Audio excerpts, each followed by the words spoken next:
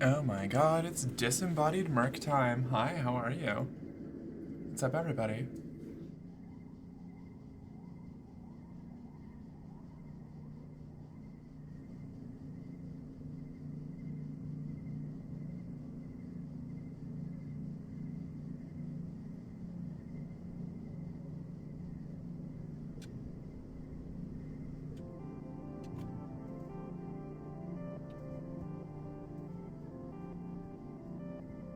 Ghost Merc? Yeah. I've died and gone to dog girl heaven. Hey Jen, how you doing? Sup everybody? How y'all going? You having a good day? I hope so. Hope you're having a good day. I hope that we can make it a little bit better.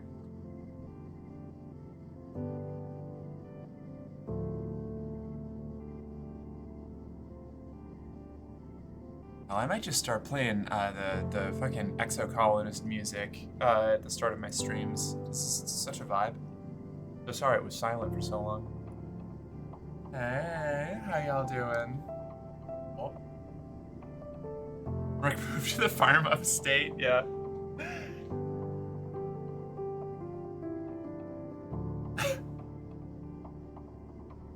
I'm cooked, you know?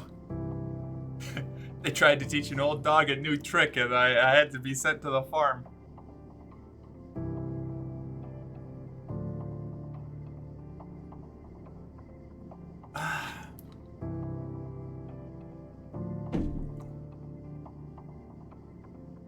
Oof.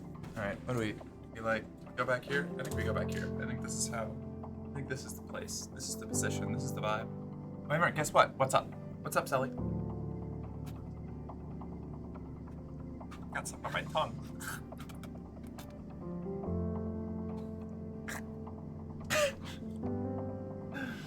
I'm very normal. Chicken butt. God damn it, Solly. All right, let's do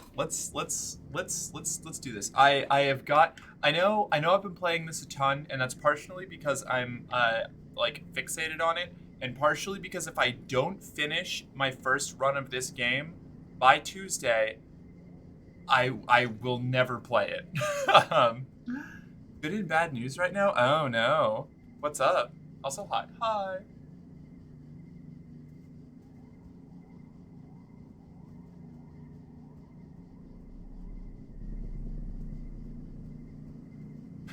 Finish. It's still dust. I have time to do another class, and then we go into the wet season. All right, let's do some engineering. Oh, I could also assist in the med bay. What's my engineering skill? 36. It's almost 40. We should get engineering up to 40, and then we can start assisting in the med bay, I think. How does study engineering give us +1 engineering? Is that really the best? Is that really the best that we can do here? Ugh. Hey, Thorny, what's up? It's good to see you. Thank you for the bits. I need to figure out how to fix my fucking text-to-speech on that. I broke it when I was working on other stuff, and like I fixed more problems than I broke, but that one's still broke. One of your assignments is to learn about conditional statements by creating a simple text-based game. You do okay, but Nomi's game is the breakthrough hit of the season. Everyone wants to play their game, even some people who weren't even in the class. Yeah, that sounds right. Nomi's got it going on like that. I feel like my hair is absolutely fucked again, like usual. Ugh. Got that like I if I part it in the wrong way, I get the fucking Wednesday Addams look. And I can't. It's not good on me. Hello, Lily. Yeah, I know. Say pretty. Fine, Javina. Fine. Oh, you're absolutely fine. Punk. Just a good day, because I get to see you. Oh, Thorny, so sweet, the flattery. That'll get you everywhere around here. I've been up 27 hours currently, not fun. Why? I still haven't slept since last stream, been awake 30. What is going on? What is going on with all of you? What? I mean, I only slept for 4 hours, but at least I slept. Come on. There's gotta be something in the water. Sleep is an L. Lovely. So what's on the stream agenda today? I am trying to finish this game, or at least my first playthrough of this game. I was a teenage exocolonist. I've been chipping away at it for a while, and it's really fun. I really like it. But the Forever Winter comes out on Tuesday, and once it does, I'm going to be playing it for a long time, and I'm probably not going to want to stop. So I want to finish this game so that I can compile all the VODs and like have my first playthrough, and not leave it hanging. But it ended up being a lot longer than I thought it was. So it's been like 5 streams. It's crazy. Absolute mood. Sleep is, well, okay. All right. I am not the person to say that sleep is not an L. I am like notoriously bad about like sleeping or maintaining a healthy sleep schedule. But here we are. Here we are, doing our best. That sounds awesome. I hope we can burn through this effectively. Me too. And like I don't want to rush it because it's really, really good, but I also like I need it done before, like, ideally before Saturday. It would be great if I could finish it today. If I could finish it today, that would be fucking sick. Then I could just go fuck around for the end of stream doing something else. And I can start moving on to other projects. But sleep is a W. I was also awake for 20 hours straight yesterday. What the fuck, guys? What is happening? What is going on out there? It's understandable. Thank you. All right, that gave us exactly as much engineering as we needed. It's early wet season. Tangent's birthday is late wet season, I think. Yes, okay. And so is Dis. So we will wait on both of them, but Mars, you found something you might like. Here you go. Excellent. And that gives us a Mars event. You... Oh! Rex is perched on a fence, his lunch forgotten in his lap as he hollers compliments at people passing by. That color looks great on you, he yells at someone. Have you been working out? He yells at another. He catches you watching and shoots you a goofy grin. Back on Earth, they used to call this cat calling, he says, shrugging. My way's better, I think. Adorable. What a delightful little himbo. What a lad. Alright, cutie, I gotta get back to work. Have an amazing stream. I'll pop back in on my lunch break. Oh, hell yeah! We'll see you then, Thorny. Good luck. I hope your day goes well. Also, it's how do you do that little laugh? It's Who needs sleep? I had work and a date that went really well. Oh, okay, that's fair. Yeah, alright, I've been there. That's valid. Who needs sleep when you have the sound of the machines churning away, creating new mechanical life and components to expand the factory? Because the factory must grow, for if it can't grow, the factory will be sad, and a sad factory can't grow, and we all know the factory must. That's some like recursive dialogue nonsense. I love that. The factory must grow to meet the increased demand of growing the factory. That's ooh. Actually very on brand for Forever Winter. Help Rex build something. Fixing rundown tech. Value is wild. Oh, hell yeah. Actually, I'm working on something right now, Rex says, producing a holo projector. It looks so familiar. Wait, it's the holo projector you used to watch vids on in the creche. It's been broken ever since the creche was destroyed. I was hoping you could help me fix this up. I want to have outdoor movie nights. Fucking rad, this boy. That's a good girl. On your knees for me. Thanks, Shavina. How you doing? Good to see you. 5 days and then Forever Winter. 5 days. Only 5 more days of regular seasons, and then it's winter forever. I know I've been saying it like every stream this week, which I think I've been saying it multiple times every stream this week. But like the moment we got to the it's only a week away point, like I can't think about anything else. I am drowning in Forever Winter hype. Did not know that was a sound alert, but boo.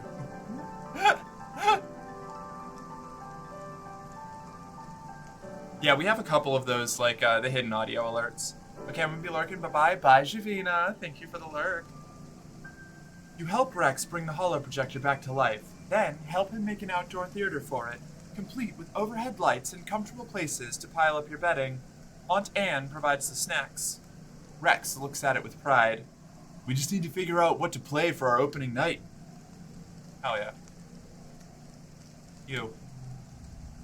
You approach Mars, who's deep in negotiations of some kind with Tangent. When Tange sees you over Mars's shoulder, she points and says your name.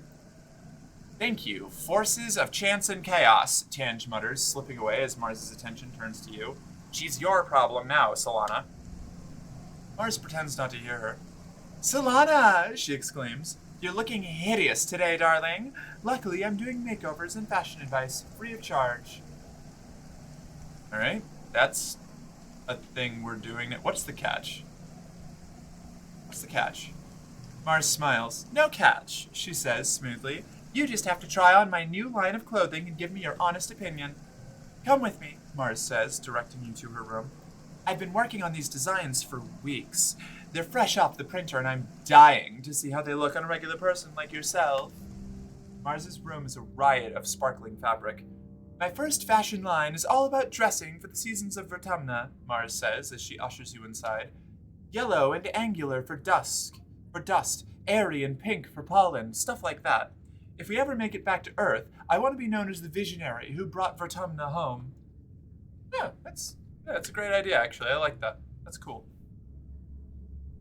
What game? Oh, Factorio, yeah. The fact that they specified the cyborgs are fully conscious is terrifying. I know. That's something that I adore about the setting. This setting is so good at being, from everything that I've seen so far, really, really good at being alternating, really, really, really dark, like aggressively, oppressively dark, and showing little bits of like shiny humanity in the middle of it. Like that's what it's really about, is like the light that shines through the cracks.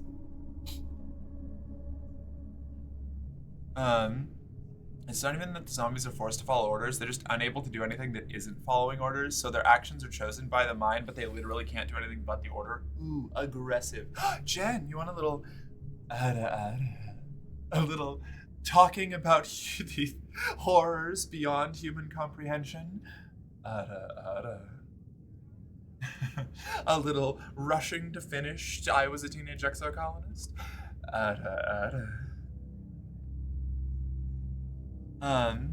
It's very System Shock 2 coded, and I love that type of horror. Yeah. I thought it was going to be satisfactory, and I got excited. I hope you're conquering the planet through efficient resource exploitation, though. Anyway, hi, Merc. Hi, Sai. How you doing? Mars shrugs. I know. Mars indicates the pile of outfits on her bed. Well, what are you waiting for? Chop chop. You try on outfit after outfit, letting Mars scrutinize your silhouette and bearing. She seems genuinely focused on how the clothing performs. Finally, you finish trying on all the outfits. I think the glow jumpsuit is the winner. Go ahead and put it back on, Mars instructs. Then we'll do your hair and makeup. You sit on her bed as Mars pulls out her box of cosmetics. A day look, she asks, or something more bold for nighttime? Something flashy.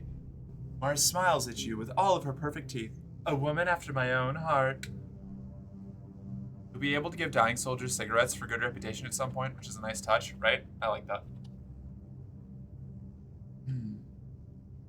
Mars does your makeup efficiently, then pulls out a bottle of bright blue nail polish.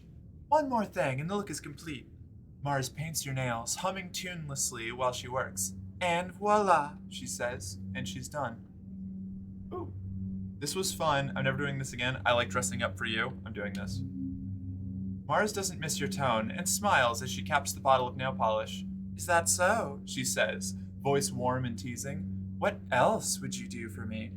She bursts out laughing before you can respond. Don't even go there. Your nails are wet. If you mess them up, I'm gonna scream. It must grow. Organic life is certain only in death. Damn. That's some Mechanicus bullshit. The factory must grow.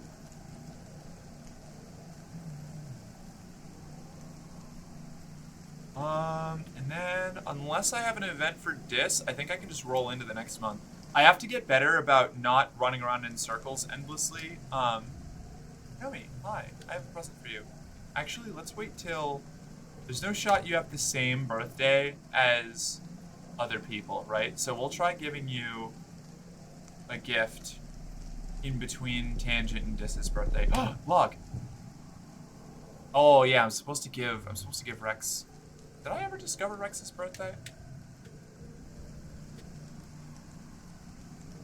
Early pollen is Rex's birthday. Gotcha, okay. I got you a present. Mushwood log. And logs incoming? Alright, now do we go back to no, we've got our engineering under control. We want to do I guess biology? We'll do helping with the med bay. 3 biology, 3 empathy. Oh, that's excellent, actually. You report for your first shift as Dr. Instance's nursing assistant. Instance was never supposed to be the literal doctor for everyone in the colony. All of the colony's medical needs were supposed to be covered by the med beds, and then eventually with trained medical professionals from your generation. With the growing number of wounded and sick, it's pulling Instance's attention away from her actual work in the lab, hence why she needs the help. I'm a doctor, not a physician, Instance grumbles as she swipes through her hollow palm to give you access to the medbay systems. I can study the local xenofauna so it stops killing us, or I can treat burns and upset tummies. I can't do both. There, she says as the haptics in your hollow palm pulse. You should have access. Now, don't bother me for anything less than a cranial bleed. It's a med bed, not a jar of leeches. Just follow the instructions and push the right buttons. You need something? Ask Congruence.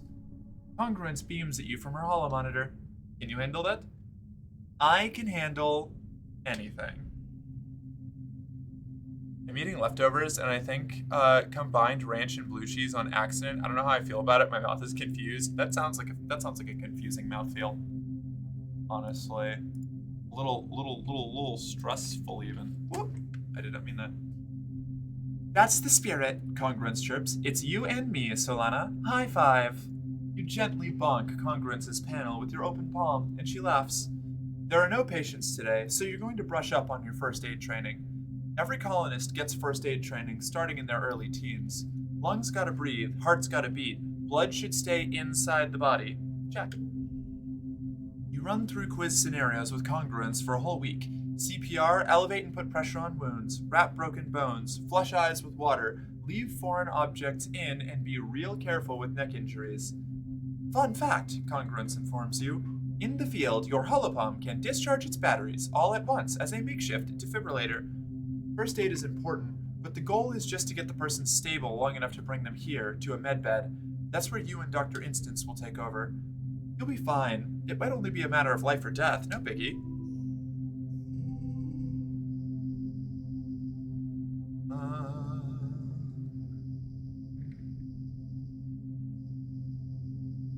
What? 3...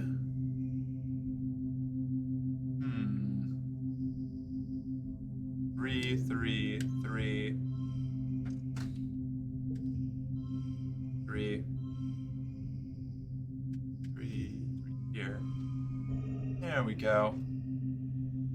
Yeah, we'll call that a win. Can I get higher? Probably not. That's a lot of... That's a big pair and a big flush bonus. 16, 5, what would the difference be? Not enough. Not enough. Yeah.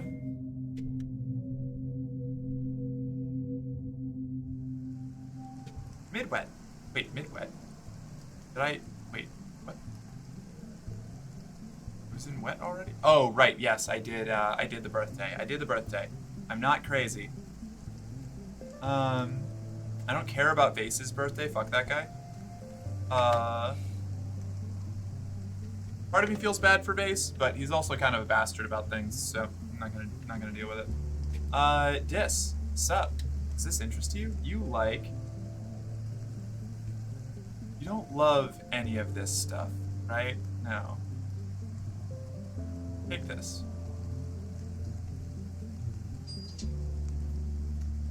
Oh, it's not. No, it wasn't his birthday. God damn it. I was supposed to check to see if it was Nomi's birthday. Well, oh well. No birthday present for Dis this month. This month? This season? Yeah, this year. Did you find out more stuff about Sim last night? A little bit. Sim is interested in humans and the colony, but ooh, want to study together? Interested in humans and the colony, but Sim's boss wants all of us to be killed because they see us as an invasive species. Sim is interested in not doing that, but is like trying to figure out more about us before making that final decision, I think. Sim's curious and open to an alternative option. Everybody else around Sim just wants us fucking killed. So it seems like that Sim's species, the gardeners, are the ones that are, or it doesn't seem, they are the ones directing the attacks against the colony. You offer to help Tangent with her schoolwork, but she just shrugs you off. I'm not working on school anymore, she says. Chief Engineer Instant says I'm smart for my age, and my talents are wasted in school. She opens her holopalm and shows you some of her lab notes. Ugh, it's so much work though, she complains. Honestly, maybe it would be better to be like everyone else. Unintelligent people seem happier. Just then, Nem jogs by with a squad of soldiers, all marching in time. She gives you a little wave, then cringes as the leader barks at her to keep her eyes forward. Tan shudders. On second thought, forget I said that. I'll keep being smart, thank you. Ah, okay, so the fate of humanity might rest on how he found the human porn? It might. The fate of humanity may very well rest on the quality of our pornographic material. Which is one of the sentences of all time.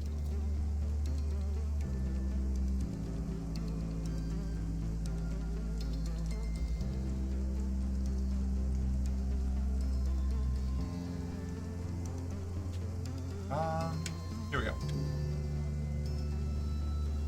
Hope you find it useful. Oh, tangent event. You find Tange puzzling over a large holo screen, making notes on her holo eye and frowning over them. As you approach, she gestures to wipe the holo screen clean and start again. Ugh, she sighs, taking a break to rub her temples. Okay, Tange, come on, think.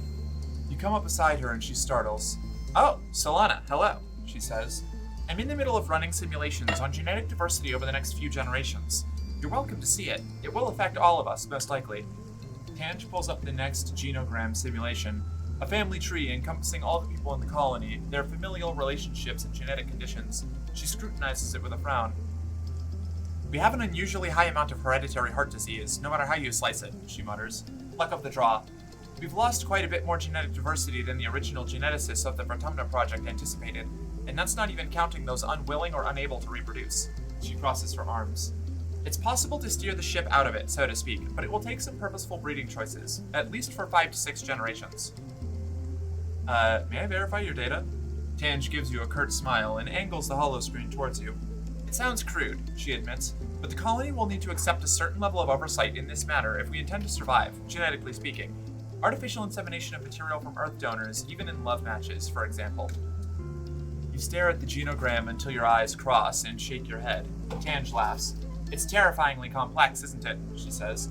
Imagine, this process happens all the time naturally. Why, any sweating beast can squirt a child into the dirt. It's all just proteins and luck. But the end result is this. She waves her hand at the massive chart. It's beautiful, in a way. On a long enough time scale, we can predict the genetic drift of a species. In the face of that, what do family bonds matter? Tange laughs bitterly. It's not as if sharing genes with someone guarantees you'll be a strong family unit. Does anyone really like their parents? Sounds a little eugenicsy. Tange looks affronted. You... what? She sputters. Solana, surely there's a middle ground between eugenics and everyone dying of preventable genetic diseases, especially in these first critical generations. Cool motives, still eugenics. I don't know. I mean, on one end, there aren't enough colonists for an actual viable human population. So this is actually kind of a weird situation. Tange rolls her eyes. You don't have to guess. I know. That's literally what I'm here for. As for my own family, Tange continues, I feel no allegiance to any of them based on blood. If I had no family at all, that would be acceptable. What about this? Ugh, Tange says. I'm ashamed we're even related. Literally, all he does is go out on expedition and talk to trees. Who even knows where he is right now? Do you miss your mother? You mean the depressed drunk who died when I was a kid? Tange retorts. No, not at all. If it wasn't for Chief Steward Anne, I probably wouldn't even still be alive. Do you want kids someday? Tange looks thoughtfully at the genogram. Truthfully, I'm not entirely certain I can bear children. There must be limits to my gene-engineered body. I certainly didn't experience puberty to the extent that Mars did, for example. Besides, Tange continues, children would only distract me from my work. The chief engineer never had children, after all. I think that's admirable. Tange's gaze flicks over to where Chief Engineer Instance is talking to one of the other lab assistants. In some ways, I'm the child she never had, and she is the mother I wished I did have, she says quietly. We became close when we started my gender affirmation process, she continues. It was so obvious then that we were kindred spirits. As I would come in for checkups and observation, we'd talk about the science behind the process. Of course I showed an interest in it, and Instance fostered that in me. She supported me. If it helps you out, Merc, I'm preparing prototype nuclear MIRV satellite missiles. I can offer you a discount rate from my factory once we start mass producing them. What do I need nukes for? Tried to create a clip, but instead it froze and crashed the Twitch app. That sounds about right. Everything that I've heard about the Twitch app is just wretched. And every time I try to use it, I get confused and sad, so I don't. To fight the aliens? That seems counterproductive. We still have to live on this planet? After we deal with the aliens? I'm trying to avoid fighting the aliens. Hot take. Meeting aggression with more overt aggression, not a good thing. Not great. Not ideal. Kind of just ends up causing more problems than it solves, you know? Join me in skinning the planet's crust to squeeze out every crumb of oil and ore to increase throughput.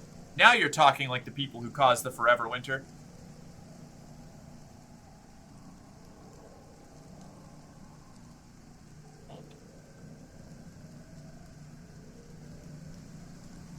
Tried to create a Fate of Humanity clip. I'll have to go back and grab one of those if we can't get Jill to do it at some point.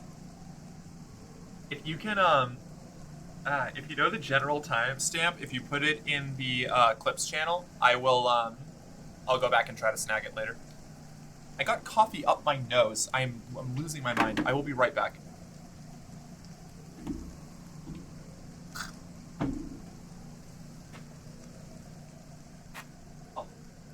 Excellent. I have something right here.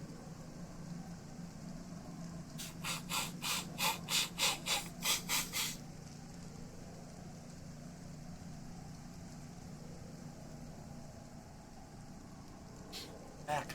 All right. I think we're better. I think we're fixed. Into the trash you go. The same reason anybody needs nukes, silly, so you can fire them all off when they fire all of theirs off. You're so right. Mutually assured destruction is based, actually, you know? Hello? I said I'd give them a chance to make their own. Now you're talking like U.S. foreign politics. Oh. Okay. What would I be without Instance, Tange says. The only things I have in life are what she gave me. Not just this body, but my passion, my hard work, my achievements. Without her, I would have nothing. I owe her everything. She sounds really important to you. Tange smiles. She is, she replies. More than anyone. Now, if you'll excuse me, she says, turning back to the genotype before her, I have our legacy to plan.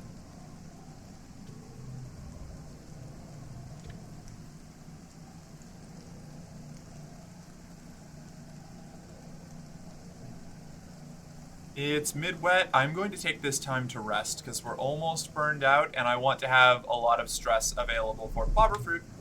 We have a date with Andy. death. Go out guns blazing, screaming fuck. How you doing? Bellies full of lead, heart full of steel. How are you? What have you been up to? What were you playing today? Can we get a shout out? Do I have Sai? You're a mod. Shout out Andy. I guess the chat's over there. Dark Souls 3. Oh, amazing. Which, where, oh my god, Sully, thank you so much. I really, look at it go. Look at us go. Aw. Thanks, Sully. Made my day. God, such a delight every time. That was 10. That wasn't 5 like normal. Jesus Christ, Sully. I feel like do I need to like show leg now? Like I don't know. I knew that would be a reaction. Yeah. It's only like my favorite FromSoft game ever made. It's it's only my favorite. It's only deeply personally significant to my development as a person. Relax in the park. That's what I told everyone. Yeah, really? It's so fucking good. Oh god, I love Dark Souls 3. At some point I might need to do a playthrough and like explain all of the like stuff going through my head while playing through it. That'd be pretty cool. Cal likes to spend the evenings outside in the garden with you. It stays warm for a long time out here. I've already read this one. I was like, oh, I hope Mark shows up at least for a minute. I saw your stream on Faith's computer, and I saw that you were playing a FromSoft game, but I didn't tag which one. Hold on, get rid of playing sports ball. I had a lot going on today, like right up till I started streaming, so I unfortunately didn't really, I didn't have time to do my rounds like I usually do. Because you're worth it. Thank you, Sully. Thank you for the stuff. Hell yeah, right? It's all thanks to our resident sucrose parent. Oh no, spelf sounds like a slur. I know it's just space elf shortened, but damn. Alright, yeah, let's forget that. Forget playing sports ball. Mid-wet. Late-wet. Now we do Tangent's birthday. I can't do Dis's birthday because I forgore and I did it too early. Oh my gosh, did you just call me a spell? I love that you are both the mod that did the shout out here and tagged as a raider from the channel we just had you shout out. Amazing. The skirts I bought 3 years ago for my later transition are popping off now on the Euphoria. I am so happy for you. I have one more. I have like a denim pencil skirt that I am still waiting for my ass to get big enough to hold on my body. But a sucrose what? A sugar daddy. Sully. Sucrose parent, you know?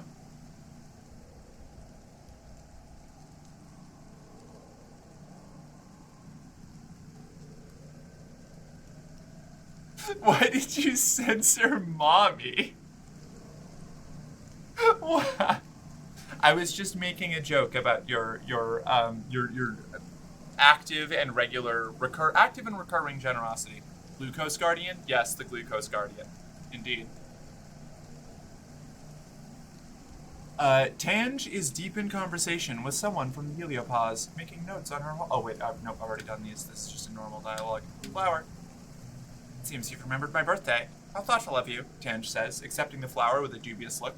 I'll set this flower aside to analyze later. I am interested in the properties of all vertebrate flora. Thank you. Wasn't censored, just typos? Oh, okay, that's fair. I wasn't censoring anything, I'm just dumb. That's not you, that's me. That's me when I fuck things up. You know, I've never been called that before, that's a new one. Sorry, was that uncomfortable? I could redact that joke. We can suck that back out of the aether.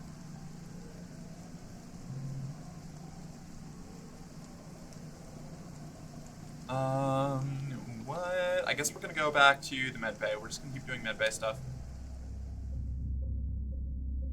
Assist in medbay. Nem comes in with a training injury, a gouge that runs from her knee to her ankle. She hobbles in with a big smile. This one's gonna be kick-ass, she crows at you. Pregnant. Thanks, Shadow. What did I got a reward? What does this mean? A gift for you emote? Fascinating. I guess I'm supposed to do this. There you go. It gave us a balloon animal. Look at us go. Suck. I still consider myself early transition, honestly, so I'm still waiting for that. But I've got this plaid, and I'm really excited to. Honestly, like I feel that sigh. Like like as wild as it may seem, I also consider myself early transition. It just I've had good results, so it doesn't seem like it necessarily, but I feel that. Never stop trying to make Sims see the glory of human coexistence. The medbeds are miraculous technology. Combined with genetic modifications made to your body, they can cure diseases and make your cells regenerate quickly, repairing even the most mangled limbs. If it's still attached to your body, the medbed can heal it. For Nem, though, her genetic mutation means that instead of regenerating smooth new skin, she gets rough blue scales instead, much stronger than human skin. Nem flicks the dials on the control panel and fiddles with the angle of the lamp overhead. Seriously, this thing is more comfortable than my bed. I'm 100% early mid-transition. Valid. Literally, like, things are happening, but I'm holding out for more to happen. Yeah, I mean, I'm only 2 years in. Like, I just passed my 2-year mark not long ago. Like, what was it, April? This last April was my, really actually, like, right after I got here, got to California from Mass, was my 2-year anniversary of getting on hormones. So, like, I'm, like... I know it doesn't seem like it. I know it seems like I kind of have my Thanks for the cheers, Sully. I know it might seem like I kind of have this whole trans thing figured out. Maybe. I don't know. Maybe it doesn't. Maybe it's obvious exactly how much of a disaster I am. But like I am real new to this. I just kind of collapsed into it and did a lot of reading and analysis. And the fact that I transitioned so late means that I had a really good idea of how my thought process worked anyway, and a lot of things just sort of clicked together. It's odd. I passed my 1 year at the end of July. Hell yeah! Congratulations. My body didn't start popping off till year 3.5. That's kind of what I'm holding out for. I've got my little adjustments that have made it like totally fine, made it good, made it worth it. Like, it is actually hard to recognize me if you look at a picture of me now. I might do a timeline in the Discord at some point just to like show how different it is, because it's like I'm almost unrecognizable, or at least I think I am. I don't know. Maybe that's not the case. Maybe I'm clockier than I think.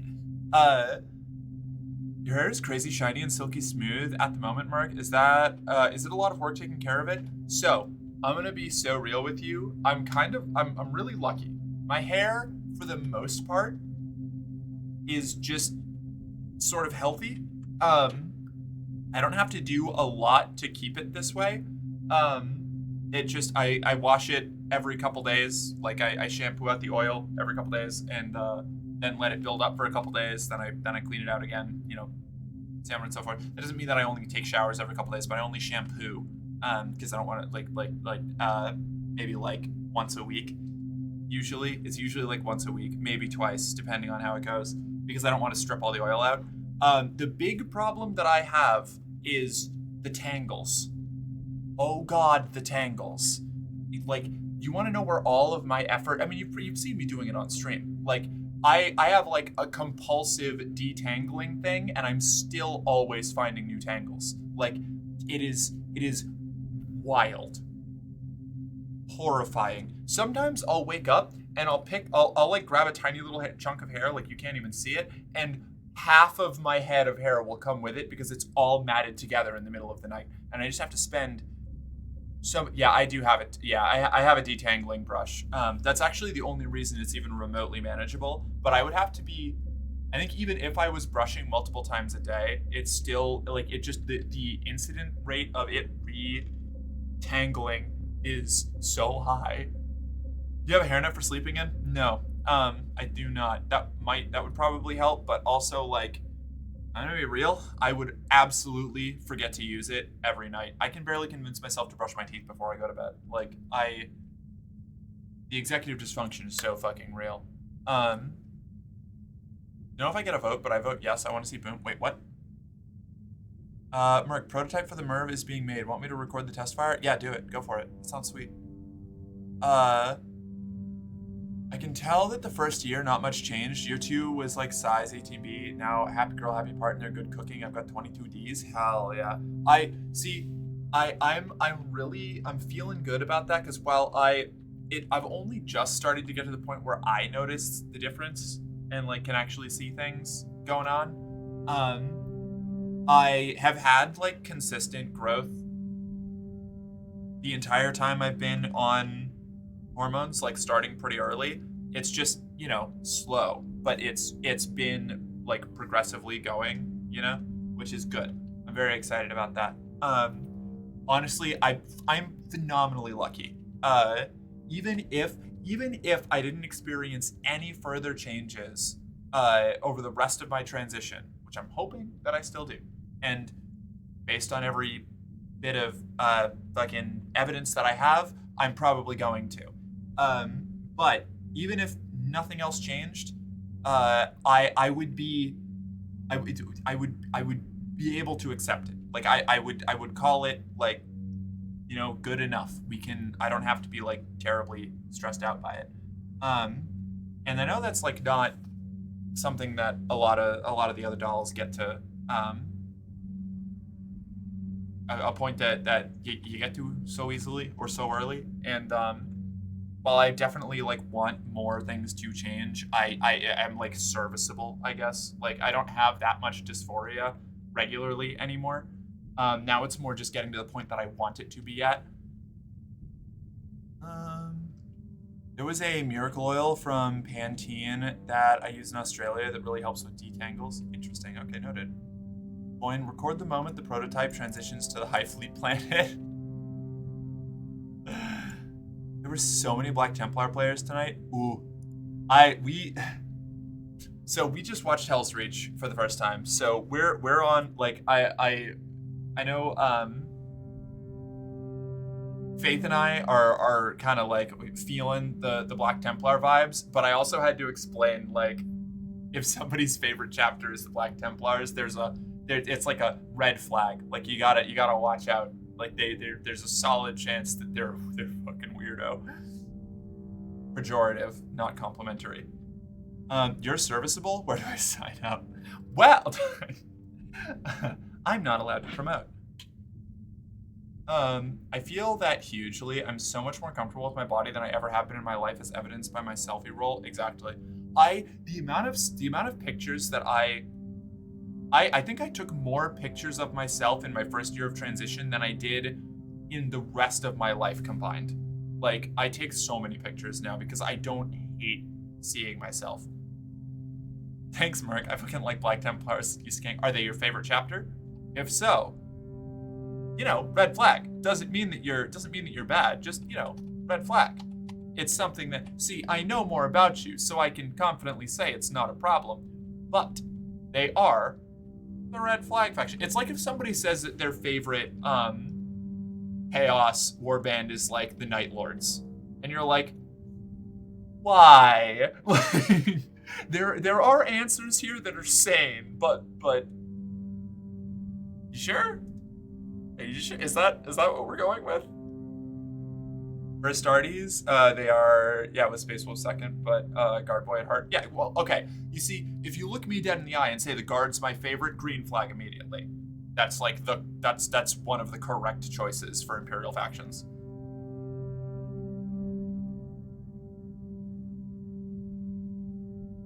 What's up, y'all? Hey, Brother Nature, how you doing? Marked safe because I like the Imperial Fists. Based. The Imperial Fists are good. Dorn lives, or it's Vulcan lives, and it's what's the stompy thing that the Dorn boys did in TTS? I don't remember. Whatever. I like the Imperial Fists. They're cool. Sadly, I'm the only White Scars fan, but White Scars is an awesome choice. Don't mind me. I'm just like doing horoscopes for the boys in my community by like looking at their favorite Space Marine chapter. Don't worry. It's just very normal behavior on my end. It's worth more than the whole ship, too, Instant snaps, so don't break it.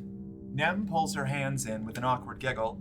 You connect to the medbed with your holopalm and see the interface and diagnostics there. It's a confusing mess of readouts and buttons. The user's manual is ridiculously obtuse. You ask Instance for help, but she just scoffs. I don't have time nor temperament to walk you through it. I learned how to use it myself, and so can you. Just don't break it. Press the right buttons. Hell yes. 40 biology. I like Necrons. What color flag is that? Honestly, I don't really think Necrons are a flag, you know? They're spooky, scary Skegglingtons. Like, I don't know, like, I can totally, they're like, fair enough. Like, you play the Skegglingtons. Oh no, two honestlys? No. I was trying to think if there were any, like, real problems that I could think of, but I don't think so. Greetings, beautiful nerd. Hello, Donna. How are you? No, Merc, that's old Crons. The new Crons are still spooky, scary Skegglingtons. They're spooky, scary Skegglingtons that have bosses with personalities.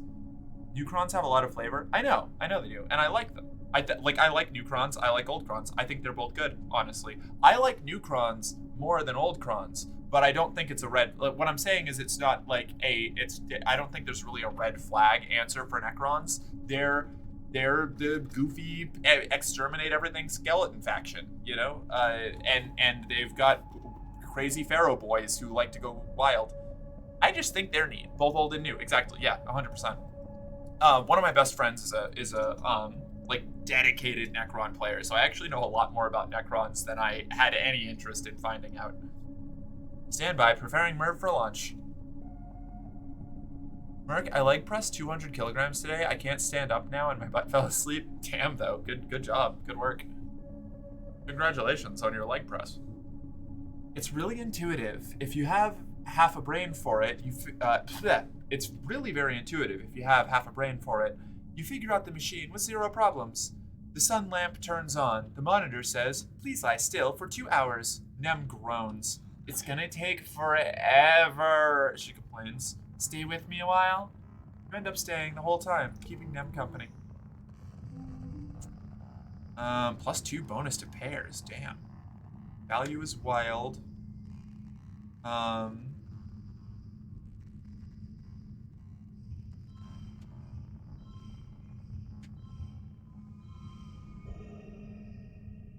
Hell yes.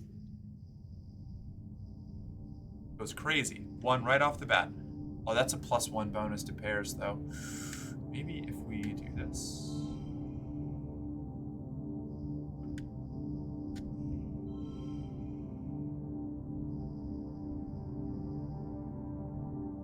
Yeah, we'll call that a day.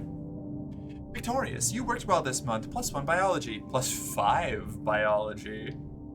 We're going crazy with the points here. Playing my first Raven Guard boy. Oh, love Raven Guard. I like Raven Guard. I think Raven Guard's cool.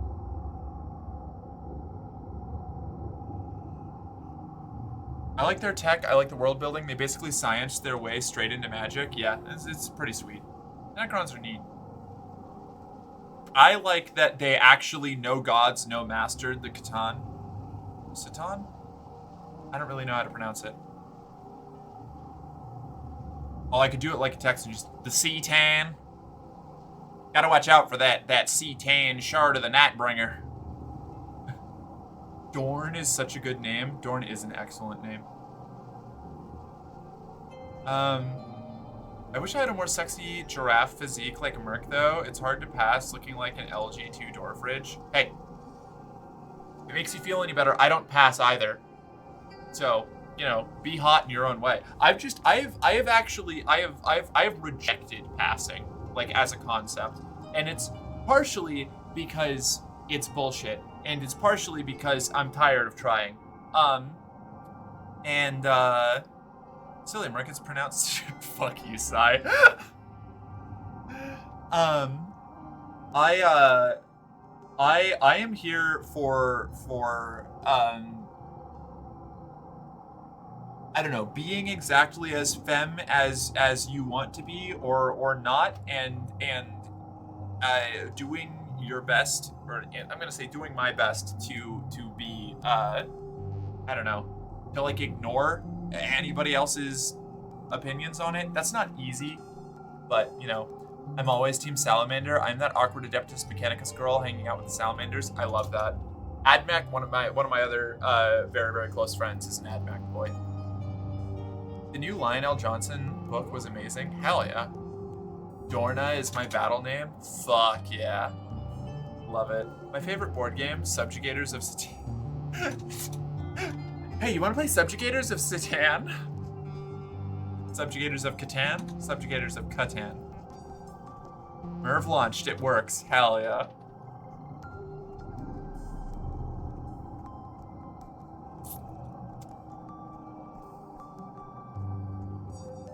Where am I going?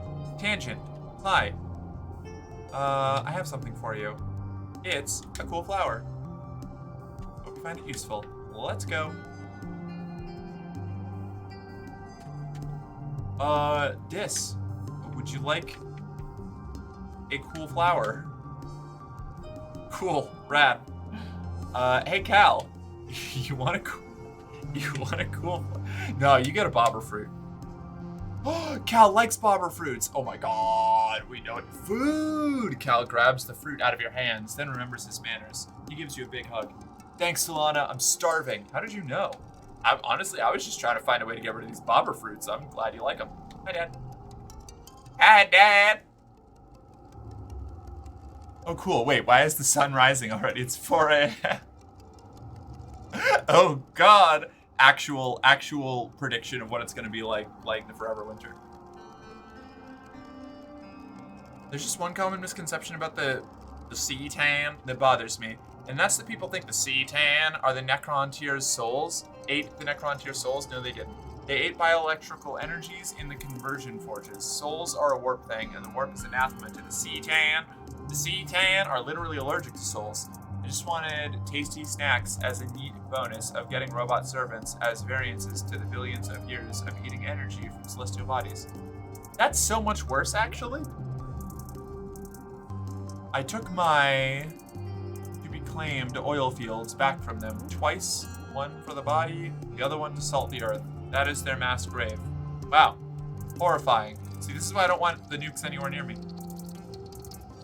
This is why I play Advent in Sins of a Solar Empire now. I used to be a Novolith cannon girl, and I just nuked everyone that I couldn't beat in a reasonable amount of time. I have turned around on that. Now I just mind control anybody who I have a problem with. You spot your dad standing stock still, his eyes closed and head tilted to listen. Hey Gooseberry, he says, recognizing you just from the sound of your footsteps. Have you ever paid attention to the planet during glow? It feels different. I've already read this. I'm starting to get to the point where I've hit most of the standard dialogue, so I'm kind of just burning through, going quick. Guard duty.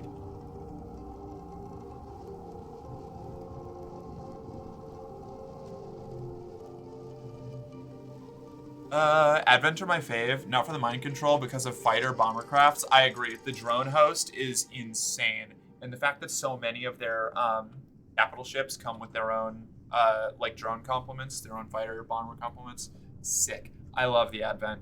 I like the Advent because they are the transhumanist faction, and like shocker. It's like, oh my god, yeah, cyborg psychics with a like mind link to their like collective unconscious, fucking rad, amazing, love it.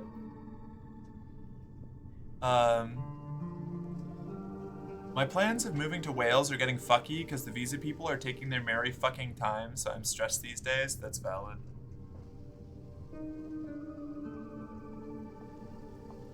Part of Wales, I've only been to a few of them. Cardiff is charming. Oh, you go to Cardiff, very cool. Guard duty. It's weird to see the gates closed during glow. They're hardly ever closed the rest of the year. Because you're so young, you're usually deployed far away from the gate itself. The animals somehow seem to know it's a weak point in the wall, so that's where the action is going to be. Rhett wants you kids far away from it.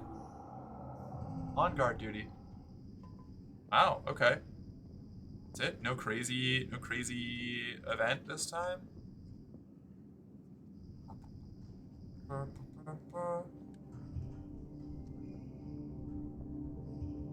to the highest height. 6. Put that there. This. Here. This. Hell yeah, super goal. Let's fucking go.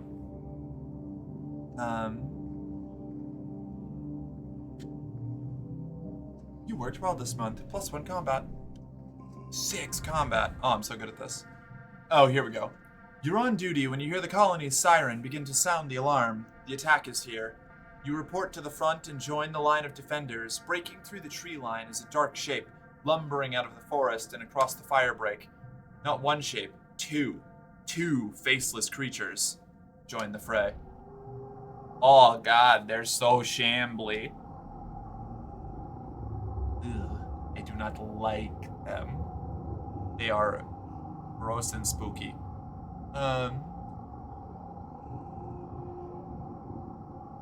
These people are being very careful because I'm brown and they don't know whether I'm the 7-Eleven brown or the 9/11 brown. Oh, that does sound like visas. What an awful way to. Huh. Yeah. That does sound like European and American visa planning. Good vibes from that. What a sentence? Yeah, what a sentence. One of the sentences of all time.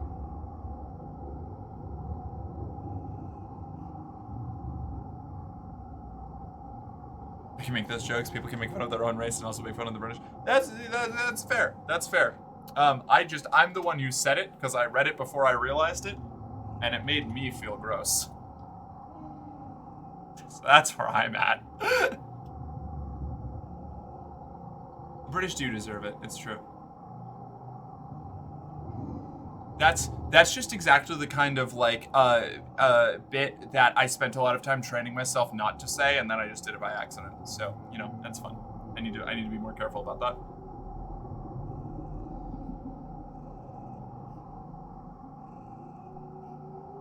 It's okay, you get the pass.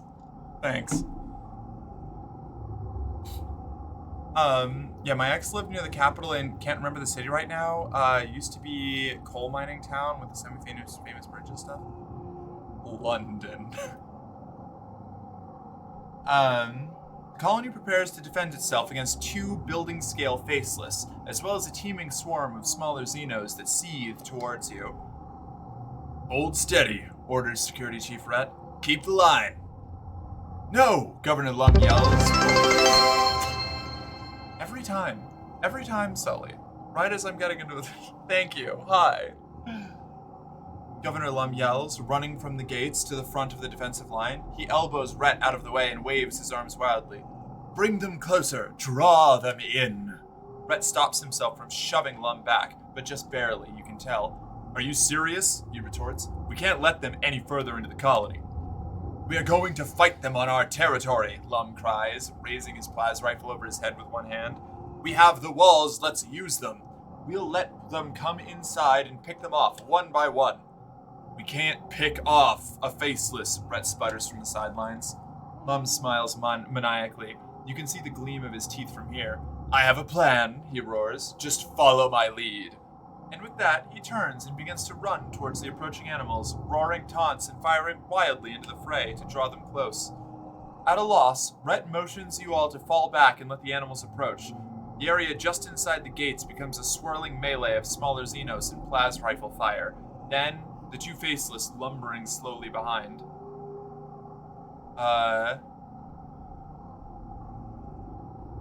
Get in there?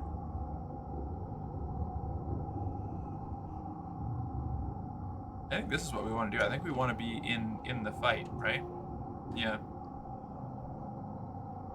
In all the disorganization, you get confused. You fire into the melee, screaming and retreating when some creature gets too close.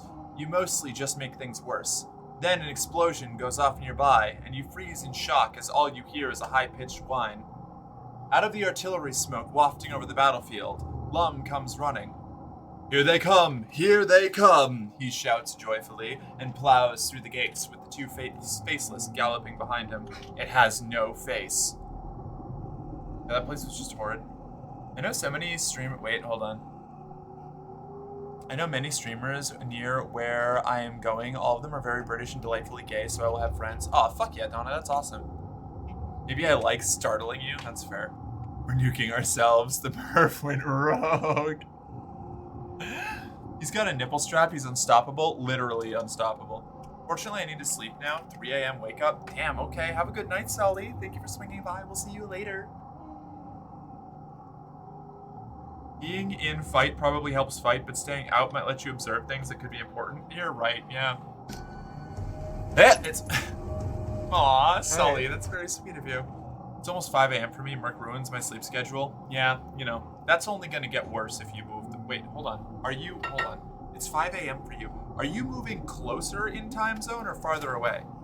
It would have to be farther. If it's 5 a.m. for you there, you're like, oh, are you actually in India?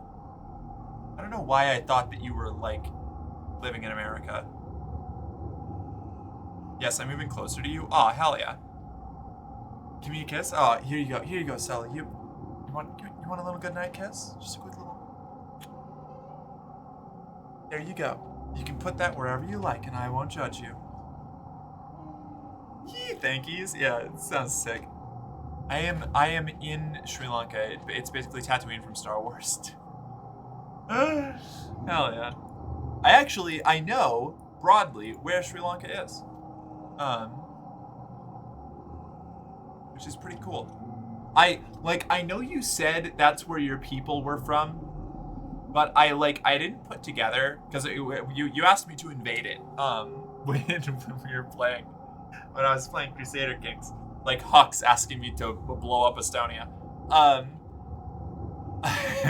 So I probably should have pieced that together, but I was just like, oh, you know, an Indian immigrant in America, because I have a very Anglo-centric view of the world, and you know, I still have trouble breaking out of that sometimes. We do our best. She'll have even better than I do. The nerve, the audacity. Good night, heretics. Good night, Sully.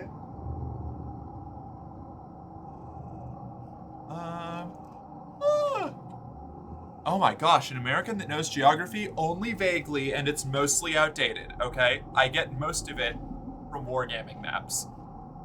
Just not the best way to learn geography, but it's better than not learning it. I'm pretty good at identifying countries in the Balkans from the 40s. Now, who knows? You sure you're not Canadian or Alaskan, Mark? That's too much geography for an American. Hey, there's a lot of Americans, okay? Some of us are siphoning all of the collective brain power from the rest of the ones around us. It's how we act like avatars of the American will. It's easy to remember. India is the penis and Sri Lanka is the trap. That's the worst way to describe it. I just remember it's the big island, but wretched. I mean, it's your country. You can describe it however you want, but I'm not remembering it that way.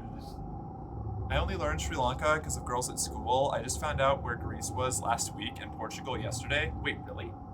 Damn, okay. Wait, I guess. I spend a lot of time looking at maps.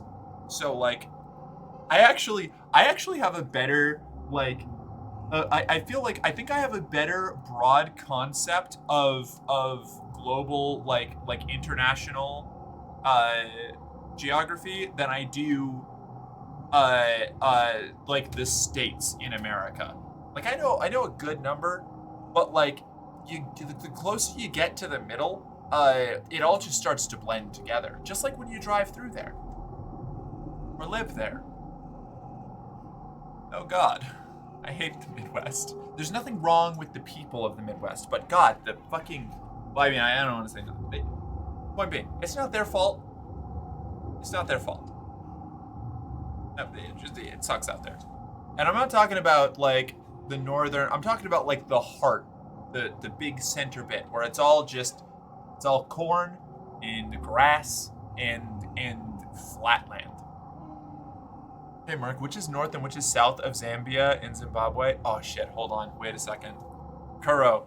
Mean. Hold on. All right. Zambia.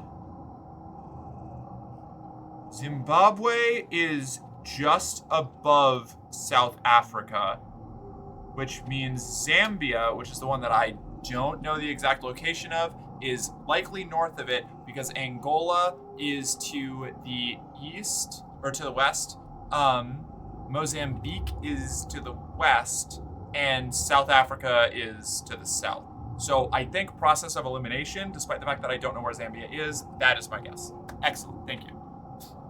I was in college and I heard someone describe Kansas as cornfields and sadness. Pretty accurate, yeah. Correct? Hell yeah, I did it. To be fair, for a long time, till a few years ago, I thought that Delaware was a shopping complex. I mean, like, you're only sort of wrong.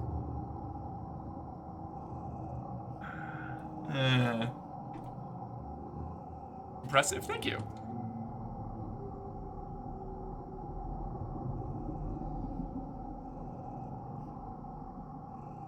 My hat is off? Excellent. I'm going to collect all the hats. Delaware is the state I always forget exists. Yeah, same, actually. I'm from the East Coast and I forget about Delaware. I only know American landmarks from Jack Reacher books before I found out they were neo-libertarian wet dreams. Yeah.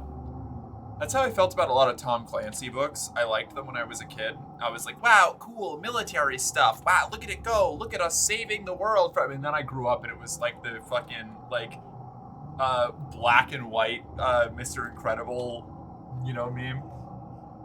The Uncanny Incredibles.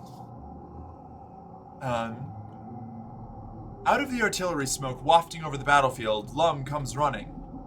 Wait, did I already did that? Yeah. Here they come! Here they come! He shouts joyfully and plows through the gates with the two faceless galloping behind him. It's without a doubt idiotic and horrendously dangerous. You can't help it. You hit record on your holopalm and film the ensuing chaos. You catch a glimpse of Chief Rhett putting his hand over his face and sighing. A squad of Helio soldiers takes up the charge and helps shepherd the faceless into the open area in the middle of the colony. You have horrible flashbacks to the first time you saw a faceless inside these walls. From the look of the faces of the other Stratos, you're not the only one. Then, you're all thrown to the ground by a tremendous explosion. Fire engulfs the center square, roasting the two faceless in an inferno that blasts the sweat from your pores. Rocks and chunks of dirt patter all around you, with the occasional thunk of burning mushwood. Those soldiers nearest the blaze all recoil in surprise. Clearly, no one but Lum knew that the square had been rigged with explosives. You don't think anyone was caught in the blast, but it was close. Lum stands before the blaze, laughing and firing at the two tortured faceless as they roast to death. You raise your holopalm to capture the image, his silhouette dark against the column of flame and smoke. It was ridiculously dangerous and stupid, but it does look pretty cool in your recorded footage. Me, talking about military anything. Merc, when you can, check the shitpost group. I have a thing just for you. Okay, yeah, I'll take a peek. One second. Tom Clancy is kind of insane, but his books are fairly good if you're in the mood to read a guy who spent way too much time researching how naval helicopters work. Yeah, that's kind of exactly the thing that I was looking for at the time. Like, The Hunt for Red October was like a hyperfixation for me for a long time. Also, Jack Reacher is a funny name. It sounds like a sex act. It does, yeah. Gotta give him an old Jack Reacher. Shit post. Looking at my shit. Local news channel in Sri Lanka shows a map of the USA. Like, honestly, it's just New York, Florida, Texas, California. Brilliant. That's great. I love that. That's very funny. That's Big Texas scares me. Honestly, the most offensive part of that is that New England is included in New York, which makes my Boston bones tremble with rage. And that the Rust Belt is included in Texas because they don't deserve that. They're good folk. Not that everybody else caught up in the Texas thing aren't good folk, but the Rust Belt are like... We like the Rust Belt. I feel kinship with them as a New Englander. Maybe it's just because one of my best friends is from that region. Who knows? But Boston is just Irish New York. You can take that back.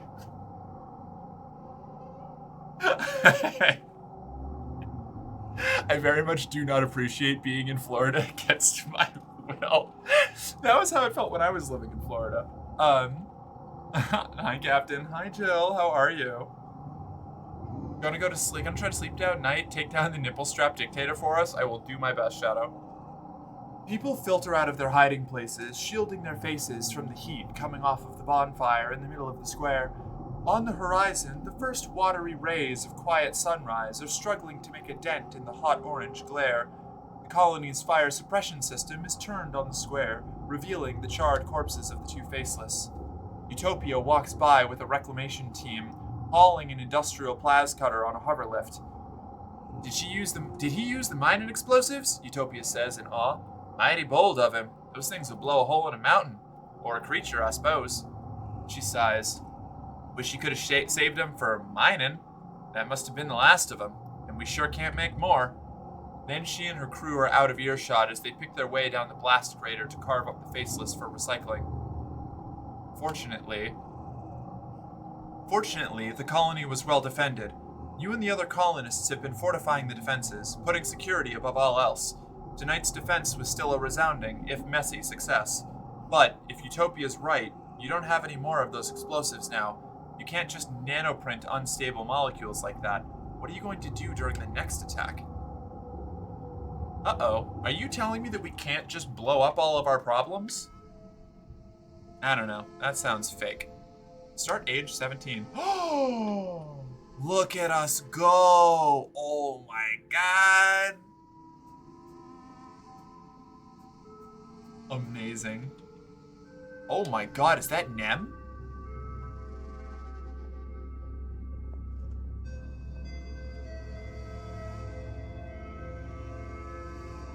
Hi. Hello, childhood best friend. I see that you have a side shave. I got something for you? I didn't get something for you. I'll be back. Damn, shit. Damn. Alright. Okay, Nem. Alright, calm down. Holy shit. What's up, Tangent? You spot Tange heading behind the engineering wing and follow, only to find she's disappeared. Then, you look up and see an access ladder leading to a maintenance platform by the engine turbines. Long, silent, and starting to rust. Damn, okay! The character designs fucking rule in this. Yo, the hair though, right? The hair though, here too. Goddamn. These character designs are all fantastic. Yeah, right. This is, if I didn't have long hair, this is the kind of look I would want to go for. Also, the like, all the way, like, over thigh boots, fantastic. The half jacket, I knew Tangent and I were on the same wavelength. Each one of these is made for gay panic. These are for the gay gays. Absolutely are for the gay gays, yes. It's crazy. It's like, what's the difference between the straight and gay gays? Well, the gay gays is usually more about style. Or being real. OMG aesthetic, I know, right? You climb up to the platform. Tange is there, lying on her back and staring at the sky. A hatch beside her leads back into engineering. That must be how she knows about this place. She doesn't acknowledge you until you're almost standing over her. Your shadow fighting the overcast light. She blinks with the sluggishness of someone who's only just remembered it's a necessity, and licks her lips before she speaks. Do they need me in there? You shake your head. And Tange doesn't sigh in relief, exactly, though her eyes slip closed again.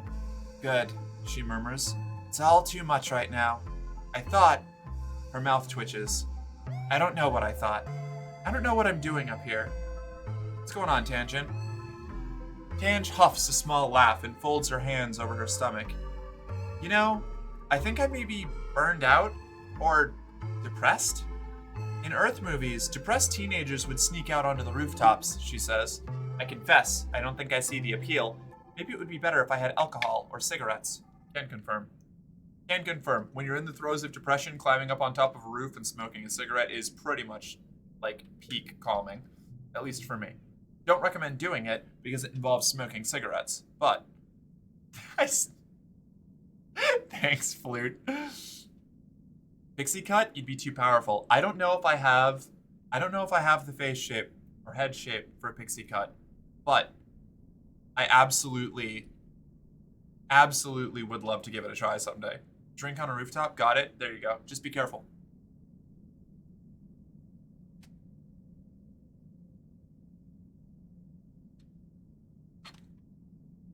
Blanking out your mind with substances is what my mom used to do, not me. You want to talk about it? Tange smiles, self-effacing, and doesn't look at you. I don't think so, she says. Maybe. Will you sit with me? You lie down beside Tange and watch the gentle revolution of the sky for a few minutes. You can feel the caginess seep out of Tange as you lie there in silence, until finally she speaks. Do you ever think about humanity? She asks slowly. Girl, do I? Yeah. Okay, let's see the side shave clip. What have we got here? Oh my god, is that Nem?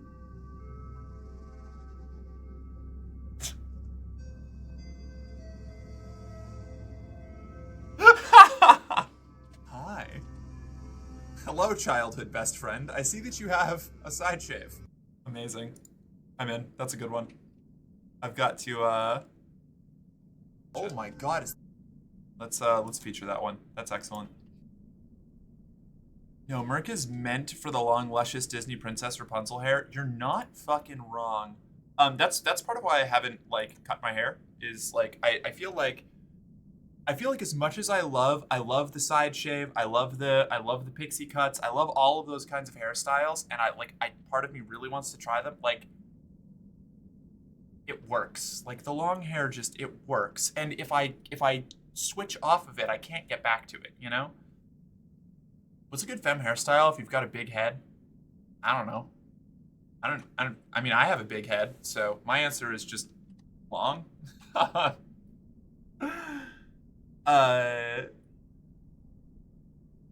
Don't cut your hair. I will drink a lava lamp if you cut it. I don't think that that's an efficient solution for anyone, but thank you. I noted. Taken into the thing that I want to do is I need to learn how to braid it. If I can learn how to braid it, and I can do like the really tight like braid I can throw over this shoulder and then have all of this side over here for like a fake side shave, or to invoke a side shave but with different vibes. That's going to be my ideal like final form. That or the gigantic full braid. Longer is usually better for big heads. Yeah. Forgot about lava lamps, but I apparently had one hidden in my room in a corner. Damn, really? Wild.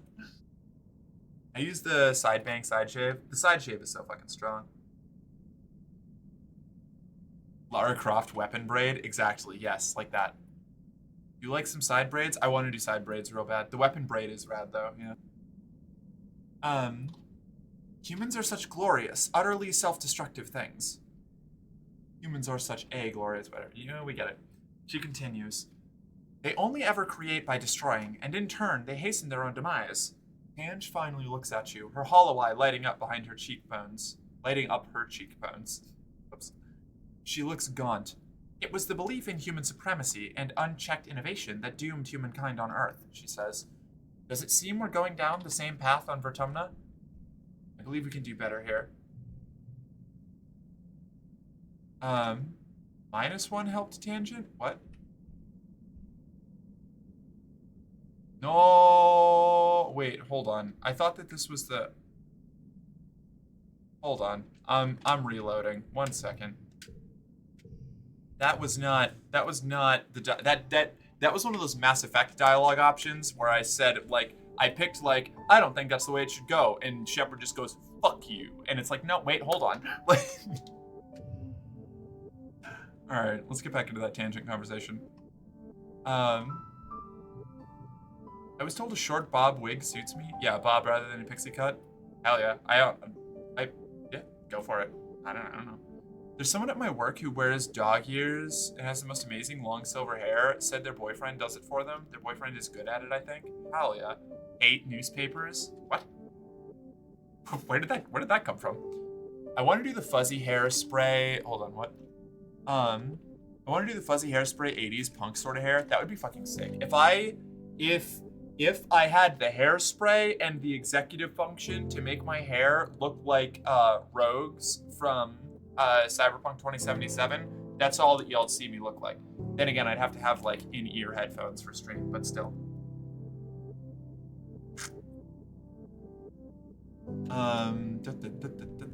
What's going on, tangent? Okay, you know what? I wanna see if the flirt. This is definitely gonna be bad, but since I'm already min-maxing this conversation, I want to see what it does. And just nose crinkles. Wait, you can't seriously mean, she says, then laughs. Maybe another time.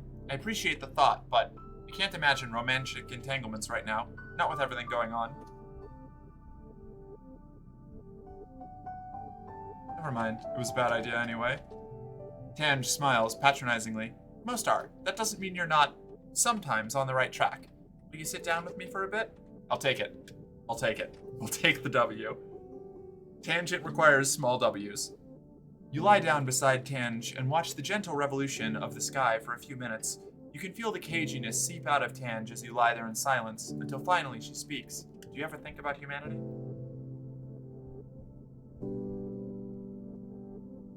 I feel like both of these are bad.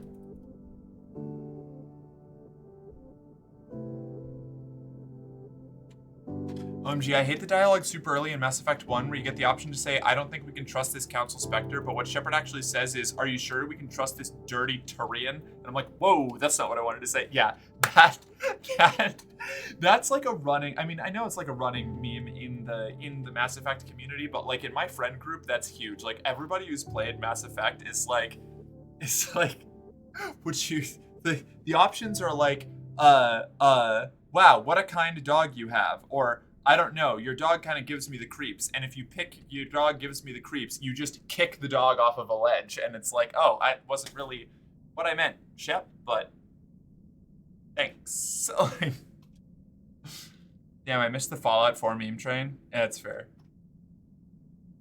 Damn it, it's a meme from Fallout 4's dialogue system had the same problem as Mass Effect. Oh, you're so right. You're so right. No, that Fallout 4 did have the same problem. I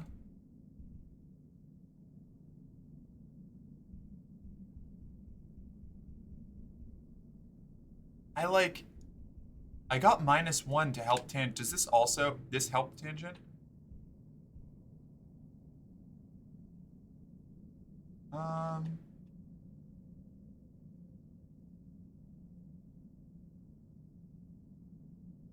And Tange's brow furrows. It is our home, she repeats. You're right. We can't change that, and we shouldn't have to apologize. Ew, no, I don't like this. I don't like this direction. I want to undo this.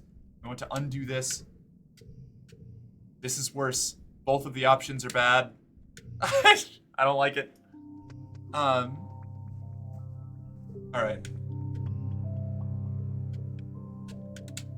The gay panic has clouded my mind.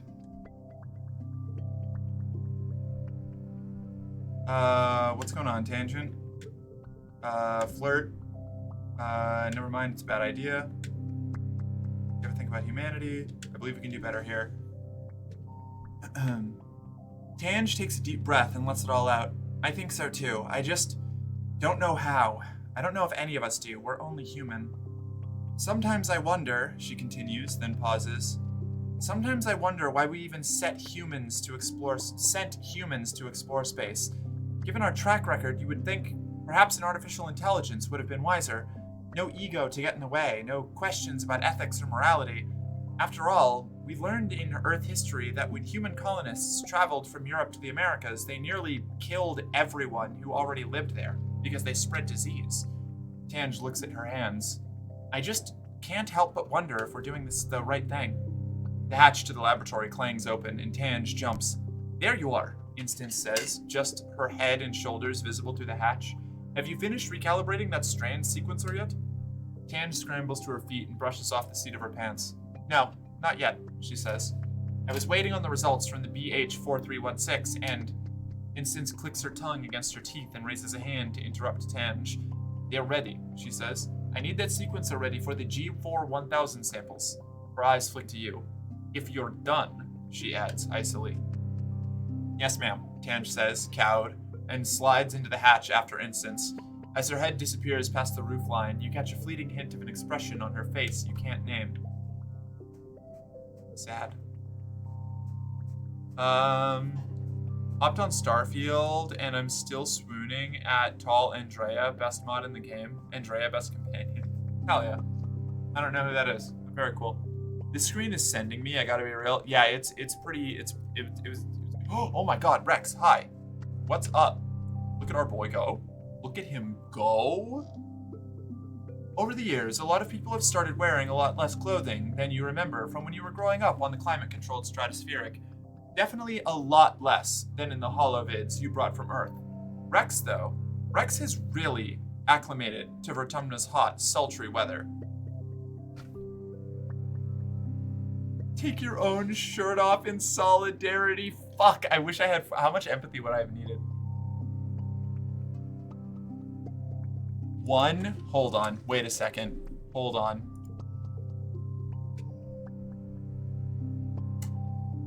Is there a way that I can get my empathy up by one without load?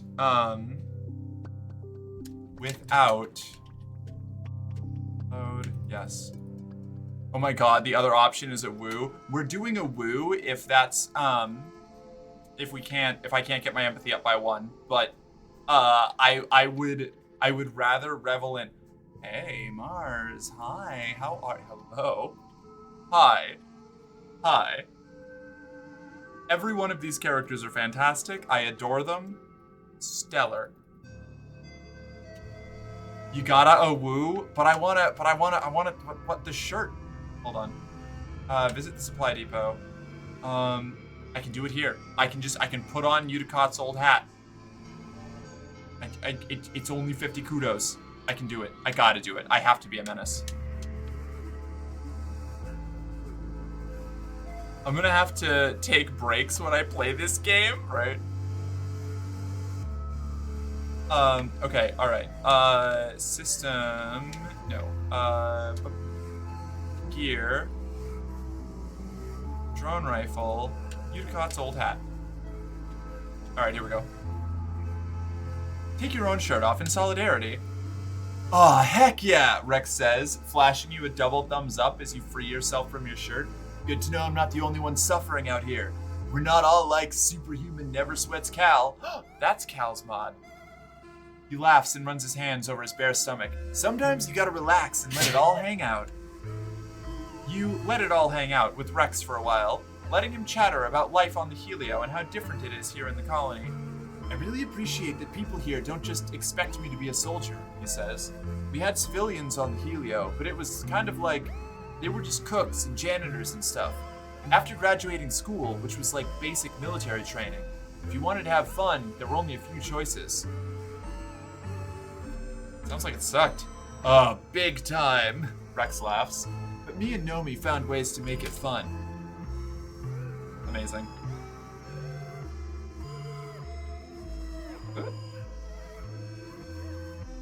Where's Dis? Oh, you're so right. Dis is gonna be up near the gate probably, but we're gonna talk to Nomi first, I think. Animals, +1 to cards, to stress, +2 bonus to pairs.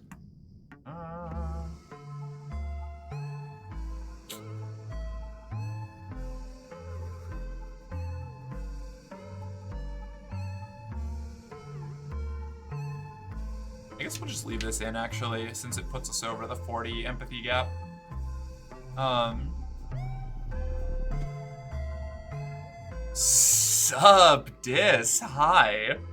These characters are all fantastic. Every single one. I know I've said that every time, but holy god. He got a little flower in his hair. Whoa, right? I like his surveyor outfit. Very strong. He got them big gloves. He got a tattoo. He got a sleeve. Look at him go. Look at him go. So proud. So proud of my boy. The soldiers are assholes, Dis says, scowling at a group of them just outside earshot. They stomp through the forest like they own it. They kill whatever they don't understand. They talk about how they're protecting us, but they're only making it worse.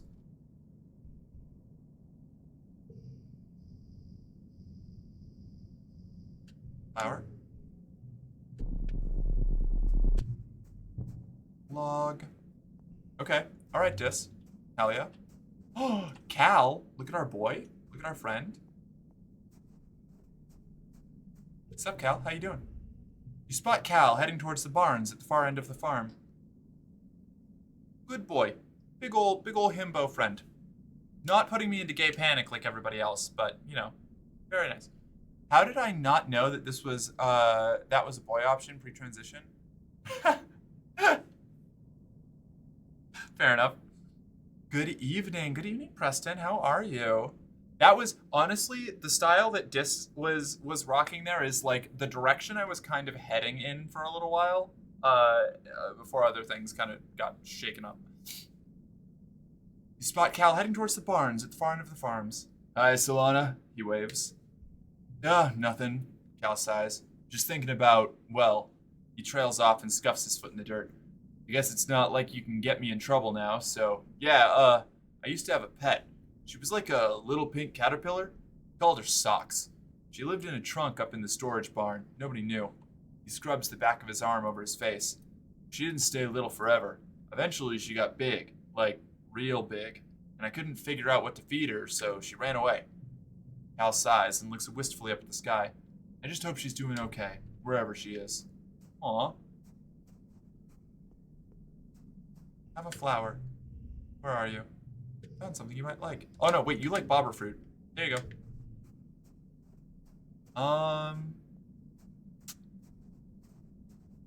Mars. I found something you might like. Take this. At the right angle, I can see my face. Beautiful. Is anybody's birthday in early quiet? Well, our birthday's in early quiet, right? So let's not try and discover birthdays right now. Nomi. Hi. Oh, look at Nomi. Look at Nomi. Just expanded. Oh, is Nomi wearing a surveyor outfit too? I think they might be. Excellent. Nomi, delightful. We love Nomi. Why does Cal look like a Thembo mechanic now? I feel like you answered your own question. Dis is giving big gender euphoria. Yeah, right. I wasn't allowed out of the compound during the emo scene phase. I wasn't either, which is why I never ended up getting into it, but that was Dis's style right there, exactly how I wanted to look when I still thought I was a guy. You know, if I thought, oh, boy, gender euphoria. Yeah, actually, very correct. Okay.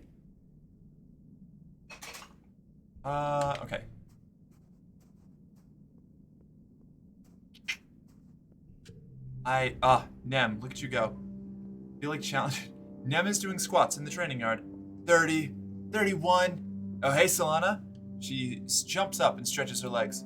Feel like challenging the squat queen? I got something for you. No, I didn't get something for you. I'm going to go explore. I think Xeno eggs would be out during this time? Probably not, but I'm going to try and find one. Yes, out we go. I like Nem's look a lot. She looks so cool. I fucking adore Nem's look. You're getting so big. I know, right? We're almost adults. Let's do... Survey the plains. I think the plains had a lot of Xeno eggs. I hated growing up. God, me too. Crazy what happens when you're growing into the wrong body type. I thought Jen was the squat queen. Also, when did Nem start getting buff?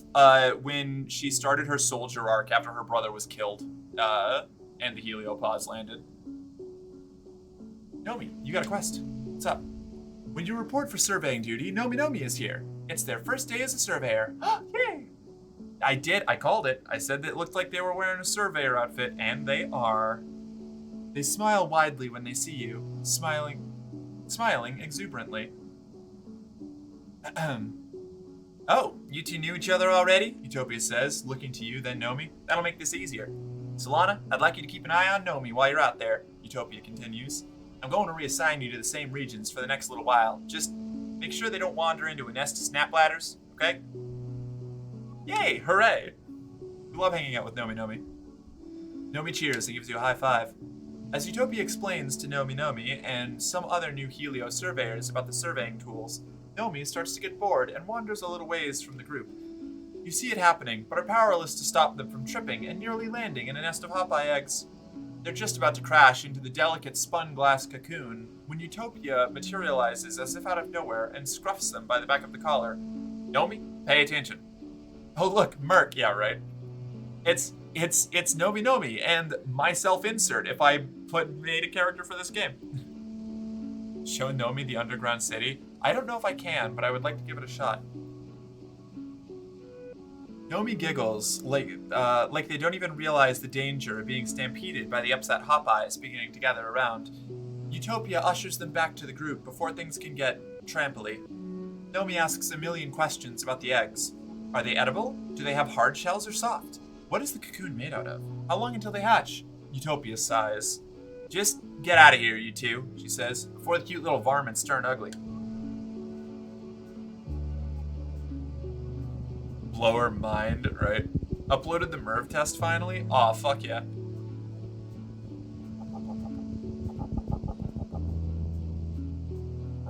Flowers, lots of flowers, getting a lot of yellow flowers. Hold on, wait a second. I want to look at what's our character art like? Tangent? I can't get a big character art of us? Set. You can change your name at any time? Amazing. Look at us go. Look at our look how hot we are. Check shitposts. I can't watch it right now, but I will later. Oh, Sim. Sim, Bionic Titan. You think you see Sim running through the trees up ahead near the edge of a cliff. You call out to him, but your voice is drowned out by a screeching roar that shakes the forest. A manticore. You're feeling a remarkable lack of self-preservation today, so you holster your scanner and follow the noise through the trees. You find Sim fending off not one, but 3 manticores at the edge of the cliff, his back to the fatal drop behind. He's bleeding profusely from his hairline, and his left arm hangs useless at his side. He doesn't even register your presence as he tries to calm the beasts with soothing sounds. One of the manticores knocks Sim off his feet, and your heart lurches as a spray of stones clatter down the cliff. The beasts have him completely at their mercy. Save him. I can save Sim. The lead manticore's delicate feet pin Sim's tattered clothing to the ground, spittle drooling from its misshapen jaws, and you watch Sim's expression twist with an emotion you've never seen in him before. Fear. We're gonna rescue our boy. Woosa. Damn, Solana looks epic. Fucking right? Oh. Yeah, right? I'm in a weird spot about the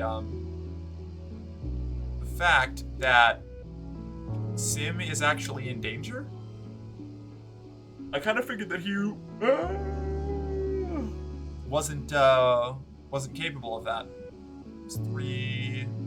We gain 3. We gain 5, 6. So let's see. If I remove that for that, 19. Oh, gotcha. 17. It only goes up by 2 points. Not ideal. 2.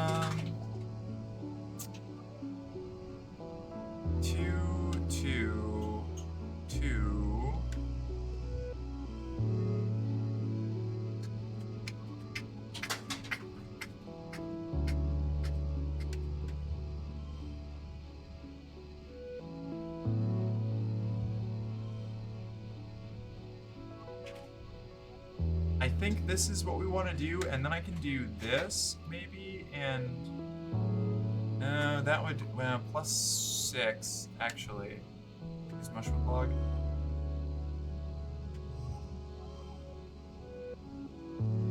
Yeah, we gain a lot. We gain a lot on that. Okay, cool. Perfect. Next round. 49 points. I think I can do this. Shimmer Cure.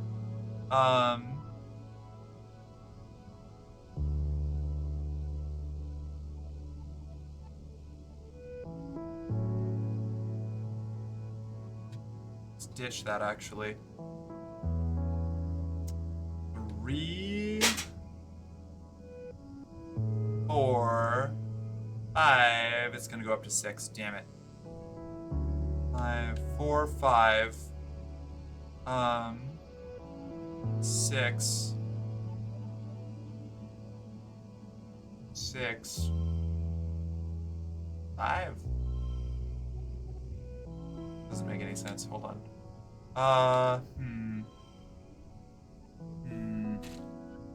6, 6, 6, 6, 6, 6, 6, 6, 6, 5, 38.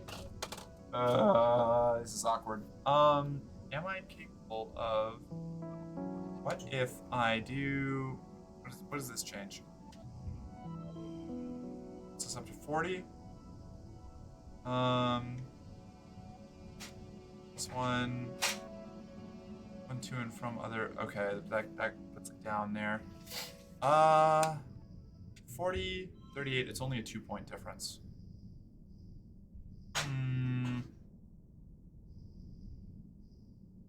Do I try redrawing my hand? Oh, wait, hold on. This is gonna go crazy, I think. Maybe?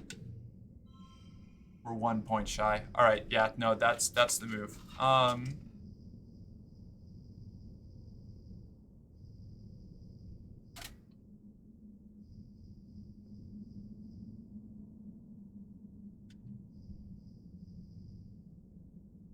can just do this, right? Didn't give it +1. Why? Because of the red. God fucking damn it. Okay. Whatever. Take, yeah, fucking.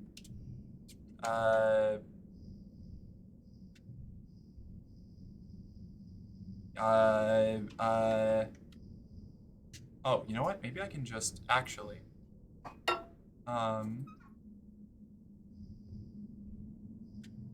Drop that. Sorry, I will. I'm sure that chat is losing your shit right now.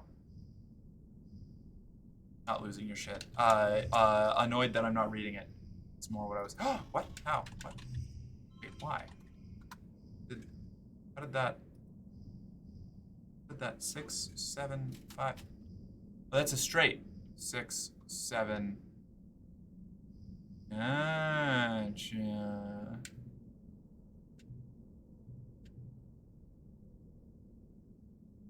Intriguing. Alright, fuck it.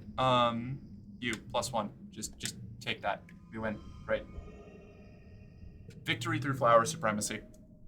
What did I do? Defending him feels like a trap. Like, isn't he supposed to be part of the system in a way? Maybe? It might be a trap, but I'm gonna do it anyway. Neither cutie's been lurking, but was on a phone call playing some Stardew. Hell yeah, Stardew's fucking rad. Faith loves Stardew. Wall rebuilt, thankfully. Hell yeah. I'm throwing tables everywhere because I'm not getting my kisses yet. There you are, Bailey. You can put that wherever you like. It's yours now. I won't judge you. If you have a Switch I'd love to play, I don't. I wish I did, though. The Switch is like the one console that I personally would buy. It's very cool. It's a boo-boo kiss because I'm sick. That's fair. A reasonable use for a kiss. I just thanks, Jill. Somehow, using all of your strength and then more, you defeat the lead manticore. The two smaller ones scatter, hissing their displeasure and biting at each other. With the death of their alpha, negotiating their new pack dynamics should distract them for a while. You okay? Sim waves you off with the arm that doesn't hang limp at his side. I'm fine, he gasps. I feel pain, but it does not control my behavior as much as it seems to in humans. Sim is barely standing upright after that battle. Truly, he wasn't much help this time, and it seems as though, despite your best efforts, his strength is fading fast. He stumbles into you, knocking you both to the ground. He lands on top of you, your legs intertwined, and his weight pressing you into the dirt. Oof! He gasps. You can feel every inch of his long body against yours, stirred to quickening by the adrenaline of the fight. My hero, he murmurs. His eyes fall to your lips.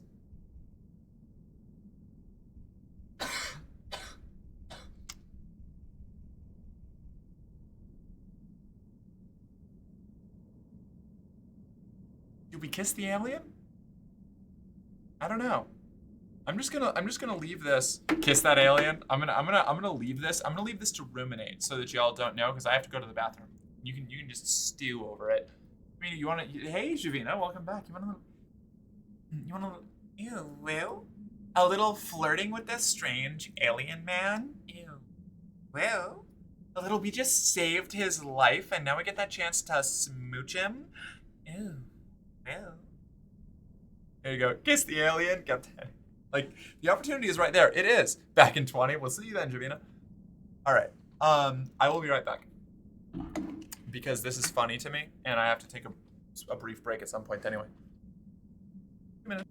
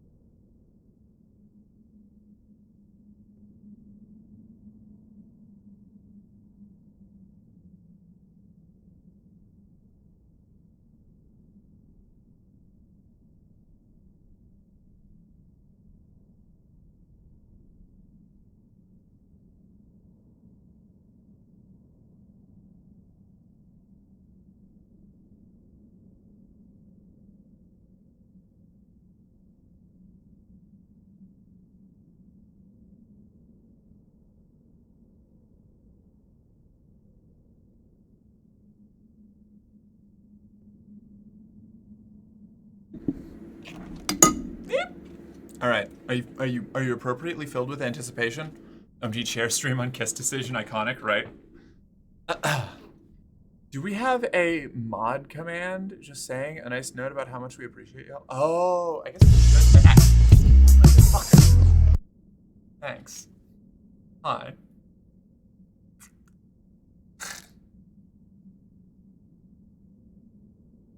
No, we don't need that. I might have to do it now just to spite Jill. I'm gonna eat some of this real quick.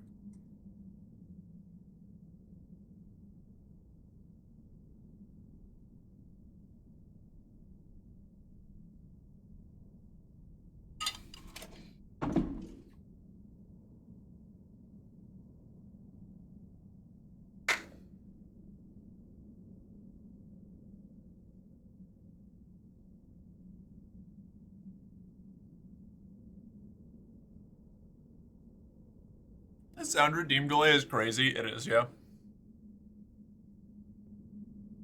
Please don't. Is this a genuine? Is this a genuine thing, Jill? Are you asking? Would that make you uncomfortable?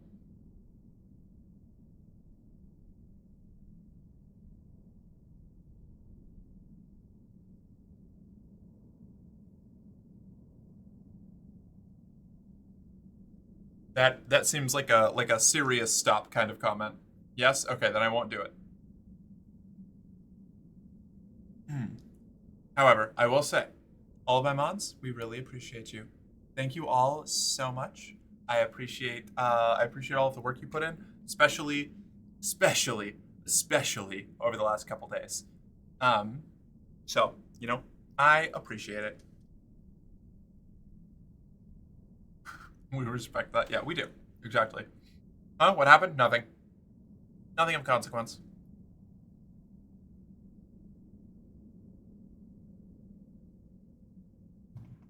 Anyway, let's kiss the alien. You close the distance, pressing your lips to Sim's. He makes a sound of surprise that quickly turns to delight, and then surprise again when you hook your leg over his and gently roll on top of him, taking control of the kiss. Sim kisses with a charming innocence at first, clearly improvising his way through his first kiss.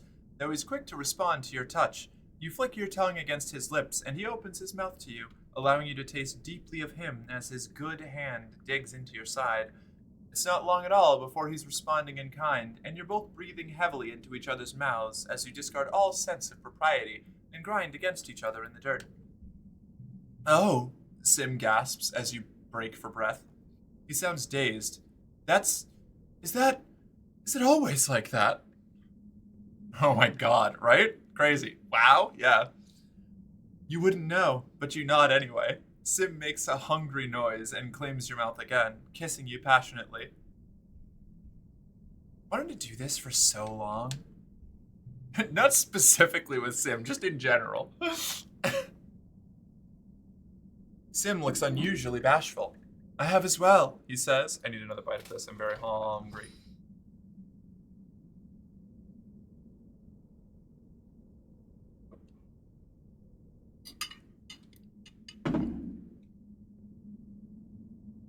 Flap, flap, flap, flap. Get pregnant, get pregnant, get pregnant, get pregnant.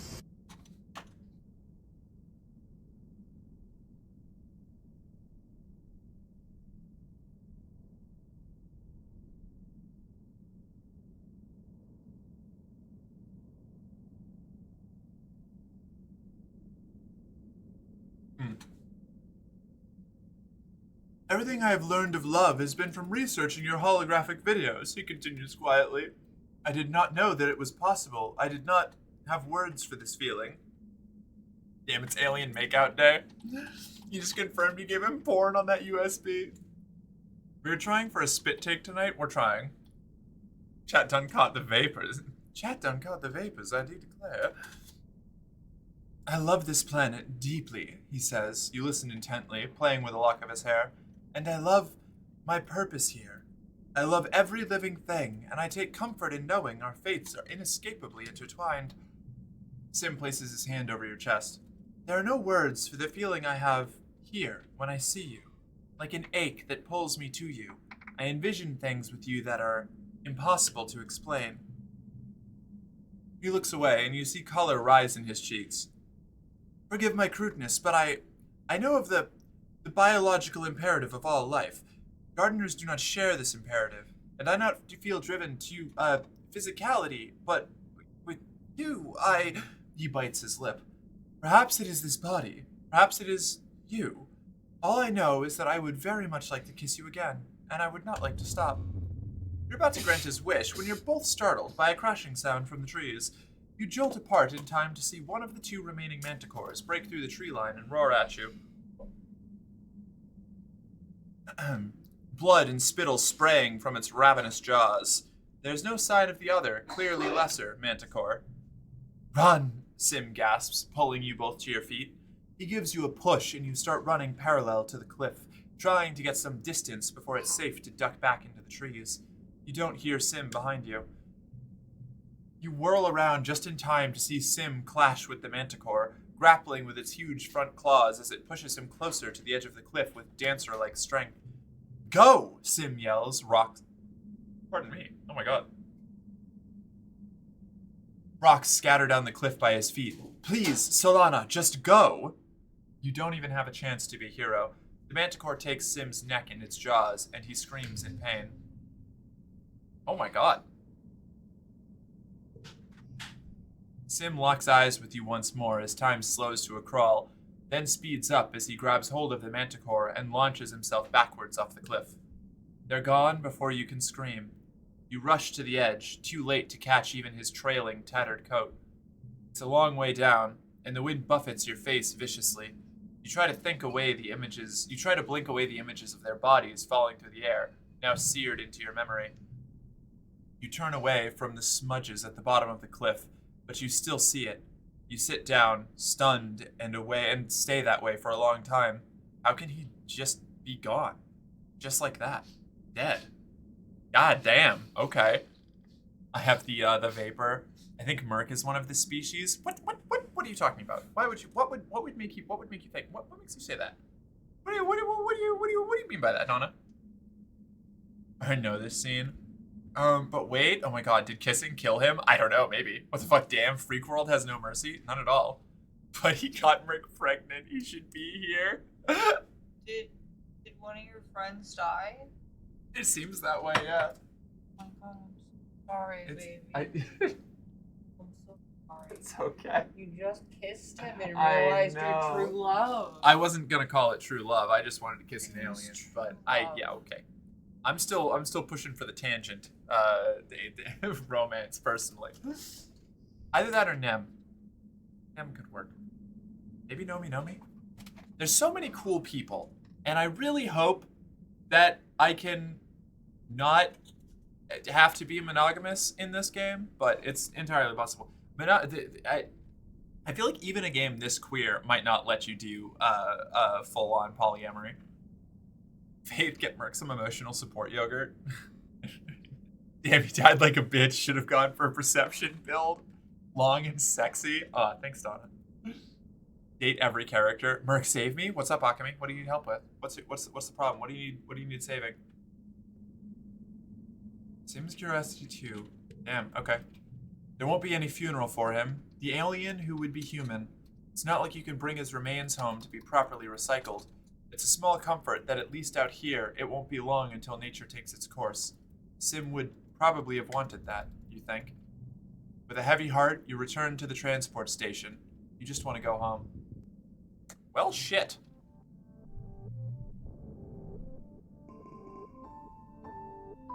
That wasn't what I expected. In morning.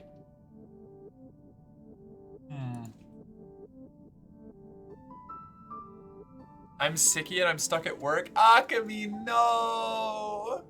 Have you tried not being at work? That's my go-to when I'm feeling bad. You don't have to be, but some characters have different endings. Okay, interesting. Your character pick looks so sad now. I know, right? Yes, but I need money. That's valid. That's fair. You've unlocked depressed Solana. Yeah. Poor girl. It's your 17th birthday. Happy birthday. We killed your first boyfriend. Signed the gardeners.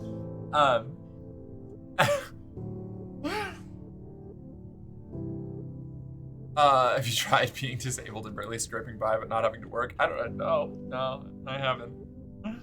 I'm free Tuesday if you missed my message. I did see it, but I didn't see it until I got home and was like late to start stream, so I didn't respond to it. So hell yeah.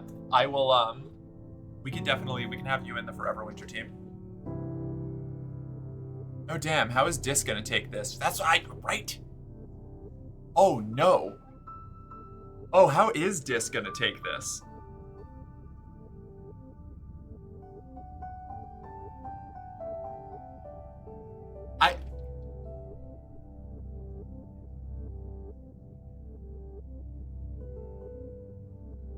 You kissed him and he's dead. Yeah, I know. It's this is a 1-2 punch of fucking up Dis's day. Like, I mean, our day is fucked up too. Don't get me wrong, but like, it's imagine showing up and it's like, hey Dis, I know that you've had a huge crush on me since we were kids.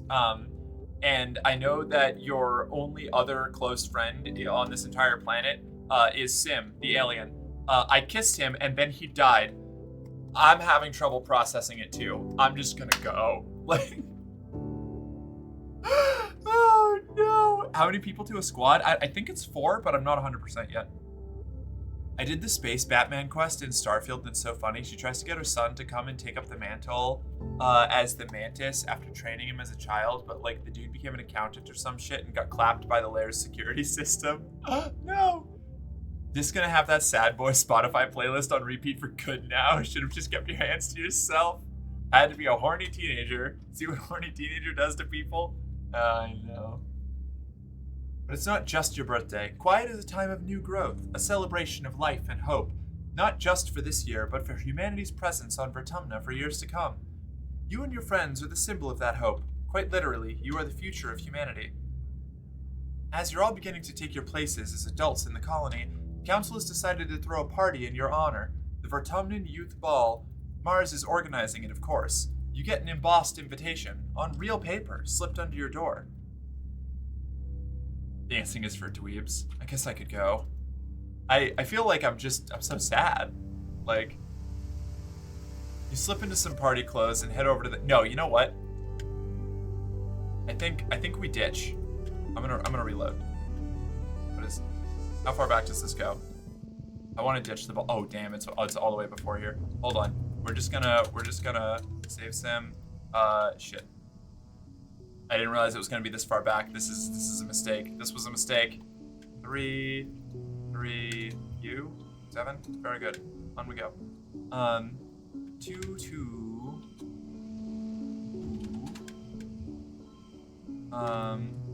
Value is wild. 6. It was plus 6, but we're getting 6 from that. Yeah, okay, we'll just go. 1.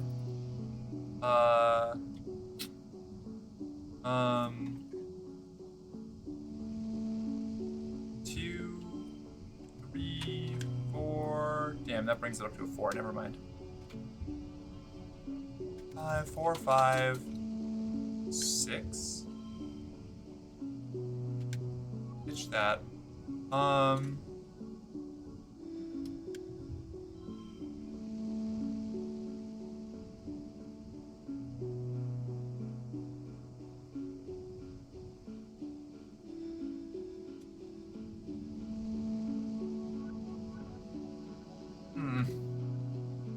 This is an awkward situation. I feel like I barely succeeded on this last time, and I've really fucked myself over by doing this again. Merca's a cruel mistress. Can't wait to be off work, just an hour and a half left. Anyway, back to suffering, I'll be lurking. Good luck, Alchemy, we'll be here when you're done. Probably? Yeah, I'll definitely be here when you're done. We gotta see him die again? Yeah, I know. Maybe this time use more tongue, that'll save him.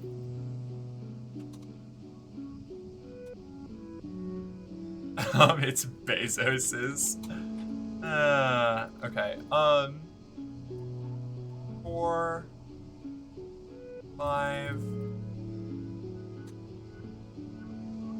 No. 5. Ditch this one. 6. Bushwood log. 5, 6, 7. We can use another mushwood log there.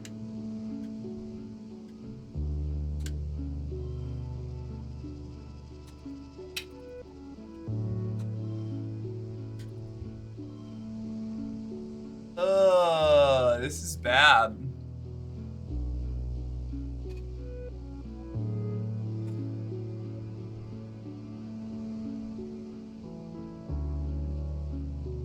We'll just push through. There we go. +2 combat. Are you okay? ... Kiss him. Heartfelt dialogue. ... Friend is kill. Poor guy. Maybe this time he's... Oh, okay. I already read that. Okay. I'm gonna ditch the youth ball, I think, because fuck it. Nope, dancing is for dweebs. You ignore your invitation, but by evening, literally everyone you know pings your holopalm to wish you happy birthday and ask where you are. Even Tangent is at the dance.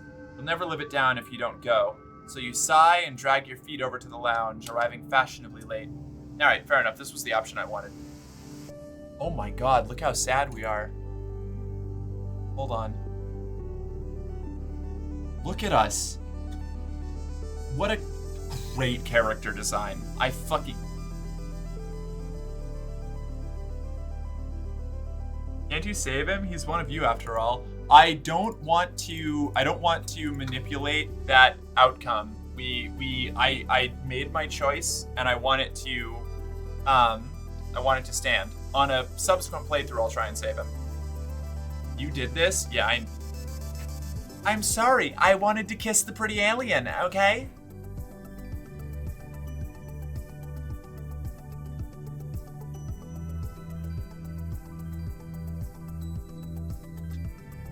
Kiss him, heartfelt dialogue, blah, blah, blah, and he's dead. Damn, so relatable. I'm a menace. What can I say? That's gonna be me playing the Forever Winter. Here's your carton of cigarettes, blah, blah, blah, heartfelt dialogue, you die of your injuries, and I take your stuff. Good, good. Exchange complete. Thank you. Oh, okay, so this is just another Chloe incident, huh? You kiss him and watch him die like a Black Widow? It's nothing like the Chloe. How dare you? How dare you bring the Chloe incident up? I saved her. I did the Bay ending over the Bay ending, okay? The audacity. The fucking nerve. The energy is high and everyone looks so happy and dressed up and so much older. Nomi Nomi is playing DJ, and when they see you arrive, they spin up a lively track to get people bouncing. The little dance floor fills up with teens ready to dance the night away. But the tunes are abruptly interrupted by Governor Lum's Here Speak hijacking the feed. He strides to the stage, flanked by Security Chief Rhett. Everyone on the dance floor whines in unison at having some buzzkill adult stop the music. But Lum just raises his hands and smiles indulgently. You ran Chloe over with her own wheelchair? I've never once done that. I don't think that's even possible. You're fabricating worse alternate realities. Look at all of you, he says. Young pioneers. I look at you and I see the future. Not just of this colony, but of all humanity. You catch a few people rolling their eyes. You've heard this before. Rhett here, good man, a real good man, really, the best of the colony, shared this poem from a great Earth poet, Lum continues. Now, I'm not one for poetry myself, but damn if it's not something I want to share with you kids tonight, on the eve of something really big. He clears his throat and reads from his holopalm. We cannot tarry here, we must bear the brunt of danger. We, the youthful, sinewy races. All the rest on us depend. Down the edges, through the passes, up the mountain steep, conquering, holding, daring, venturing as we go the unknown ways, pioneers, oh pioneers. We primeval forests felling, we the rivers stemming, vexing we and piercing deep the mines within. We the surface broad surveying, we the virgin soil upheaving. Pioneers, oh pioneers. I hate it. Grumble and hiss, this is bullshit, or mouth the word boring. This is bullshit. Rhett looks a little pained, but Lum continues. What do you think that poem means, kids? He asks. Does it mean that we should sit here in our colony, politely waiting for this planet to make a space for us? He clenches his fist evocatively in the air. No, he exclaims. It means we need to get out there. We need to grab Vertumna by the balls and make it respect us. He points to you specifically. I need you, the next generation, to lead the charge. This is your planet, and you're old enough now to defend it. I'm asking all eligible fighters to join squads massing at expeditions, to get out there and attack those monsters where they live. We're taking the fight to them.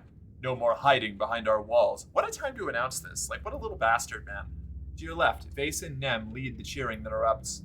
Lum and yep, Nem's fallen into it. I knew it. This is what I was talking about.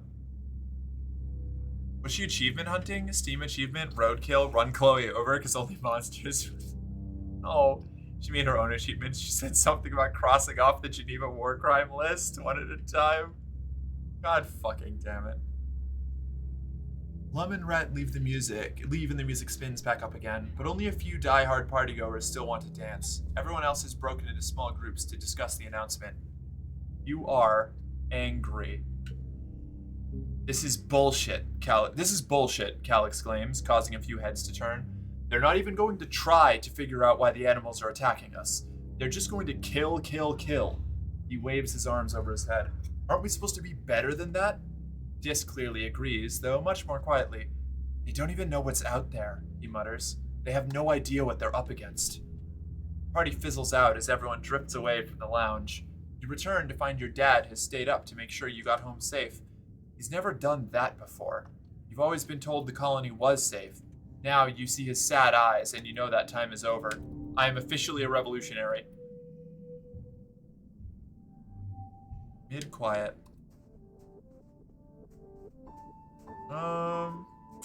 Empathy, persuasion. Let's do... Oh, let's, Who has birthdays? You. Nomi. I have a present for you. Flower. Gift. Okay, so that's... Oh! Nomi! Friend! Friend event! Hi! Nomi is camped out in the lounge. Their holopad spread out before them like a drawing table. In another screen, there's a collection of photos of a manticore. Nomi looks between the two scenes, their brow furrowed in concentration as they scribble directly onto the screen with a stylus. What are you doing? Well, Nomi replies thoughtfully. I wanted to write and illustrate a story about aliens, like in Turbo Girl Hyperjet Transform, except using the Xenos here on Vertumna, like manticores and faceless and stuff. But they can talk, and instead of attacking the colony, they help people instead. That sounds cool.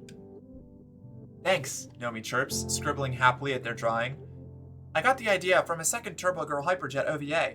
You know, the one where the Medusa demons show up and the aliens and the Turbo Girls have to band together to defeat their common enemy? Remember that part. Nomi looks up at you with a start. Oh! They exclaim. That reminds me. So, I'm trying to brush up on my xenoanatomy, and I'm totally fine with writing, but... They blow out a big breath, ruffling their bangs. I kinda haven't been here long enough to make sure it feels right, you know? To make it go pop. And I want to make sure I'm being, sensitive about stuff I don't know a lot about. So I was wondering, could you maybe help me with some of the world building? I'd love to. You spend an enjoyable afternoon helping Nomi with their story. When you're done, they give you a big hug and thank you profusely for your help. You feel really proud of what you've accomplished.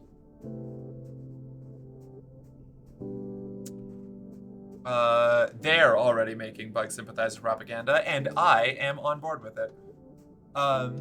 Who goes to a rave to read poetry? Why isn't Lum dead yet? Because they haven't allowed me to shoot him in the forehead with my drone rifle. Kiss him, Merc. Fix it. Maybe I will. Maybe we'll end up, maybe Dis and I will have a little arc where we come back together. Or maybe not. Maybe I'm permanently locked out of dating him. Sim is what? Dis doesn't believe when you tell him. But I just saw him. You're lying. He can't be dead. He refuses to listen and just keeps repeating, you must be wrong. Well, he doesn't know that I kissed him. Oh, my bad. Still, to the freedom camp they goes. Well, Nomi, if you want a story about aliens, boy, do I have a story for you. No! Oh, man. All right, we have to rest.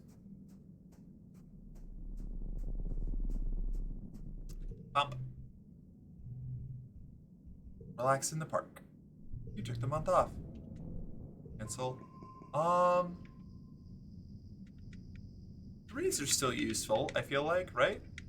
Are they?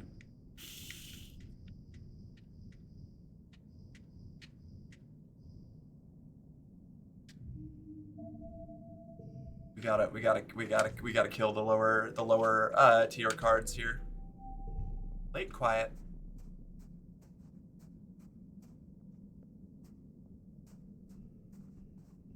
Hey, Mars.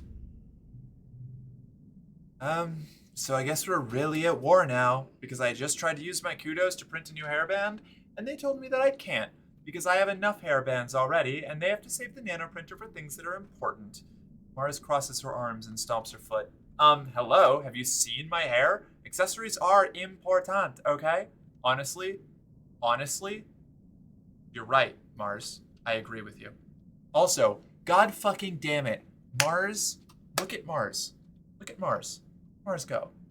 What a hottie. Incredible.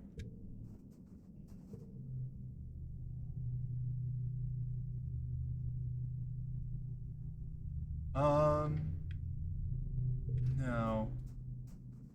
I'm gonna try and forget a card though.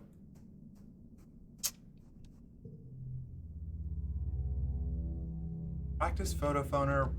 No, I didn't mean to do it. Stop. No. I meant to do the spa.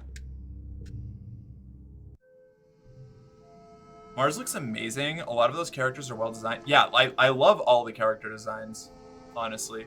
Hey, Tangent, how you doing? Chilling?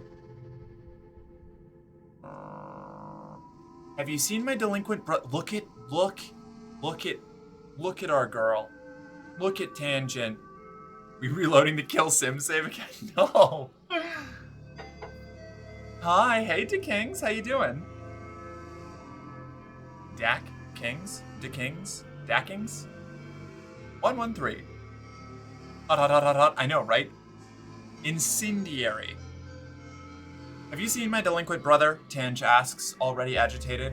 He was supposed to appear for his vaccinations, but we're leaving on expedition again. Dr. Instance messaged me, like I'm his keeper or some such nonsense. She sighs and pinches the bridge of her nose. I am done minding him. If he wants to cough up flower petals for 3 weeks or whatever else your mind is, or whatever else you mind is out there, just waiting to infect us, he's willing to muck around and find out. 80 reasoning, holy shit. Damn, that's a crazy card though.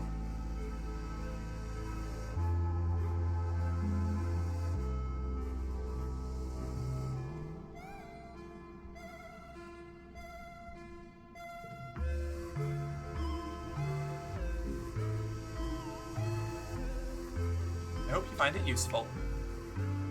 Oh, tangent. Excellent. Phenomenal. Oh my god, Nem. You're catching up with Nem between her drills when she looks over your shoulder and frowns. Newton's bloody apple, she curses, seeming to shrink behind you. She's here again.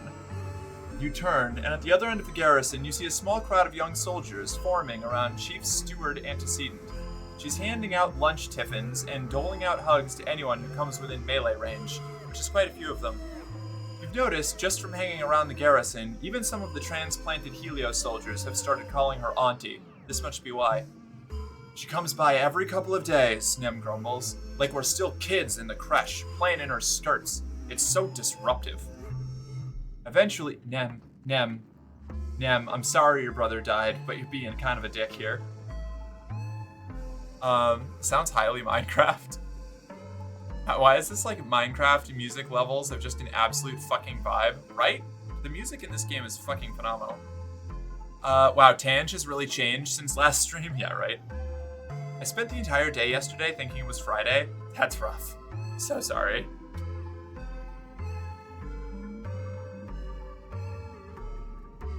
Eventually, the crowd around Antecedent thins, and she makes it over to you and Nem. She greets you with a warm hug. She smells nice, like flour and yeast.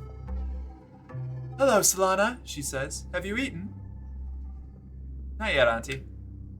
She smiles fondly and hands you a tiffin, still warm. It's important to keep your strength up, my love, she says and pats you on the cheek. Antecedent turns to Nem. You can almost feel the temperature in the room drop several degrees as Nem stonily stares down at her mother. Antecedent's smile grows thin, and she clutches the handles of her basket. How about you, Annie? Have you eaten? Do you need? Nem scowls and crosses her arms. I'm fine, she says, cutting off her mother. Just like I was yesterday and last week. I don't need you to manage me. If you're sure, Antecedent responds hesitantly. It's a mother's job to worry, Annie. She reaches out to lay her hand on Nem's scaly cheek, but Nem jerks backwards and slaps her hand away. Oh yeah? Nem retorts. You just sit around and worry? Must be nice. I bet you'd like that I bet you'd like it if it was all I did too, huh? If I quit being a soldier and spent all day cuddling babies and wiping noses and fixing clothes like you did, nice and safe in the creche forever. Nem, she's your mom. Oh, I didn't get any empathy for that. Nem turns her frightening scowl on you. Stay out of this, Solana. I never thought that, Annie, she says, laying her hand on her heart. I worry because I love you, and I always will. I'm just doing what I can to keep you safe. Love doesn't keep anyone safe, Nem exclaims, raising her voice enough that some of the soldiers turn their heads to watch. Her thunderous expression convinces most of them to get back to their business. Nem clenches her fists. Love didn't keep Calm safe, did it? She says, her voice breaking. There's no amount of love or worry on this whole stupid planet that can do that. So you should just stop, okay? Stop or do something actually useful. I'm never gonna be like you. I'm gonna fight. Oh no. Whoa, Vase. You still look like a bitch, buddy. Vase peels off from his unit and jogs over to stand beside Nem. You okay, babe? He asks, putting his hand on Anemone's shoulder. She covers it with her own and angles her body towards him. Oh no. Yeah, everything's just galactic, Nem mutters. My mom was just about to tell me again how much she wishes I would give up being a soldier so I can pop out babies and be safe. Antecedent sputters, trying to explain herself, but Vase beats her to it. Anemone is an exemplary soldier, Chief Steward, he says calmly. I know it's hard for a mother to accept, but we're all much safer for her service to the colony. He puts one finger under Nem's chin, talking directly to her. This feels gross. And remember, Nemi, that we exist to protect people like your mother, to preserve the bond between parents and their children. I hate this. This is very uncomfortable. Oh, they're together. That explains everything. Yeah. I feel like Nem needs a hug more than muffins, but she would probably break.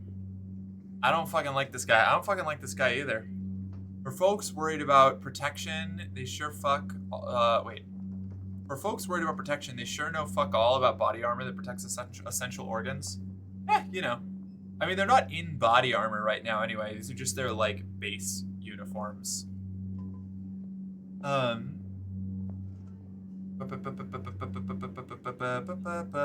Vase gives Antecedent a stiff smile.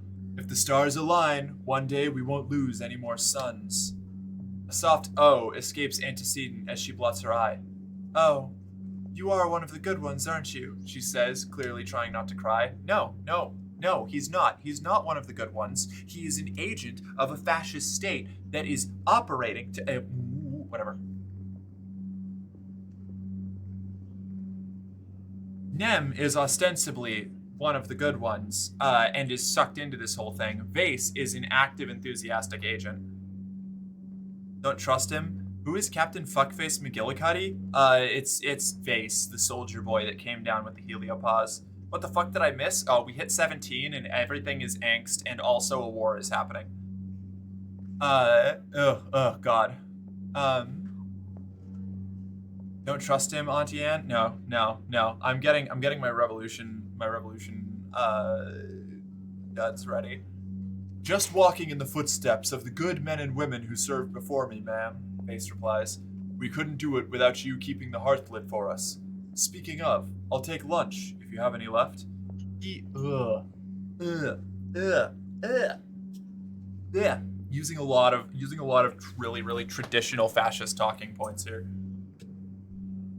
War with who? The planet and each other. Yeah. The Heliopause crew and their loyalists are starting to get really repressive towards the remaining Strato colonists.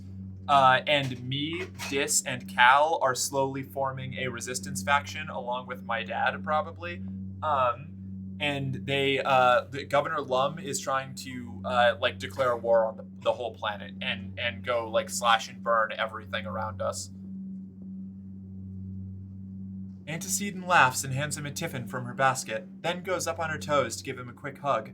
Over her shoulder, Vase shoots a cheeky wink at Nem, who rolls her eyes and snorts. Gross. Gross, gross, gross. Nem, I'm so sorry that this happened to you. I feel like I might have been able to change this. Maybe not, but I don't know.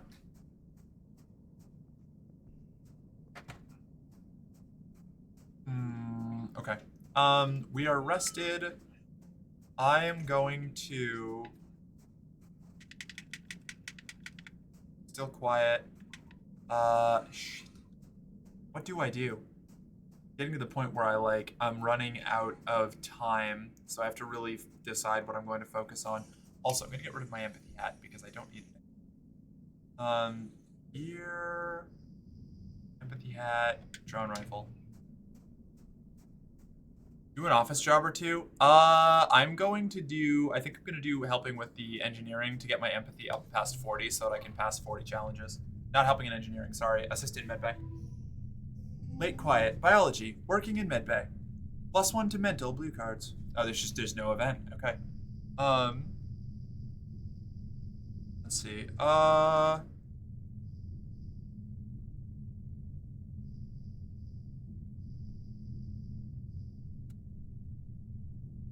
Three, 4, 5.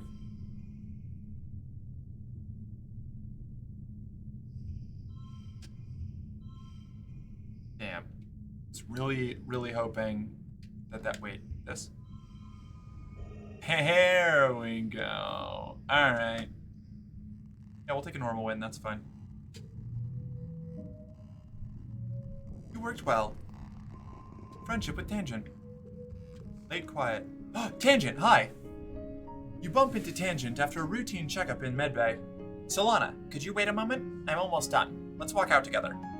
Dr. Instance gives you a curious look as Tange hurries to catch up to you, but goes back to her work. Did I miss anything crazy? I don't fucking like this guy. Okay, yeah, cool. Base looks and acts like an evil character in a YA novel. That's basically what he is. Like, if we're being real. Like,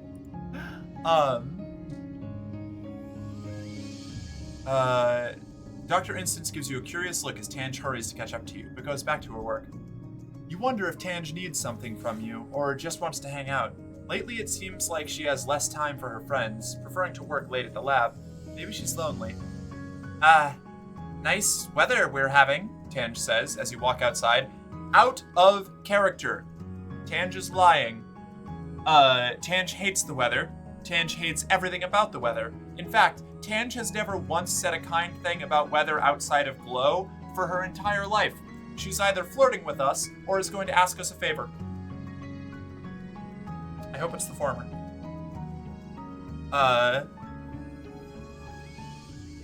Tange says as you walk outside. You look around. It seems pretty normal for the season. She clears her throat. It's so different here than it was in space, she says. Growing up in a spaceship was so clean and tidy. Here, I'm constantly sweeping pollen or dust or spores or what have you off of everything. There was a mushroom growing in the corner of the bathroom the other day. I kind of like it, honestly. Yuck, Tange says, wrinkling her nose. You can have it. You walk for a few more minutes. Tange clearly has something on her mind, so you let her sit with it until she finally steels herself. I'm not very good at this sort of thing, she says slowly. So, you know I've been working on a big project with the chief engineer? Yeah. You nod, and she continues. Well, it's been going really well. I think we're finally over the last hurdle now. Governor Lum says it's going to change everything here in the colony for the better. Tanj seems more at ease than you've ever seen her in years. And you have seen her in years? Truly, I couldn't have done it without you, Tanj says, a slight smile warming her usually expressionless face. I know I can be a hard person to be around, but I appreciate everything you've done for me, and ultimately for the colony, and all of humanity. Time to make your move. I hope this is it. You and Tangent find yourselves alone on the path to engineering to the quarters wing. You edge closer to Tangent as you walk. She doesn't seem to notice and moves away, maintaining the distance between you. Oh, we're a good team. Let's make it official. You propose a formal amorous partnership between you, the way one might propose a scientific thesis. It would have mutually beneficial advantages, you tell her, and Tanj stops in her tracks. I don't know what to say, she says, slowly. She gives you a considering look. You're not the first person to suggest a partnership, but I must admit, you're the first who piques my interest in return. You know what? Yes, she decides. You're entirely right. I like you, you like me. There's nothing stopping us from pursuing a relationship. So, how should we begin? Tanj smiles, a real one, showing her teeth. Oh, Solana, if you like me, surely you expect nothing less than a completely rational response that takes into account both our feelings and our situation. Yes, I expect nothing less. Tanj slips her hand into yours and steps close. Will you kiss me now, or shall I kiss you? You lean in and press your mouths together. Tanj's lips are a little dry. Same girl, I feel that. And she smiles when you kind of stick together. Almost acceptable, she teases, licking her lips. She brings her hand to your face and guides you together again into a kiss that's much better than the first. Tanj is a better kisser than you expected. Confident, unashamed, and methodical. You kiss until she tires of it, pulling away and touching her lips with a slight smile.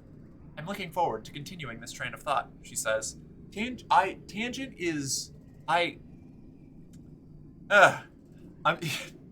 any of you want like a window into how I flirt a lot of the time, like if I'm actually like seriously interested in someone and like don't know what's going on, it's kind of like that. It's not terribly different.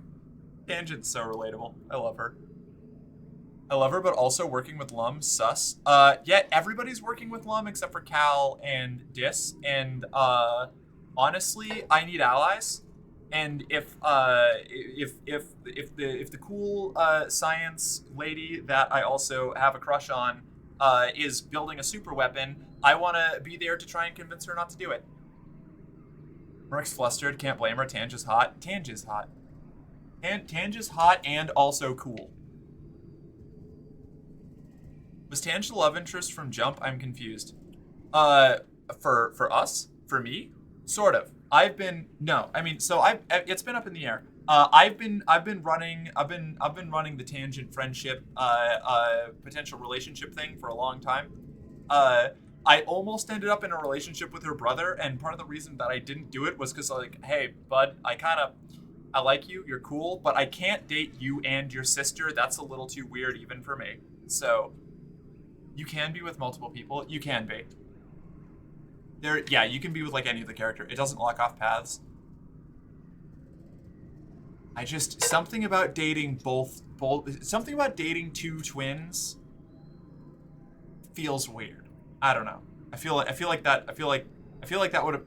Dis and Tangent both would have been annoyed. So like poly but not cheating, right? Yes, yeah.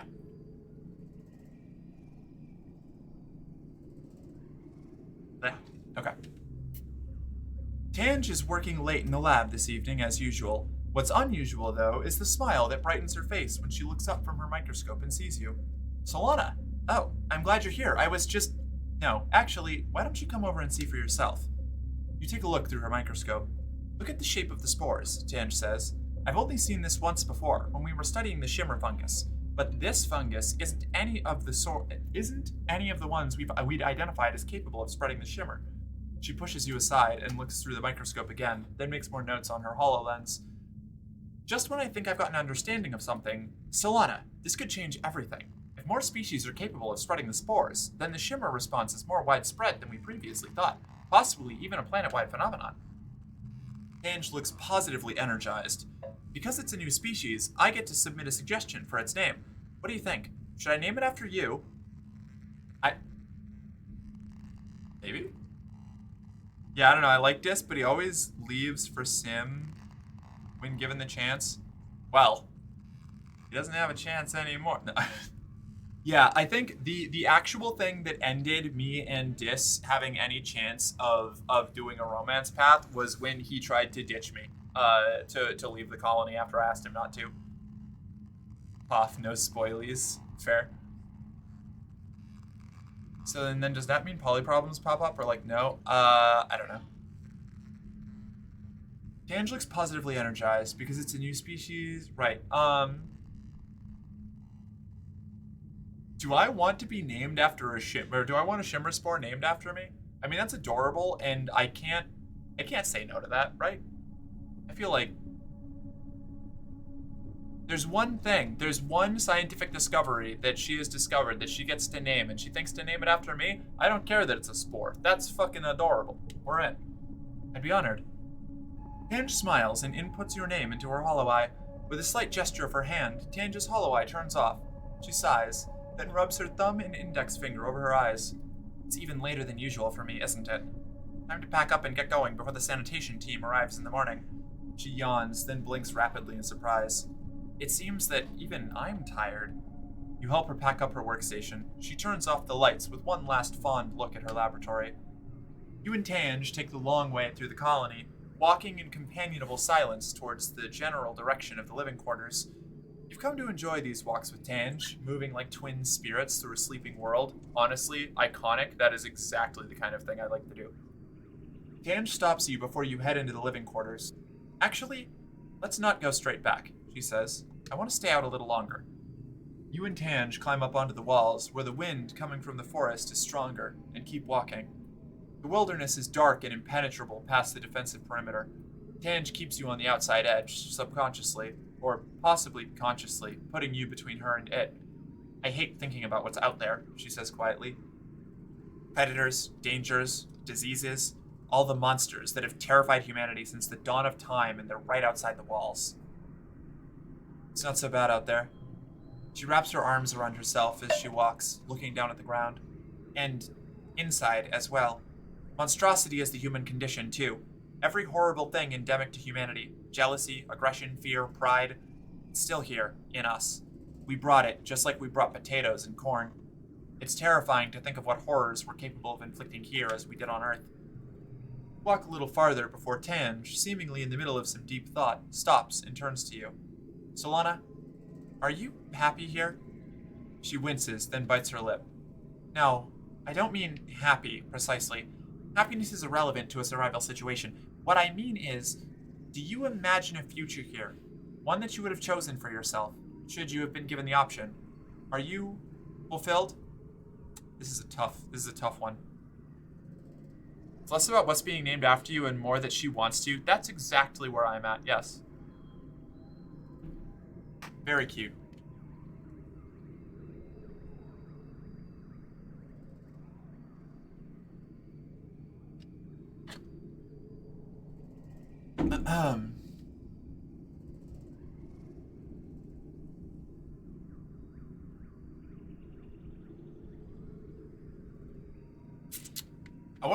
I want to say yes, but yes with the asterisk that I'm going to kill Governor Lum. I do. You know what? I do imagine a future here. A future that only I can carry. A future of executing Lum before he can ruin everything for everyone. And I am content in that mission. Oh, Tange replies, looking away. I envy your clarity of vision. Honestly, Tange continues, I despise the physical realities of living here. The smell, the cramped quarters, the constant threat of attack, of disease, everyone's meaningless interpersonal squabbles, amplified by proximity and stress. I can feel them weighing me down. She laughs humorously. But we don't have a choice, do we? Therefore, the only rational decision is to make the best of what we have. To accept otherwise is to accept misery and death. That's the tangent you know so well. You can trust her to stay logical and focused, no matter what chaos tomorrow may bring. Tangent's focus 3. Plus 6 if this has the highest value. Damn, okay. You walk until the chill of the night settles into your skin, then descend from the walls and walk back to the living quarters. Tange hesitates at the threshold. Anyone else might not have noticed, but you know Tange, probably better than anyone in the colony does, even her own brother. It's nothing, Tange replies. I'm just tired. I suppose I'm working on something with the chief engineer that's bigger than anything I've worked on before. It could change the fate of the colony, of humanity even. She looks at you and gives you a faint smile. It's a lot to think about, and when I'm alone, all I do is think about it. Do you want a hug? Tange's awkward silence conveys that she has to consider this deeply. Relatable. Yes, she says finally. I do, actually. Why do we hate Lum? Lum is the governor. He's the himbo fascist governor who showed up and he's not a himbo. He's a terrible man. He looks like a himbo. Are you winning? I am. I'm dating the trans cyborg girl, which is incredible. 10 out of 10. We did, however, get our alien boyfriend killed, so, you know, he wasn't our boyfriend. We kissed him once, and then he was eaten by a manticore and fell off a cliff. So, that was dramatic. That's not exactly a win-win kind of situation. Tange's lean in this relationship is great. Tange's lean into this relationship is great. Yeah, I agree, honestly. You enfold Tange in a gentle hug. After a few seconds of stunned inaction, Tange wraps her arms limply around you as well. You spread your hands wide and hold her more tightly, trying to manifest the right kind of comforting energy to resonate through Tange's shields. Either you manage, or she simply relents, but Tange rests her head on top of yours and sighs. This is where I talk about how physical touch encourages the production of oxytocin, she murmurs, which is a bonding hormone that imparts feelings of calm and security. You can feel her smile against your hair. I know you know that, though, so I'll simply say this is nice. Thank you. Tange straightens her coat. I am aware that I am not the easiest person to befriend, she admits. Among my many admirable qualities, I'm also often cold, brusque, and tactless. I owe you my thanks for taking the time to see through that. I don't know why you would have bothered, but I'm grateful. She looks towards the living quarters, as if steeling herself. You don't have to be alone tonight.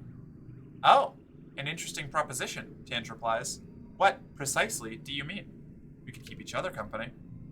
Hey, I'm glad you're happy. Hell yeah, thanks, Thorny. How are you doing? Are you on lunch break? Is that what it was? How's that? Are you eating good? Are you relaxing? Are you getting your time out? Was it lunch break or are you out of work? I don't remember which one's which. Jatan and Vase. Yeah, we need to kick Vase down a well.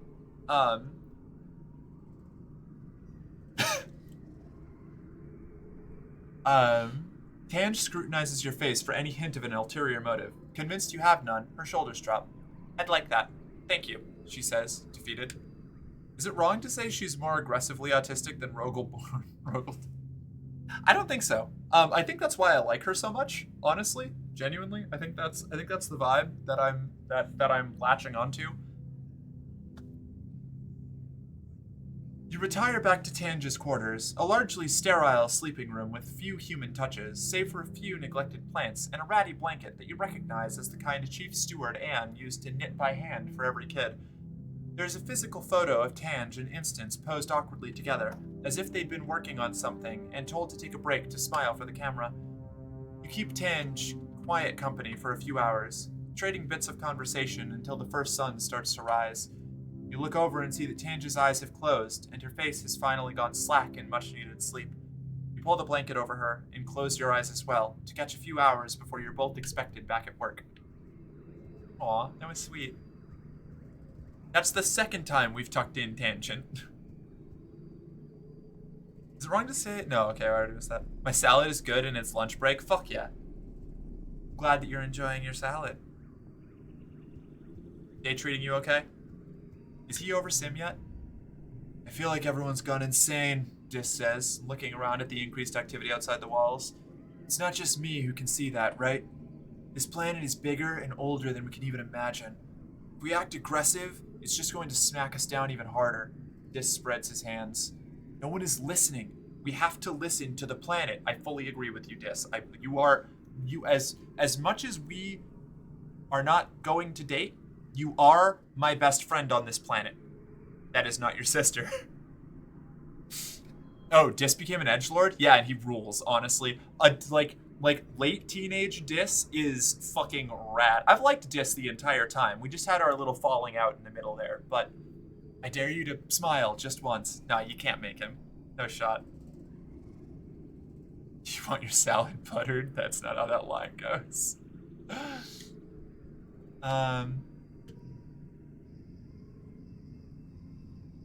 Take flower. Are we at maximum friendship with this? No, we're not. Tangent, we're at maximum friendship with. This, we're up at 83. Nem, we're at 83. I can't believe Nem is dating. I can believe Nem is dating Vase. That's so disappointing, though. Mars, we like Rex. Rex is cool. Fuck Vase. Sim. Wait a second. Killed after falling off a cliff during a manticore attack. Bummer. Okay. Well.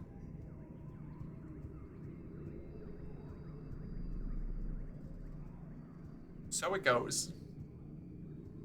Give her gifts. Get her up. Where are we getting up? Nomi? Mars? Nomi and Mars? Mars. I found something you might like. Crystal cluster. Nomi, I have a present for you. Do you like crystal clusters? Of course Nomi likes crystal clusters. I should have known. What? It makes rainbows? It's perfect. Thank you so much. Very cool. Okay, noted. I now have two crystal things. Egg! I can give it to Nem. Oh, Nem? Yeah, okay, fair enough. Sound effects too, right? My train system has been deadlocked for the last 30 minutes at the refineries. Why are the trains this fucking special? Nomi Nomi is the best and I love them. I also love Nomi Nomi. Nomi's great. Here, I got something for you. It's your favorite. You're a hero, Nem says, taking the egg. And I'm starving. I'm gonna get the kitchen to cook this up right away. I don't know what's going on, but you are awesome. Who, me? Me, Thorny? Thank you. Hi. So sweet. A whole goddamn day. Oh, do I have a bonus? Smitten, you've started dating someone and you want to share it with everybody. Plus one to all social skill increases for 3 months. Okay. Let's, in that case, maybe do the med tent for empathy. What do we have for persuasion? Not much, I don't think. I think it's basically just humanities classes or whatever. If I go back to humanities classes, I'm like fully 17 years old. I don't know if that's... Study humanities. Is this persuasion? Yeah. Fine. Apply at the robotics lab? Engineering 50 or greater. Wait, what's my engineering? Hold on. 41? Hold up. Can we buy something to solve this problem?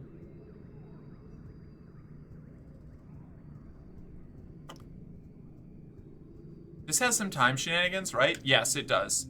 This is only my first playthrough, though. All of the streams that I've been doing are my first playthrough.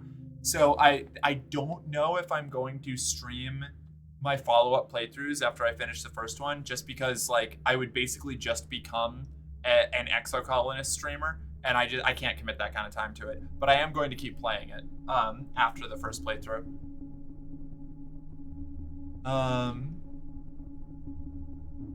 Deliver supplies, work in the depot, visit the supply depot, biology, toughness, persuasion, autoplay, best, 30 bravery, 20 combat. 20 persuasion. Can't buy that anyway. Alright. No, nothing to increase engineering. I'll just have to keep doing engineering classes. Oh, to be a fly on the wall, I'm glad you're liking this game. I really do. I like it a lot. It's super fun. I think that this is probably going to end up, once I finish the first run, it's probably going to be like my like wind down comfort game for a while afterwards. Like when I'm off stream and I'm not actively doing something with Faith and I just want to like zone out. Because I've been kind of looking for one of those. Will you tell me all about it? Yeah, I'll give you a play-by-play if you like. Like, fine with that.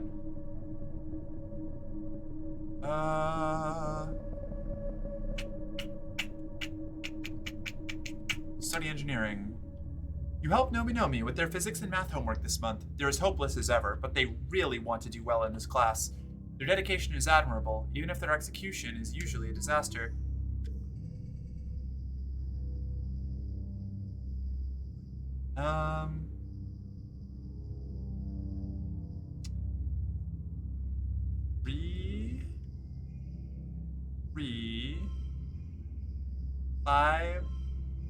Five.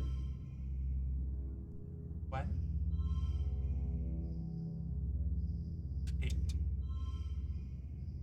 32. 27. 32. Oh, you know what I can do? Hold up.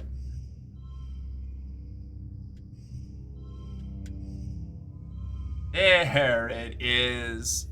+5 to all mental blue flushes. I can't get any flushes, unfortunately. Sad. That's fine. You worked well this month. +1 engineering. 5 engineering. All right, I just need to do that one more time and then I can work in the robotics lab.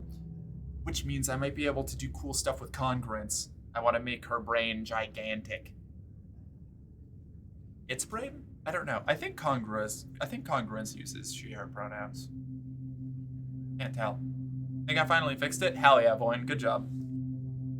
It instantly became one of my favorites the first time I played. Honestly, same. Like, I played this, and within, like, I think within the first hour of playing it, I was just, like, smitten. I was completely in love. It's so much fun. I want to do so many playthroughs of it. Which is why I can't stream it afterwards, you know? Because I'll either never finish it, or it's all that I'll do forever. And as much as I love playing this game, and I love playing it on stream, and playing it with everybody here, I gotta do other things. You're browsing the colony bulletin board on your holopalm over breakfast when you notice a new post from Nomi. It seems to be a short story. The title is Xenos to the Rescue. Nope, broke again? That's tragic. You open the story and read through it. Wow, it's actually pretty good. Nomi did a great job of grounding the unrealistic premise of talking manticores with relatable characters in a strong emotional story. With your help on some of the finer details, Nomi's written something that truly elevates the art form. +25 kudos? Oh, fuck yeah. You get the notification through your holopalm that you've received some kudos, along with a message from Nomi. Thanks for the help, Solana. Here are your royalties. I love that. That's adorable. Nomi is such a delight. Mid-pollen.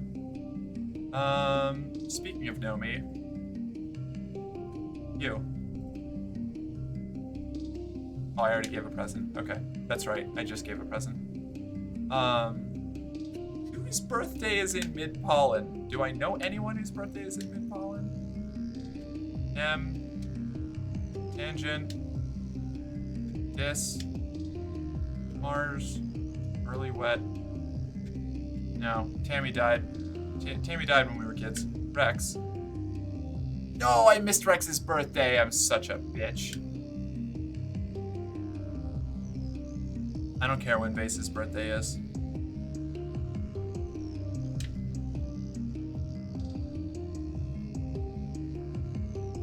Nomi is Ace too? You know what? That totally tracks. I kind of got Ace vibes from Nomi, but also I didn't want to make any assumptions.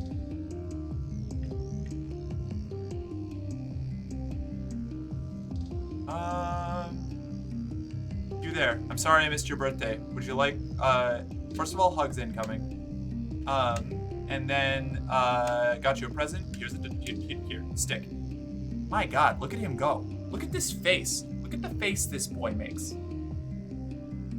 If I wasn't extremely sapphic, this boy would probably be the option, right?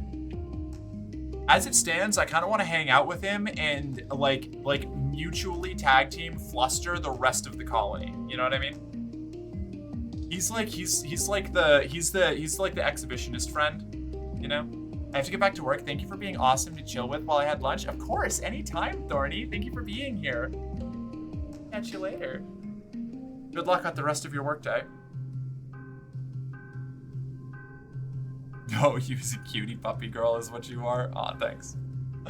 Can't wait for you to save Tammy and see her all grown up so lovely. I know. I can't wait for the Tammy Lives run. Because initially I was like, oh my god, I want Tammy to be my best friend forever.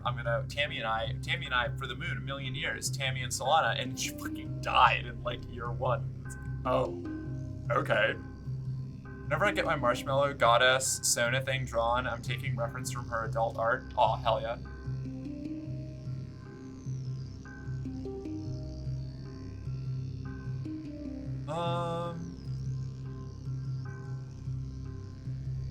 What was I doing?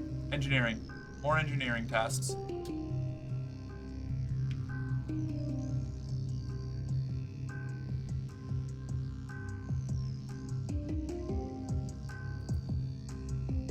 Although, actually, we could get double. I mean, we have +1 to our.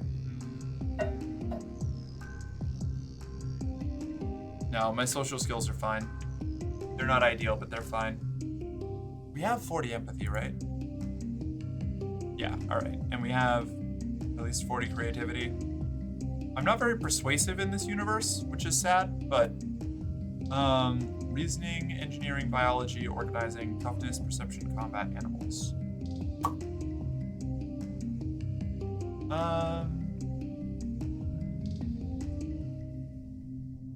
Engineering. I wanna apply at the robot. Ooh, Tangent. Hi. How are you? It's good to see you. You're on break from your work in engineering, catching you up on Colony's social media when Tange sits down beside you and clears her throat. The frown line between her eyebrows is a permanent feature these days, but today it's out in force. I need to talk through a problem I'm having, she says without preamble. Like a personal problem? Tange narrows her eyes slightly. What? Of course not. A scientific problem, nullhead. Usually, I would talk through a blockage with Congruence, she continues, but Congruence's database is being recompiled this week, and she's only functioning at 10% capacity, read-only. At that point, a literal human is better at logic.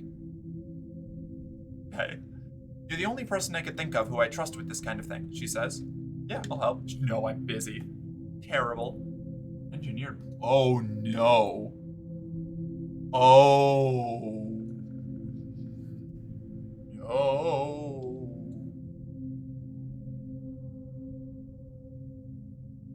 Tange launches into an explanation of the problem she's having. Luckily, she doesn't require much from you except a friendly ear. You chime in with what you hope are helpful questions, leading her down different thought experiments that cause her to rethink the original problem, each of which she takes the time to explain with more passion than you thought Tange was capable of. From what you can gather, it has to do with inclusion bodies and cytoplasmic aggregates and capsid proteins and electron fractile particles. It's uber technical stuff. So you're working with viruses. Yes, precisely, Tange says, pleased you're keeping up. So as I was saying, the more you hear, the more you're sure of it. Chief Engineer Instance in Tange's secret project, the thing they've been working on behind closed doors for years, is an engineered disease. A designer virus targeting only native Rotumnan creatures. That's the only reason Tange could be asking these kinds of questions. You ask to see her notes on the subject, and she pulls them up on her holopalm to show you. Yes, you're sure of it. If what they're working on is successful, it'll affect almost all fauna on Vertumna, from tiny hop eyes to the terrible faceless. You surreptitiously record a copy of her notes on your own holopalm. Sounds dangerous. What? Tange says, forcing a laugh. This is just homework from my virology class. It's all hypothetical. She stands up from the table. Well, I should get back to work. School. Thank you for your help. Tange retreats from the break room, leaving you alone with your discovery. You could try talking to her again, or take what you've learned to the governor directly. Well, shit. That's horrifying. The perils of dating a scientist, I know, right? What are we? 3, 3, 4, 4, 4. Yeah, right, fuck it. Well, actually... No. No.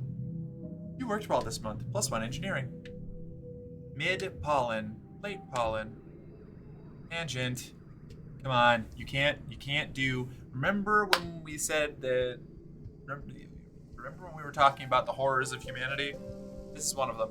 You can't take it to the governor though. Poor Tange trusts you and Lum is a dick. Exactly, yeah.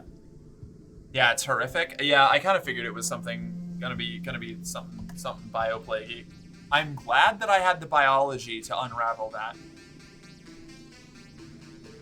This is like I have such an odd like smattering of skills. Like my physical skills are all crazy because I've been running around with Dis in the survey teams the entire time. My rifle maxes out my combat, which is the main reason that I have it. My reasoning is like fine. My organizing is ADHD level. My engineering, I've just started training up because I want to fix the robots. And my biology is like, I'm actually possibly the best biologist in the colony, but instead of working in the labs with Tangent, I'm out doing field biology shit. Also, I'm super brave and like pretty empathic and creative, but I never persuade people. Not once, not ever. I just kind of get in fights. I don't know if this is a spoiler, but you can max perception within the first 2 years, and it's an insane, very fun thing to do. I basically did that. I have had capped perception for. I mean, I think I did it in like 3 years or something, but I've had maxed perception for most of the game. Like, I only did a couple years without it because I've been sneaking out since like partway through year 1. It's very cool.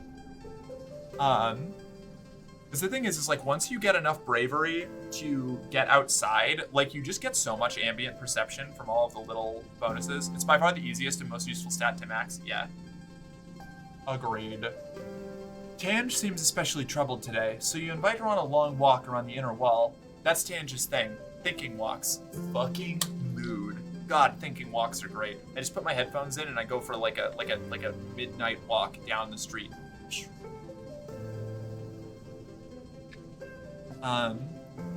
You can't take it to the okay.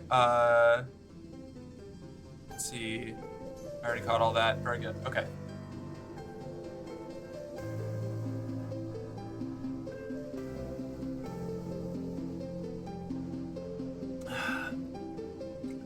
I believe in you, Voin. You got this. We don't have sidewalks, or I'd be taking walks down the street. That's fair. That does sort of put a hamper on it, doesn't it? She's touched that you know her so well. She talks in fitful bursts, then lapses into long silences. Finally, she stops and puts her hand on the wall, like she's bracing herself. Solana, something's been bothering me, she says, clenching her other hand at her side. She collects her words with great difficulty. Is it? Don't have sidewalks? Yeah, a lot of places don't have sidewalks in, at least in America, a lot of towns. They're considered, too expensive and ruining the vistas.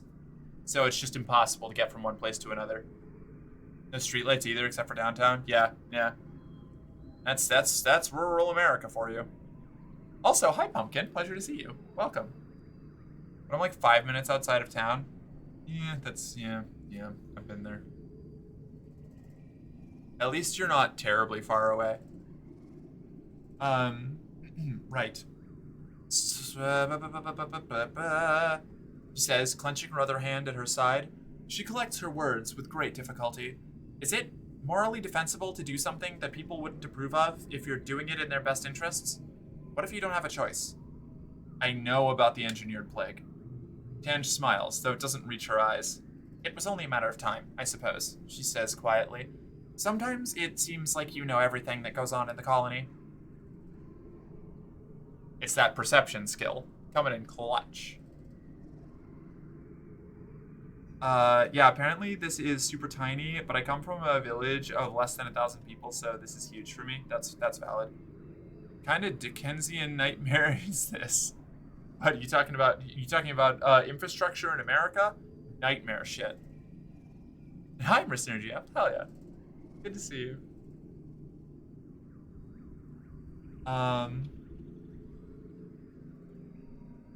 Tange smiles, though it doesn't reach her eyes. It was only a matter of time. Right. Thank you again for your help, she continues.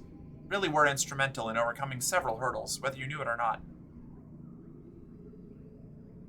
As your friend, please, don't do it. As my friend? Tange replies, incredulous. A real friend would understand why I have to do this. I have to protect Dr. Instance. I have to protect the colony. She pushes herself off the wall and starts walking away from you. A few paces away, she stops, and her shoulders slump. I don't want to do this, Solana, she says miserably. If I don't help Instance, though, Lum is going to kill her. The colony needs her. I need her. I don't know what I'd do without her. It's time for us to execute Lum. That's cause. That's open cause. I mean, I had cause before. I was going to do it anyway, but that's a reason. Now it's self-defense, technically, sort of, by proxy. My girlfriend's adoptive mother is being threatened by the governor, and that's enough for me to just fucking push him off of a bridge. I don't think we even have any bridges. I'll build a bridge in the Vertigo Valley, or in the ridges. I'll build a bridge there, and then we'll push him off that bridge. Sympathy, BB? What? Oh, gotcha. Should have seen me trying to navigate Cincinnati, Ohio when I was in a shelter there. Fucking awful. I can imagine. I've lived in some weird places in America, and the infrastructure is fucking cursed. Geez, Lum really does need to die ASAP. Yeah, right? I heard Sim found a place you... Shut up. Quiet you. Build a bridge where Sim fell and push him off there. No! I'm sorry. I would like to imagine our character's first kiss was with Sim, and then immediately Sim got half eaten by a manticore and fell off of a cliff. Like, when we finally went and kissed Tangent, I wonder if our Solana was just like stepped away, looked around, and was like, any catastrophes gonna happen? Am I good? Do I get to be happy, or is like a piece of the ship gonna fall off and crush her? Like, I need to know.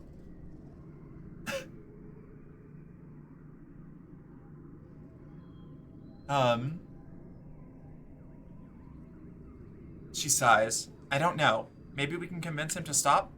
Tange scrubs her hands against her eyes and turns to you. She looks so impossibly tired, and, for a moment, as young as she really is. Lum is forcing us to work on the virus, she says. I don't know what to do. I'll find a way to convince him. This is a command to put a stop to the chief engineer's genocidal plan. Tange will back you up.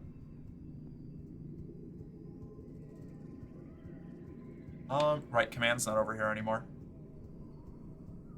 I really like the weird 3D, 2D, art blend. Dis, what's up? Can you help me? Wait, can you help me? Dis flags you down outside the gates. He's covered in dust and grime. He must have just come back from an expedition. Hey, Solana, he says. Have you seen my sister? I went to drop off my gear at our quarters, and it looks exactly the same as I left it. I sent her a message on holo, but she left me on red. He frowns and ruffles his hand through his hair. You work with her a lot, right? Is she okay? She's not living in the lab? Well, she's working on a literal plague. Dis gives you an incredulous look. Uh-huh. Sure, a plague, right. I know my sister is a huge bitch. You take that back. Dis, this is why we didn't end up dating, okay? Shit like this. But she's not literally an evil genius. Oh, Tange, destroyer of worlds. Seriously? Stop messing with me. We're too old for that shit. I'm not joking, Dis. The tone of your voice makes Dis pause. Wait, you're serious? That's what they're working on in there? You nod and give Dis a quick summary of what you've learned and how. By the end, he's gone so pale he almost looks green. I don't want to believe it, he mutters. But if what you're saying is true, it'll kill everything, won't it? Not just animals either. The fungal pathways are integral to all life on Vertumna. I know, bud. Tange has no idea, does she? She thinks she's so smart, but she's always been too proud to get out there and dig around in the dirt to see what's really going on. I do like that Dis is, like, as smart as Tangent, just in a different way, like in different fields. Left you on red, that's cold. I know, right? Other than goth clubs and some legal things, I do not miss America. That's fair.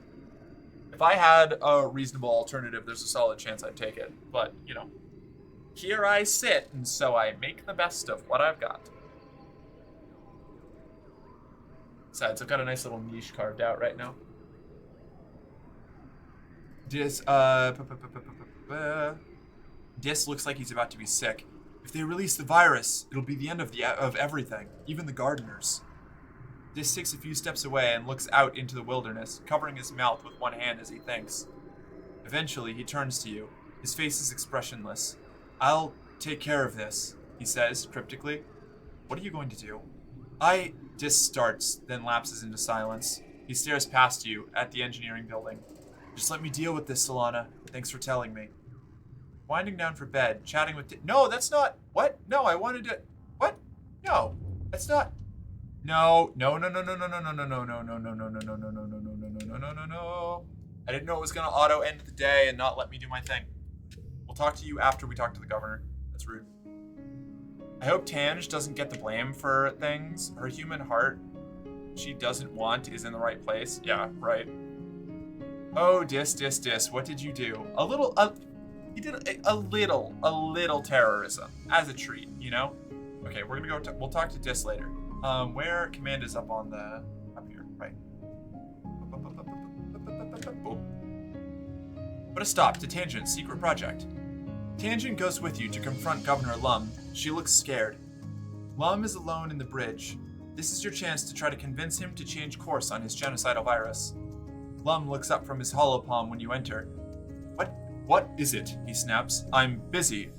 Tangent raises her chin and takes a breath to steady her nerves beside you. You hope she's still willing to go through with this.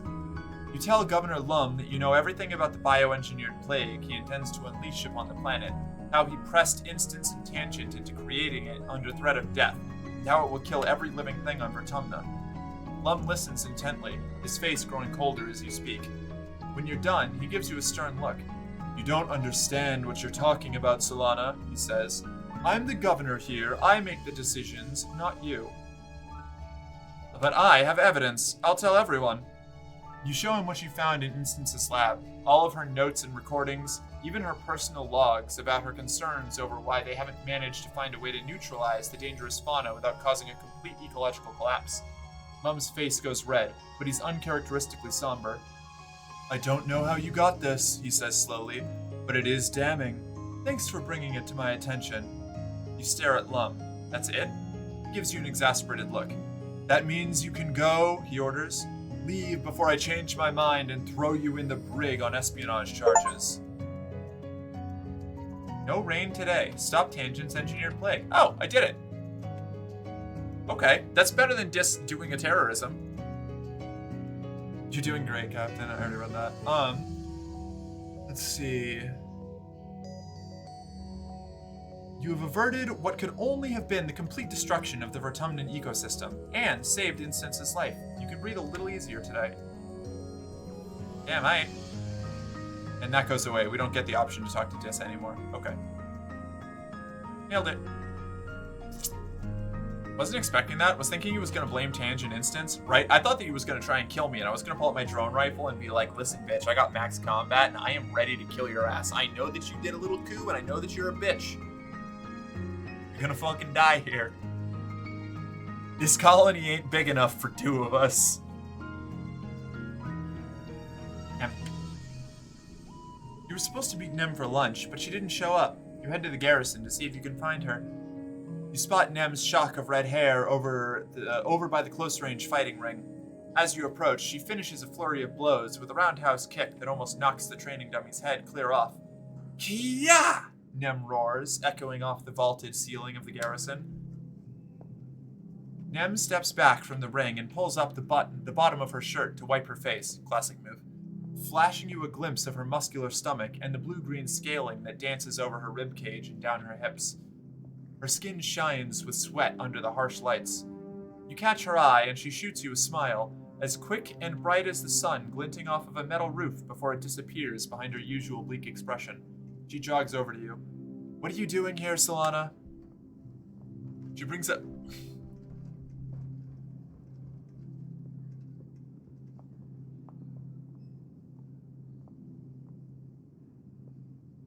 We got the flirt options. We got the flirt options with Nem. We're gonna try and steal her from the bitch. Do it? Oh, I'm doing it. Are we smart enough not to rely on one solution? That's not. That's concerning. She brings up the time on her holopalm and her eyes go wide. Oh, shit! We were supposed to eat lunch together today. I'm sorry. You look incredible today. You gulp and give her a long, teasing gaze. Nem goes red and puts her hand over your mouth. Shh! Don't say stuff like that, she hisses. I didn't know you were watching. You're gonna get me in trouble with Vase. Ah, yeah, okay. Nem grabs her water bottle and drinks from it, then pours the rest over her head and flicks the water through her shaved side. We can still go get some chow if you want, she says. Just give me a sec. Nem pulls an oversized sports ball sweater over her workout clothes, her thumbs popping through the holes worn into the cuffs. The lettering on the back reads kombucha. Aww.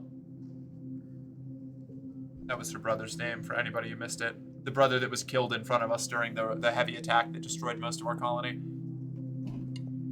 Before the heliopause showed up. Before the soldiers appeared.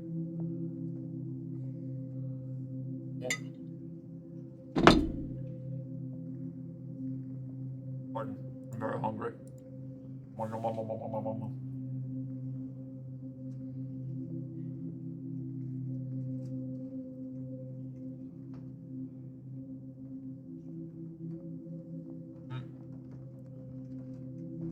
Okay, here we go. Hydrate, thank you. Fair enough. As you exit the garrison, you're stopped by a few of the other soldiers who seem to want to give Nem a high five or tell her about their days. Even though she's clearly exhausted, she musters up a few heartening words for each of them. They all know I'm dating Vase, she says apologetically when you emerge into the sunlight. It's weird. All of a sudden, I'm like a hero to them, too. And I haven't even done anything yet. Oh. Not tabbed in. Maybe her dating Vase can work for you if others suspect her she's in a position to replace him if he accidentally falls off a cliff. Very good. Yeah, it's, her story isn't all happy. But yeah, no, not even a little bit.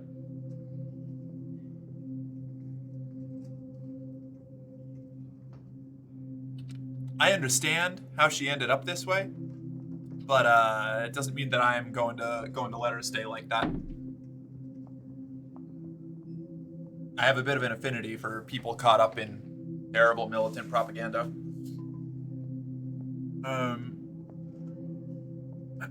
Do a trek?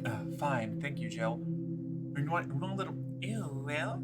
A little trying to steal our childhood best friend from this stupid soldier guy? Ew, well... A little Merc can fix her, promise, right? A little I can fix her? Ew, well...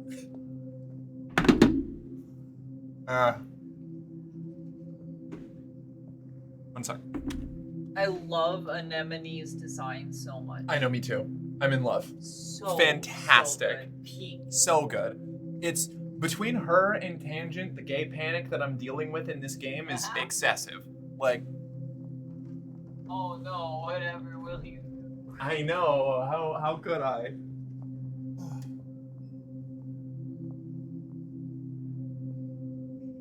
You really do? Yeah, I guess. Yeah. That's fair. So is Vase genuinely a dickbag, or is he like the rough around the edges? I don't know. I don't care to become friends with him because he's a bastard every time I've talked to him, and he's very much the like destroy everything that I don't understand and follow orders always kind of soldier boy. And I just beat him up a couple times and then never talked to him again. Except every now and then I show up specifically to give him a gift he hates. Because fuck Vase. Excessive gay panic. Yeah.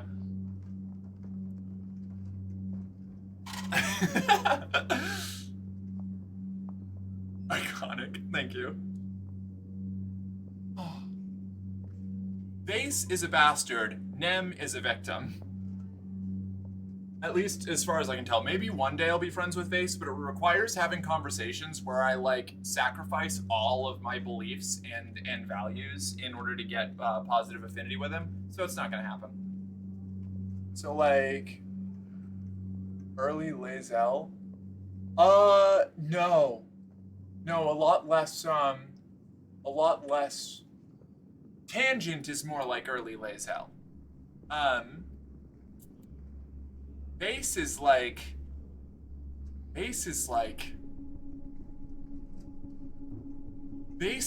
every Republican you know who comes from a redneck family and signed up for ROTC in high school, made it his entire personality, and then immediately joined the military the moment he turned 17 and his parents signed off on it.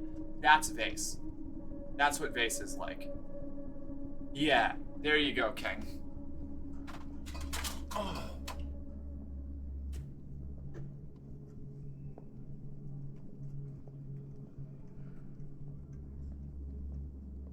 Watching you.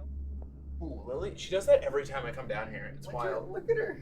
She's like, why are you on the floor? Is it floor time? Floor time? Floor time. Hello, Lily. I know. No, it's not floor time. I'm sorry. Okay, I know exactly the type. Thank you. I'm glad that got it. I was almost that kid. I was almost an ROTC kid. If I didn't end up disillusioned with the first youth military organization that I got put in by my parents, and start to lose interest in joining the military, I definitely would have ended up as an ROTC kid. Have a great stream, Resident Girlfriend. Thank you, Pumpkin. We'll see you later. Catch you around. I hope you have a good day. Okay, gotta get ready for work. Oh, work. Good luck. Good luck. I hope that it is an easy day. I am back. Did Merc start laughing maniacally after killing another lover and fall off the chair? Shut up. No. Tangent is still alive. We are, however, trying to cuck Vase. We're gonna NTR Vase.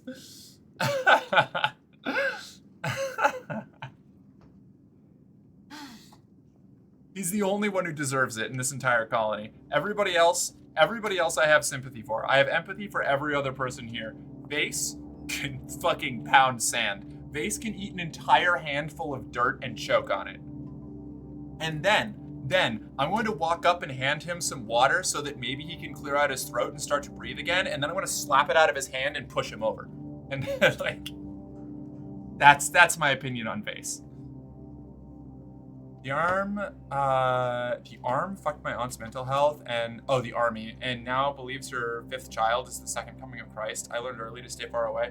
Yeah, pretty much everyone I know who made it out of the military either didn't survive long afterwards, is wildly damaged by it and has like done a lot of deconstruction work and looks back on it like with usually a lot of disdain, and they were usually really cool, or they become career bootlickers where they decide that they all of the suffering that they went through justifies them doing terrible things to other people and supporting terrible ideas and the perpetuation of the military-industrial engine.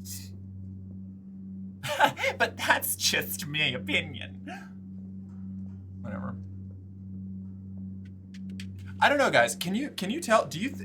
Can anybody tell that I'm not a fan of the military as an entity? Like, but I have a lot of sympathy for the people in the military. But holy shit. I know I'm really subtle about it. I know that I'm very like surface level pro-military. I know it seems that way. Like, I thought you were gonna say everyone you know out of the military thought their 5th child was the second Christ. No, but that My parents did, however, think that me and my brother were going to be frontline, like, leading soldiers in the inevitable war against the anti-Christian armies of the one world government during the tribulation period after the rapture, which apparently we weren't going to get caught up in because, I don't know, we were, like, voluntarily not good enough for the rapture so that we could help fight and defend the other Christians. Doomsday cults are weird. Don't at me. She does not have custody over that child, so it's all good. That's good. I would kill 10,000 men, women, and children for you, my captain. Excellent. I don't know if I've told you, but I'm assembling an army. It's going to be very gay and very problematic. Do I have any coffee left? I do. We do be having coffee.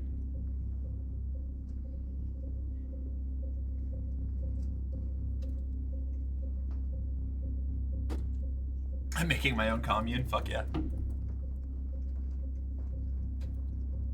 I'm slowly corrupting the people of the country towards evil socialist values under the guise of you know, moderately to like above average pretty streamer talks revolutionary politics to you. It's called the Lesbian Lavender Farm. Yes, you've told me about it. Just like most militaries. Just like most militaries, yeah. Actually, yeah, Chatan, you're very right. I had a bagged milk. Bagged milk still stresses me out. I know it's, like, not a bad thing. It's just so fucking weird to me. As you exit the garrison, you're stopped by a few of the other soldiers, who all seem to want to give Nem a high five. Oh, wait, they all know I'm dating Base. Right, I was talking about pushing Base over and stealing his water.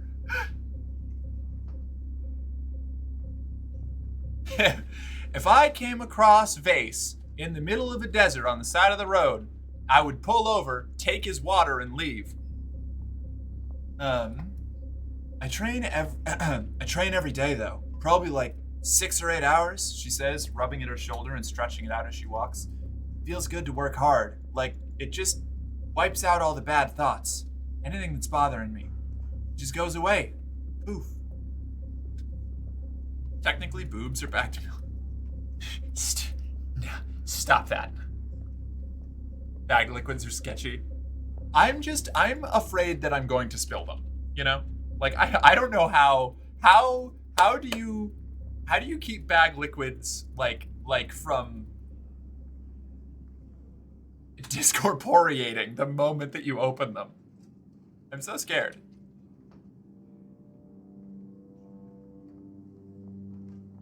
I can't afford to lose my focus, Nem says solemnly.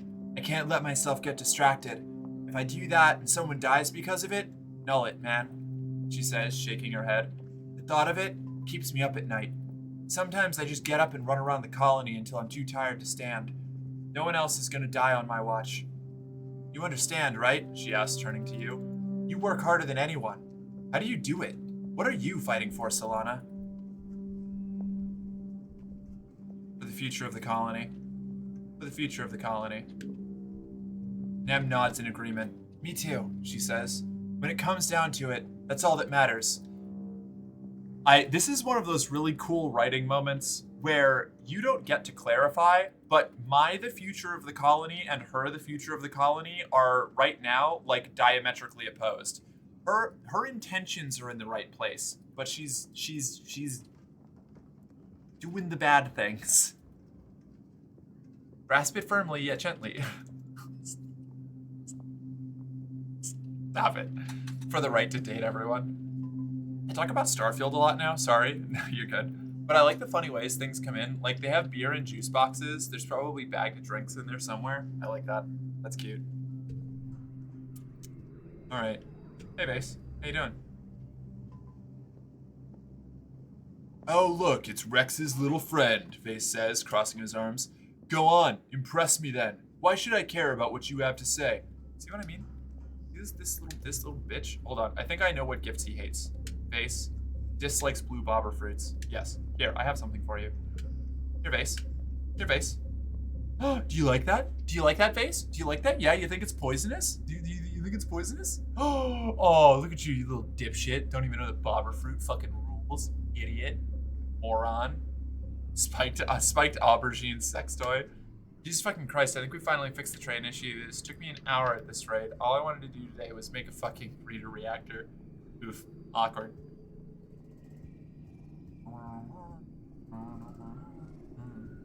So I could go do engineering right now, but I have one more day of social,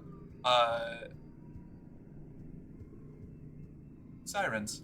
Of social skills things going on, so I'm gonna do study humanities. You're running late for a humanities class. When you arrive, everyone is gathered in the beanbags around the room's big holo projector. Chip's computer congruence is displayed on it. She's giving today's lesson, reading an old book of Earth poetry. You sit down next to Tange and nudge her in motion. What's up with this? Tange frowns at you. Where have you been? She whispers. Ever since Professor Hal died, congruence has been teaching this class. This is really funny because I haven't taken a humanities class since we were like 12. So the events are way behind. So it's like, it's me and Tangent talking about somebody who died like 4 years ago. Like, oh God. Then she frowns at everything in general. They said everyone else who might be qualified is too busy. And no, they didn't ask me. What does a computer know about poetry? You wrinkle your nose. Biology and physics, sure, you tell Tangent, but writing is about expression and understanding the subtleties of human communication. Suddenly, Congruence's monitor swings over to you and recites, Oh, have you all the beauty you ever knew, that you're so vain? Less pride might serve, even if it were true, and you might gain.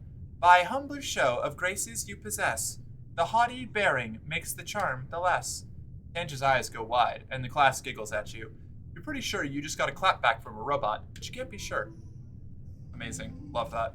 What's humanities class? Sorry, humanities class is what, I don't know, social studies. It's what, broadly, English, history, like English, sorry, like literature, history, and I don't know, like other, I guess probably like other languages, art classes. So it's like arts, literatures. We'll start charging more. What? Finally free. I wanted to. I get it now.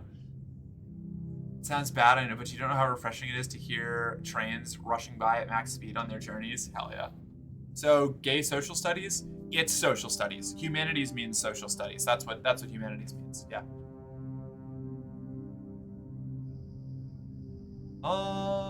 First collectible use is free. I'm gonna obliterate this thing.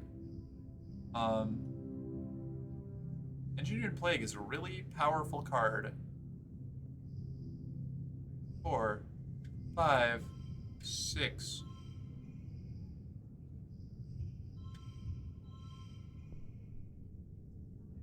Damn, okay. Why is this so hard?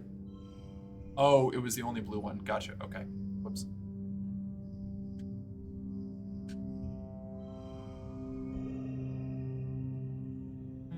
Do I think that I can do better? No, I don't. Well, first collectible use is free. Let's try using our free crystal cluster. Oh, this is looking spicy. Okay, so,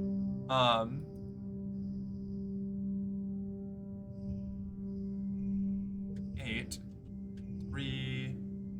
Oh, hold on. You go there. You.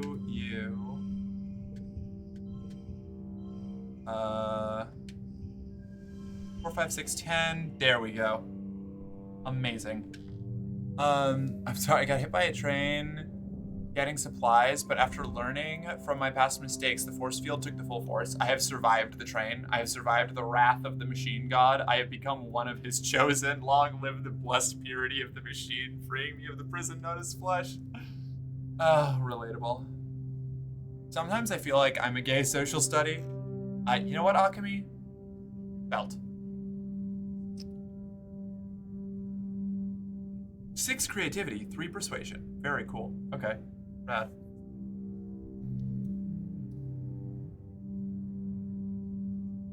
Or does that mean I just gained 10 creativity?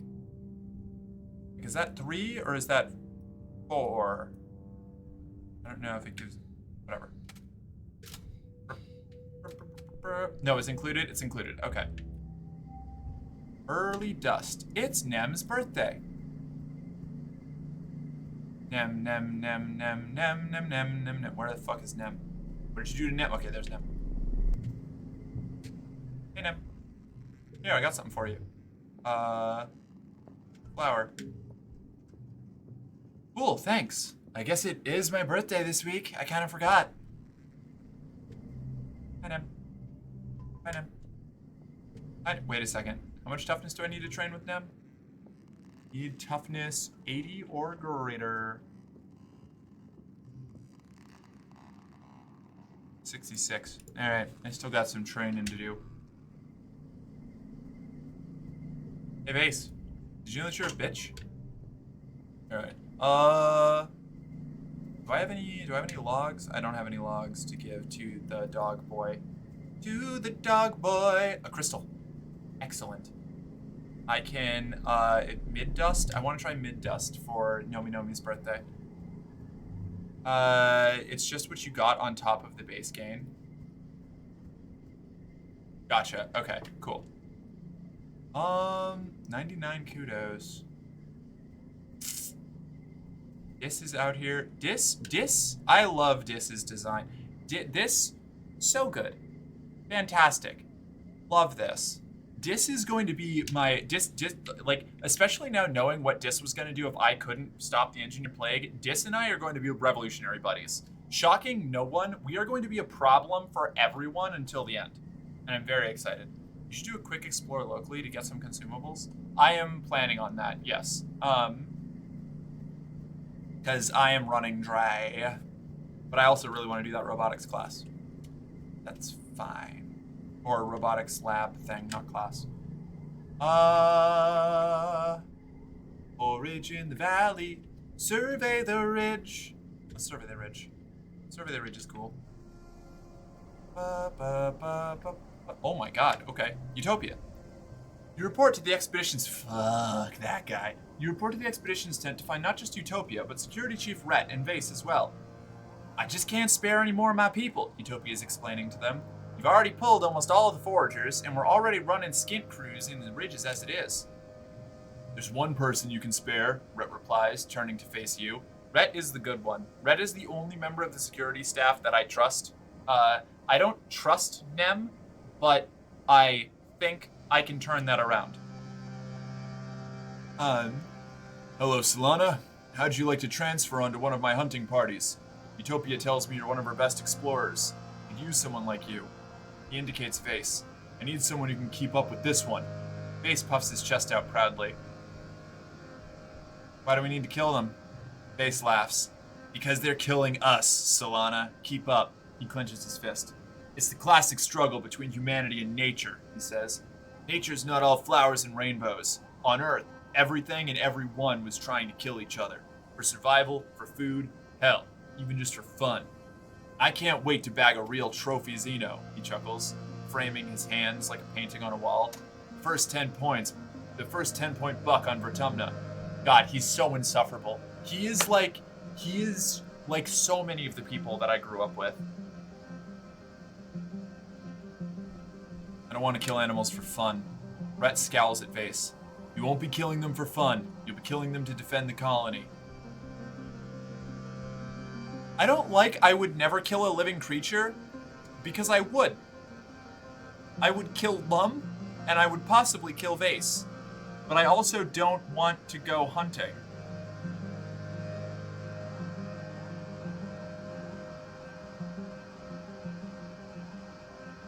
I wish that there was I am lodging a diplomatic protest option, you know? Like, I'm not going to hunt them. Never kill a living creature. Even if it was trying to kill you. And remember that time you shoved your boyfriend off a cliff? Fuck you. Shut up, Sai. It wasn't my boyfriend, we just kissed once, okay? It's totally different. I didn't know you were suicidal, too. Not everyone's cut out for life or death situations, Rhett says, then turns to you. You know, Solana, it's not all killing, he continues. Sometimes it's about tracking and identifying dangerous creatures before they reach our walls. You wouldn't necessarily have to kill them. He holds up his hand. But you don't have to decide just yet. Talk to Utopia later if you change your mind.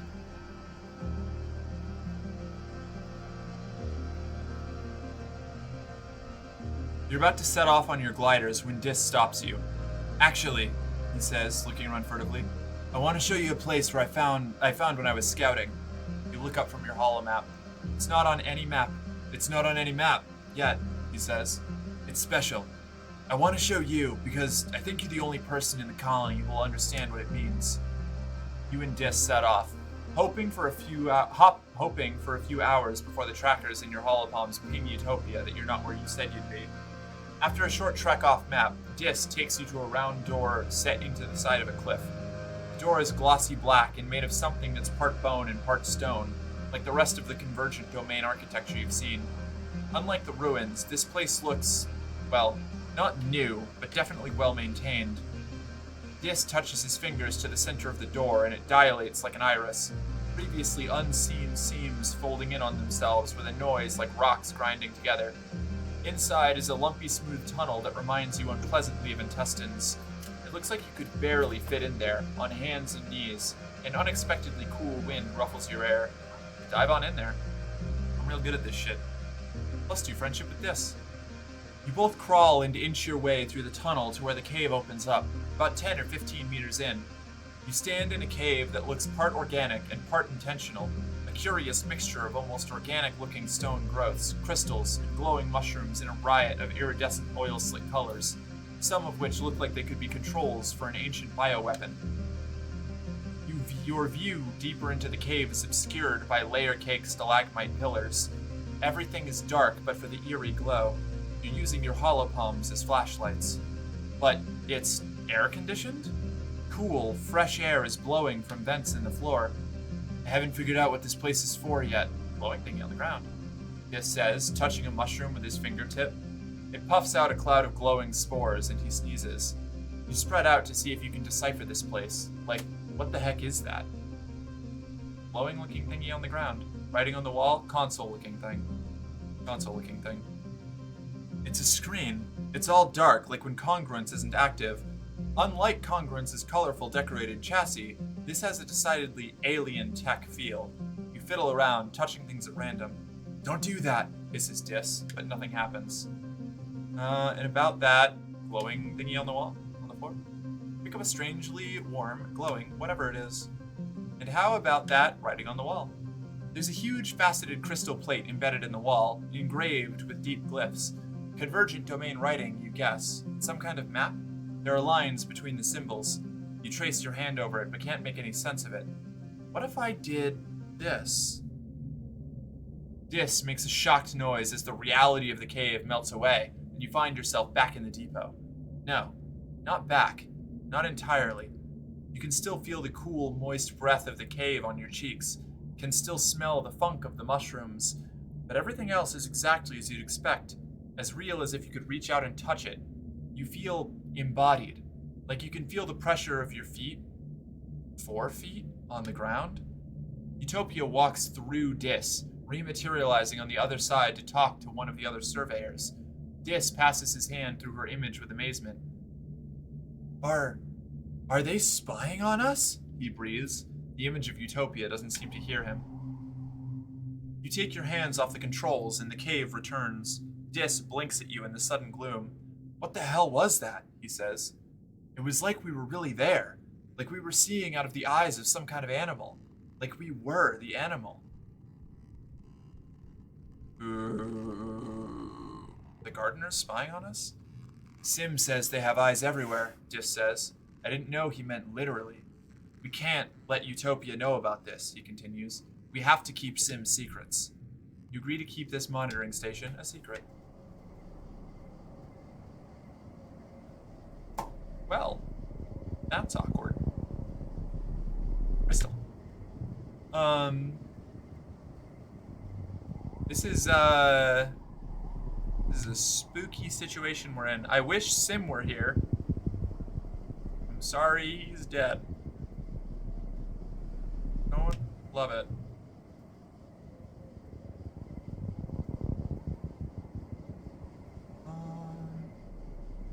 More flowers. There's so many flowers.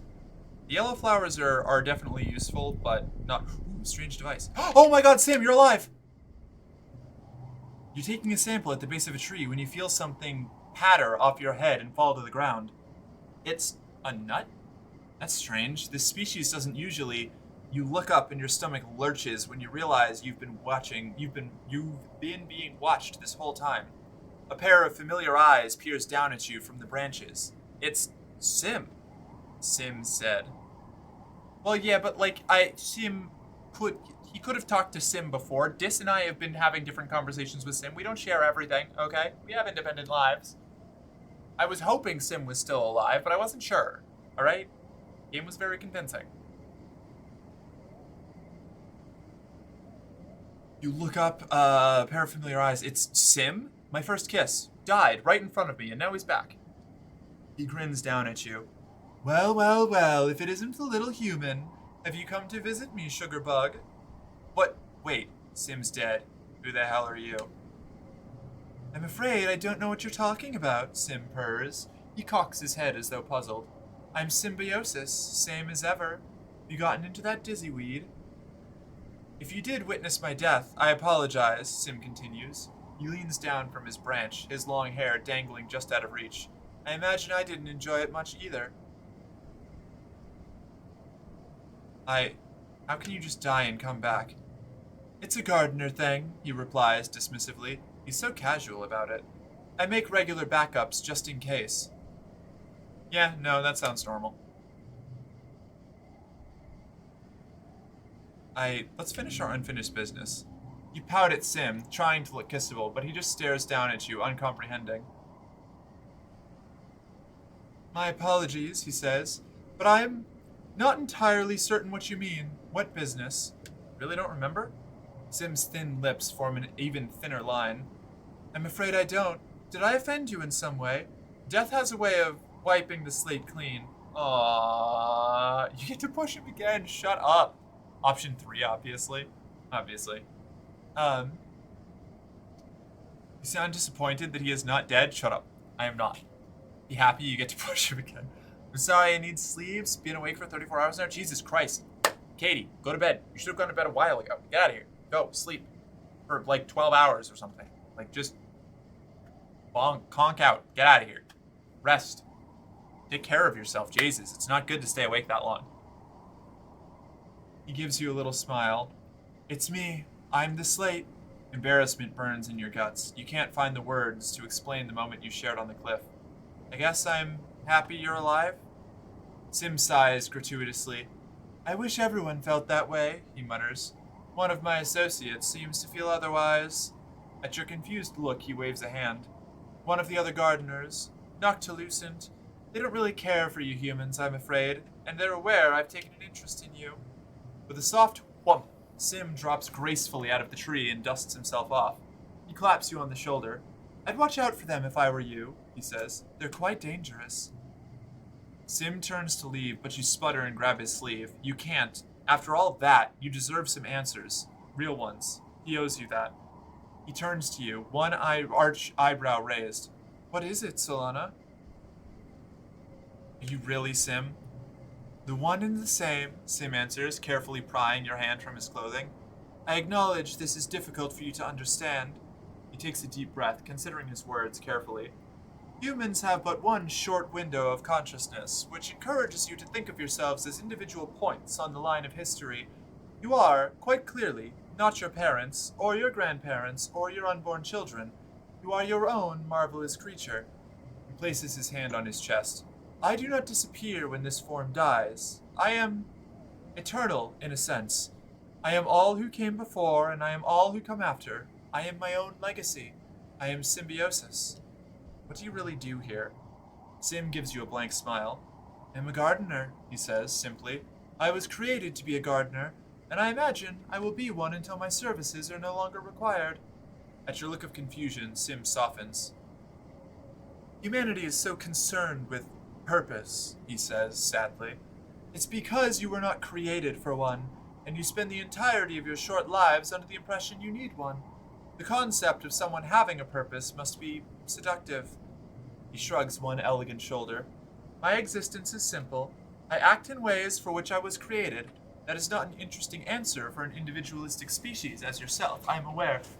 Perhaps we must both accept that it may be beyond the human capacity to comprehend. I hate having an astigmatism at night. That's valid. I'm night blind because of I don't know I don't know exactly what's fucked up with my eyes, but I can see well enough that I don't need glasses to pass a driving test, but not well enough to read from across the room. You know. Also, he's hot. Sim is hot. That's why we smooched him and then accidentally got him pushed off a cliff. Sad.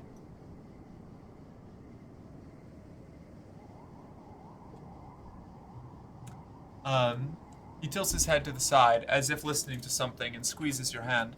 I fear I've said too much. I hope I can see you again soon, and that all may be revealed to you. Ooh, device. I want. Yep. Twice? Accidentally? Shut up. I didn't mean to load back to that save, but I couldn't change the timeline, okay?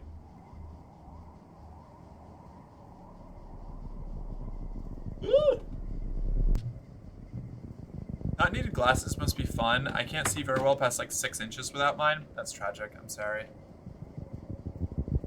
Not needed glasses is nice. However, the fact that they make my life easier and I haven't had them for 10 years is frustrating.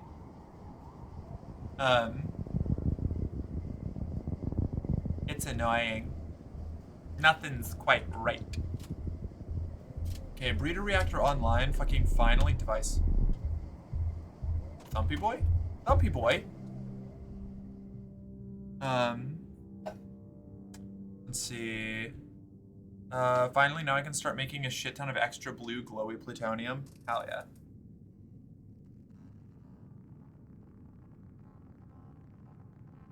Utopia's given you clearance to poke around the ruins in the secret valley. Stars, this place is neat. Dis thinks so too. At least we don't have to climb back down again, he mutters, but you can tell he's excited.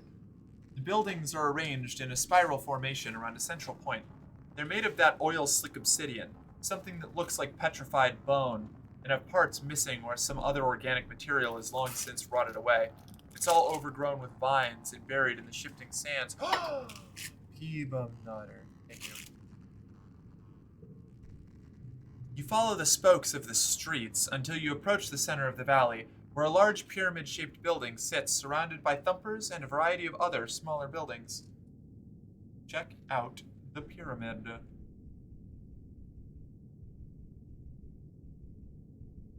Check out the pyramid? Pyramid.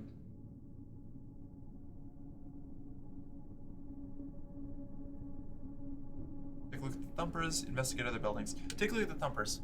The 4 thumpers are in careful alignment, forming a square with wide paths between them and the pyramid in the center. One is almost totally reduced to rubble. None are still active. Check out the pyramid. You walk all around the massive pyramid, but you don't see any entrance into it. It's sealed tight. It vibrates with significance and looms hugely in your dream memories. You feel faint just being close to it, but Dis doesn't seem to feel anything. When he insists you give up and investigate something else, you don't complain. Investigate the other buildings. Smaller, more deteriorated pyramid buildings dot around the valley, purposes unknown. There are also dozens of little obelisks, a couple meters wide with a circular design on one side. You approach a random one of these on the edge of the valley. Like the door in Dis's monitoring station, you know what to do.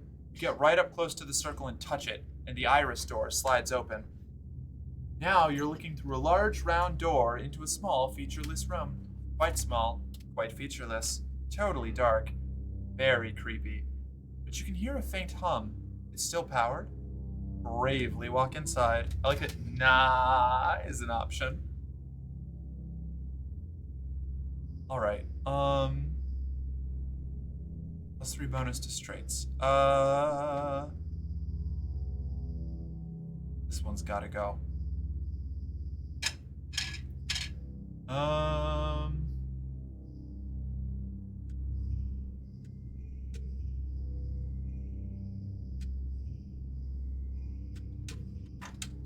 Like that? Yeah. 21 points for the first round with 3 cards. Not bad. When did I thought I got rid of Stress Cry. Damn it. Okay. Yeah, that's right. I got rid of one of my Learning to Walk ones. Gold, 69. Nice. 2,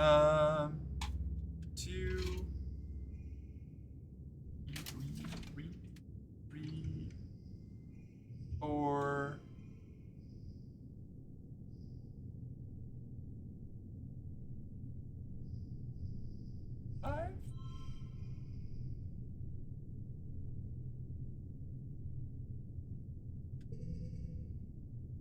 Okay.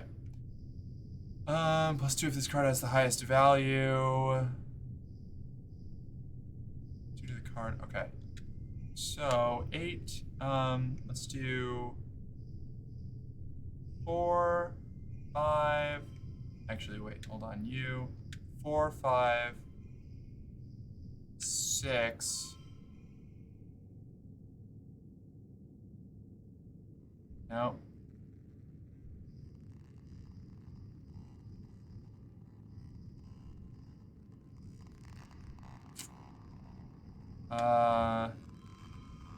Like that? Hell yeah. Okay, did it. What did I do? No, okay, it was the ads coming up. Gotcha. You walk in, disc close behind, and suddenly the iris closes, the floor lurches, and you're moving down an elevator. The elevator squeals and grinds away like it hasn't been used in literally thousands of years. It doesn't go far, then grinds to a halt, and the iris opens to reveal a large room with obsidian walls.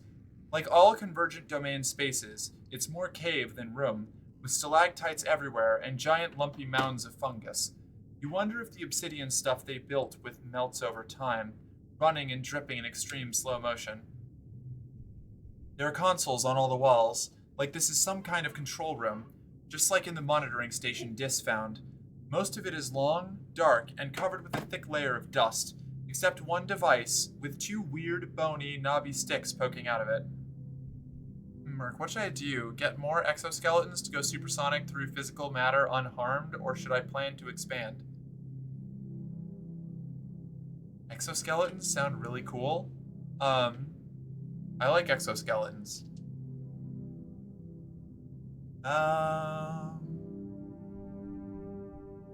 Grab the 2 interface sticks. You're starting to get the hang of these convergent domain interfaces. You just take hold of these 2 stick thingies and you cease to be yourself.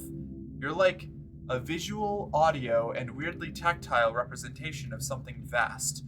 You have a feeling of being in a large and complex space. No, like you are a space. A digital space, like a computer system. As if you were sucked inside a 3D representation of the HoloNet, and you could see files and processes and whole worlds of data, but in alien formats that speak to you more in sensation than logic. You let go of the sticks and the console room comes back. You grab them again and understanding fills your head. It feels not all that different from your bouts of deja vu, remembering, like of memories being inserted into your mind, and you suddenly just know how to use this interface. You just think where you want to go, or what you want to know, and away you go. The word array comes to mind.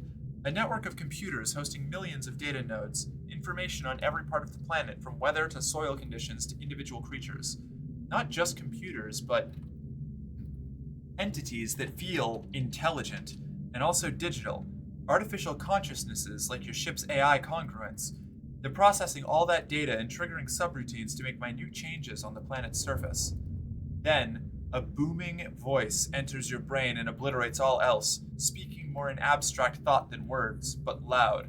What are you doing in Wormhole Observatory Array Council 5, you nosy little creature? Zoomies it is then? Hell yeah. There's an explosion in your head and you're thrown backwards and out of the array. There must also have been an explosion in your hands, which are now singed. The console is blown out and dead. You're shaken. Something didn't like you poking around in there. Whatever the array is, whatever lives in it has been watching you, probably ever since you landed. You have a feeling Sim has something to do with this. He's either in league with the array, or he's part of it. But knowing Sim, he won't tell you anything until he's ready to. You tell Dis about the array and the voice saying Wormhole Observatory. He looks around, impressed. The convergent domain was sure up to some shit, he says. And now you know about the array and how to access it. That could come in very useful if it turns out to be a danger to your colony. You decide to call it a day. Your arms feel all tingly and weak from getting electrocuted, and your heart is still thumping a mile a minute, but you'll be back. Keep exploring. I want to make sure that I get all of the remaining pickupables, grabbables. Gotta get my grubby little mitts on the grabbables.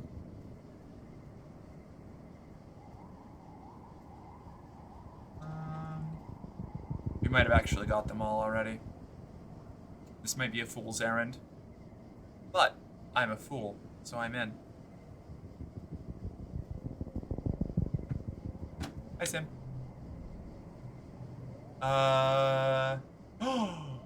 Take a closer look at Sim. Here I can give Sim gifts. I quite enjoy these holographic videos you gave me, Sim says. I have been learning so much about humanity from them. However, Sim lays a finger to his lips and thought, what does it mean to make someone an offer he can't refuse? Flower. Sim likes yellow flowers, fuck yeah. Bitches love yellow flowers. Very ominous, very ominous.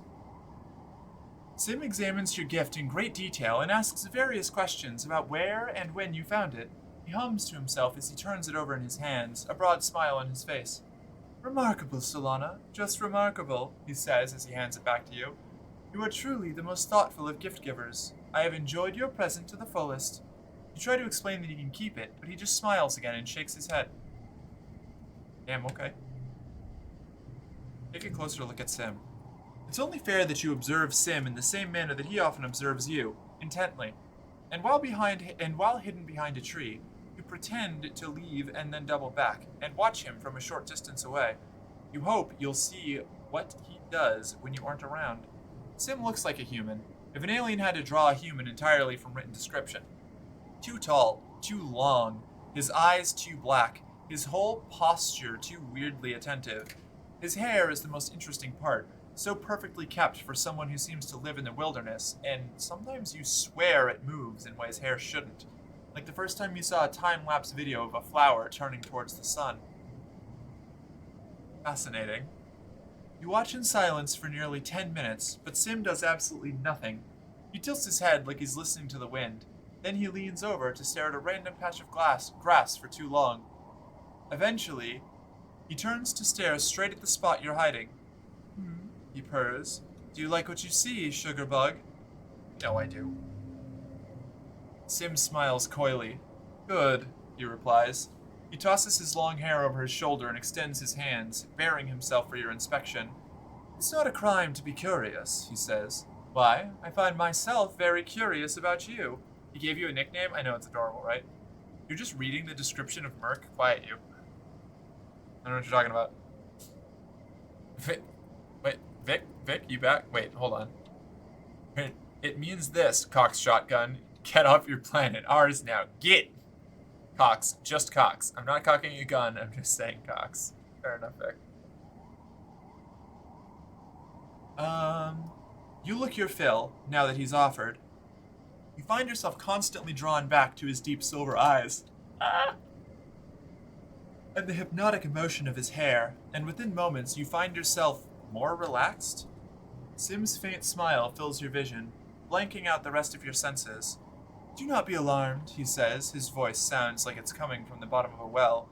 I have the ability to induce a mild sedative effect in organic creatures. I find it useful in reducing their cortisol levels so that I may tend to them more easily. If you find it soothing, I would be happy to use it on you at your request. You have simply to ask. Oh yeah? Take an even closer look at Sim. Interesting. This time, you'll catch Sim doing something weird and alien. You send a survey drone to follow him, and watch through your holopalm as he heads into the forest. He comes to a still pond and crouches by it, staring intently into the water. Then, with a flick of his wrist, he snatches an eel from the depths and bites its head clean off. Alright. Then he looks up at the drone and gives you a jaunty wave, as if he knew it was there all along. Wait, Does Sim usually eat raw living animals, or was he just doing it because he knew you were trying to catch him doing something weird? Amazing. Love this character. Could you help me calm down? Of course, Sim murmurs, stepping into your space. His cool hands alight on your cheeks, tilting your head to look in his eyes. Within moments, you feel the burdens of your day lift off your We shoulders. have a date with death. Go out guns blazing, screaming what is fuck! up? Bellies full of lead, hearts full of steel. How are you? It's so good to see you. What's up? This way, please. Des, Don't drip thank on you the for the caravan. follow. Welcome to the company. You're one of us now. Report to the arsenal for your standard issue equipment. A morale officer will be with you shortly. This way, please. And don't drip on the Boyari. caravan. Well, same to you. Welcome to the company. Glad to have you here. Arsenal that way. Morale officer, you heard the bit. Rel, what's up? How are you doing? What were you up to? What were you playing? What was the deal? Tell me everything. Femboy raid? Repel the borders, don't let them reach the thong storage? Look. We have enough thongs for everyone, okay? You just can't pick my favorites. What's up? How was your day? What are you doing? What are you up to? What's going on?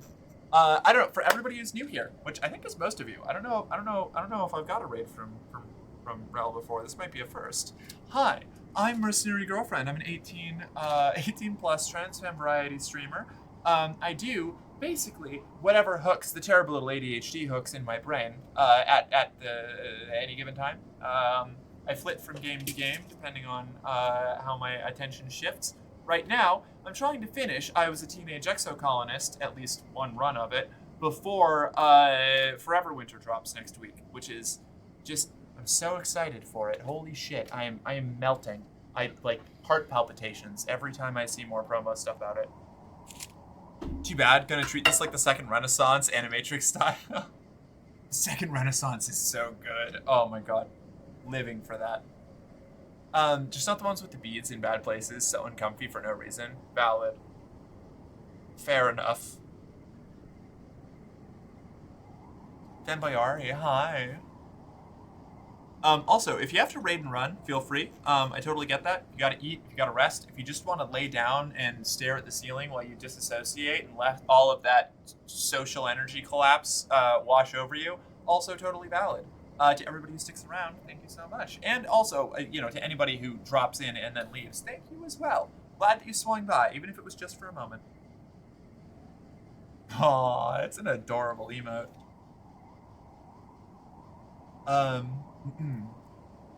Did I already miss something? Of course, Sim murmurs, stepping into your space. I already did that. His cool hands alight on your cheeks, tilting your head to look in his eyes. Within moments, you feel the burdens of your day lift off of your shoulders, like a balloon floating away into the sky. Yeah, I know, right? Yeah, 100%. Big win on that one. Your consciousness reasserts itself sometime later, and you find yourself held in Sim's long arms. You blink away the brain fog and pull yourself together, thanking him for the experience. Sim smiles. It was my pleasure, Solana. Stay safe out there. Off we go. Flower. Flower. Flower. Love Sim so weird. Sim is so weird. Complimentary. Unlike Lum, who is weird derogatory.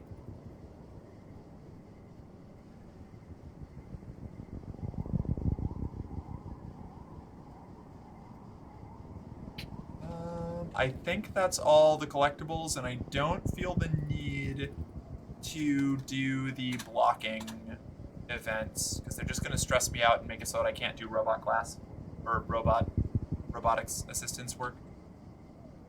I want to make robots.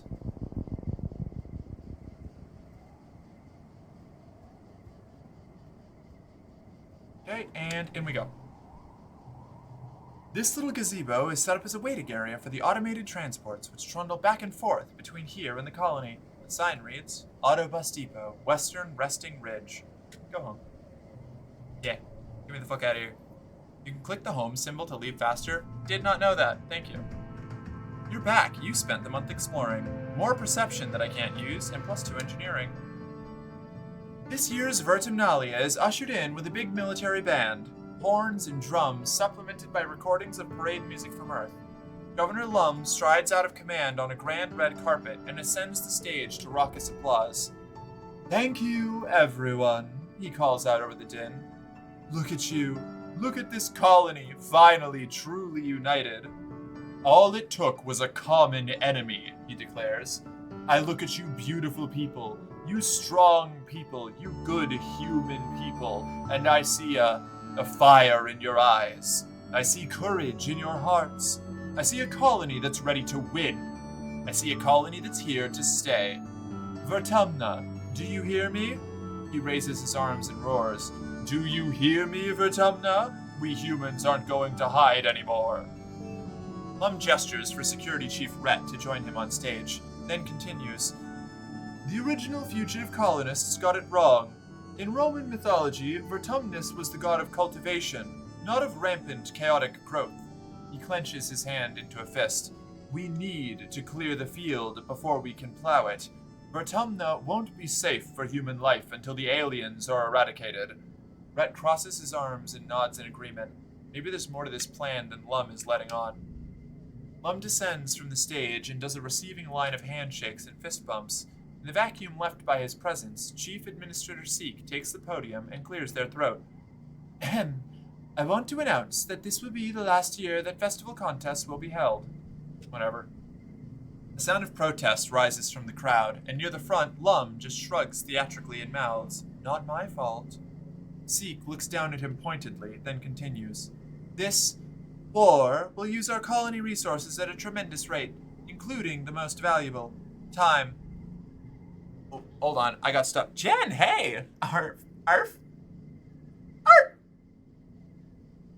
It's weird when I only do one. Is Vase the common enemy? Vase is my common enemy. Vase is me and Dis's common enemy, and me and Dis are going to burn this colony to the ground if we have to. Top left whenever you're exploring? Hell yeah. Have a great day. Oh yeah, did Rel... Yeah, I think Rel bounced, right? Probably bounced. But, yes, definitely. Have a good day. I think I already said that, but now I'm paranoid. Mia! Hi, how are you? It's good to see you. First time chatter. Love to see it. Oh, okay, there is the bar. I did see that. Got you. You have the bar command. So we just do a little... Art, art, art! There you go. Like that. That's what you're looking for, John? I miss Feral Bark. I miss Feral Bark, too. We'll find a way to bring Feral Bark back someday. It needs to be in a way that is more conducive to not driving my poor sweet partner insane.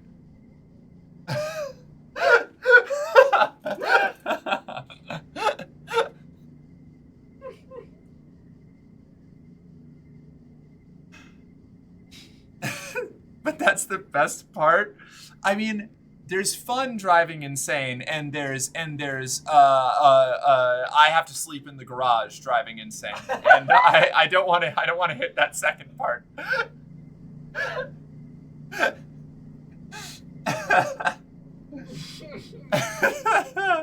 A necessary sacrifice for faith's peace, exactly. Thank you. You get it. You are very sweet. I'm doing my best. Lum takes the stage again and soothes the crowd.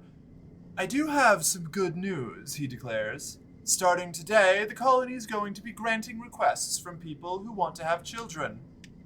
Horrifying. A happy murmur burbles through the crowd. Yes, that's right. It's time to start on the next generation of Vertumnans and secure a future for our children. Lum pumps his fist in the air. Humans! Humans! Humans!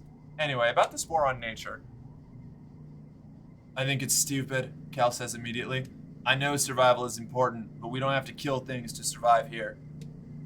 Mars rolls her eyes. Duh, of course you'd think that, she mutters. Personally, I think Lum is a total nullhead. He's not that much older than me. What is he, like 24? And everyone listens to him? She flips her hair over her shoulder. They should listen to me instead. Honestly, Mars, I'd take you over Lum. You're pretty cool. I like you, Mars. I want to have children. I request you leave the colony. Damn, okay. If it makes Faith happy, the loss of the feral bark is worth it, TBH. That's where I'm at. That dude is 24? I don't know. Actually, I can check. Hold on. Can I? I think I can. Bitch boy. He is 32. He's not 24. Mars isn't very good at math.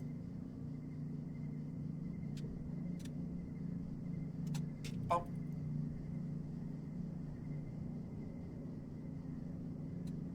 And before I rename my character War Girl when I finally decide to take down Lump, or when I'm given the option to take down Lump. He's still younger than I thought. I assumed he was like 42. He gives me, again, he was way down the chain of command on the heliopause, and a bunch of people above him died coincidentally right before the landing happened. So I think that he is a young, he gives me young upstart vibes. I think 32 kind of tracks, at least for me.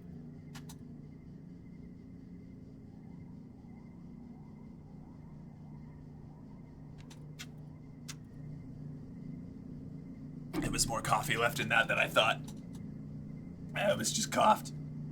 Solana entering her Furiosa arc, and I'm ready for it, right? That's what I'm getting ready for.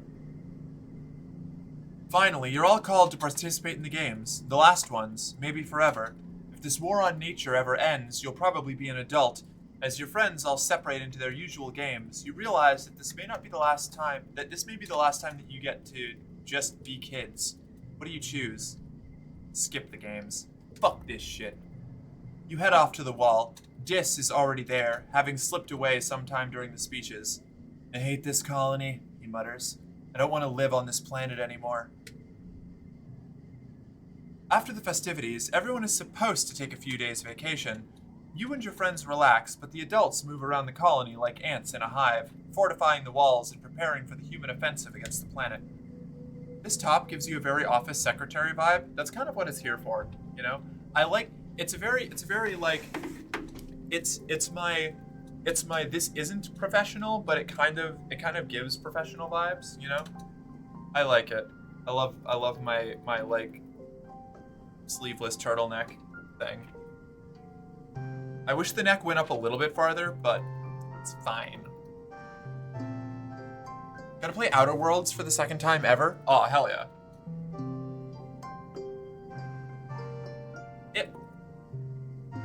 Mid-dust. I went exploring. I've caused some rebellion. Hung out with Sim for a while. Hi, Tangent. How are you? Oh, God, she's so great. I feel an increase in dopamine when I see you, Tange says, slipping her hand into yours. Or, I suppose it could be the bonding hormone, oxytocin. Do you know there are 4 major hormones that play a role in what we register as happiness? She smiles at you, then seems to remember herself. What I mean is, in this current moment, I am happy with you. I want to freak up. I know. Oh, that's so sad. No, I love Tangent. It's great. Here, I have something for you. Do I have something for Tangent? I do. Yellow flower. I hope this might be of scientific interest, Tange says, analyzing the flower. She pulls a petal off and looks at it. Yes, I'll have to take a look at this under a microscope.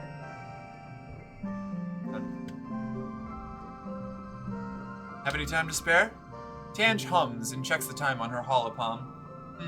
I suppose, she says, archly, then smiles. If you provide me with sufficient motivation. You go for a walk. Nipples are phasing through, they're trying to escape. Yeah, that'll happen. You know. You and Tange go for a walk around the perimeter wall, holding hands and silently observing the wilderness. I never thought about what Instance was really asking me to do, Tange says when you take a break to sit. Her legs dangle over the edge of the wall. I only thought of how good it felt to have an adult tell me that I was smart and that I was important. She manipulated me. Tange sighs. And I almost committed genocide for it. Humanity really is flawed. You squeeze Tange's hand, and she gives you a sad smile. I hope I can make up for it. Thank you for believing the best of me. Of course, Tangent. Nomi, what's up? It's mid-dust. Is this your birthday? I have a present for you. You want this cool crystal. Yes, this is Nomi's birthday. Their birthday. Yeah, she does have those vibes. Oh, top is in, never mind. What?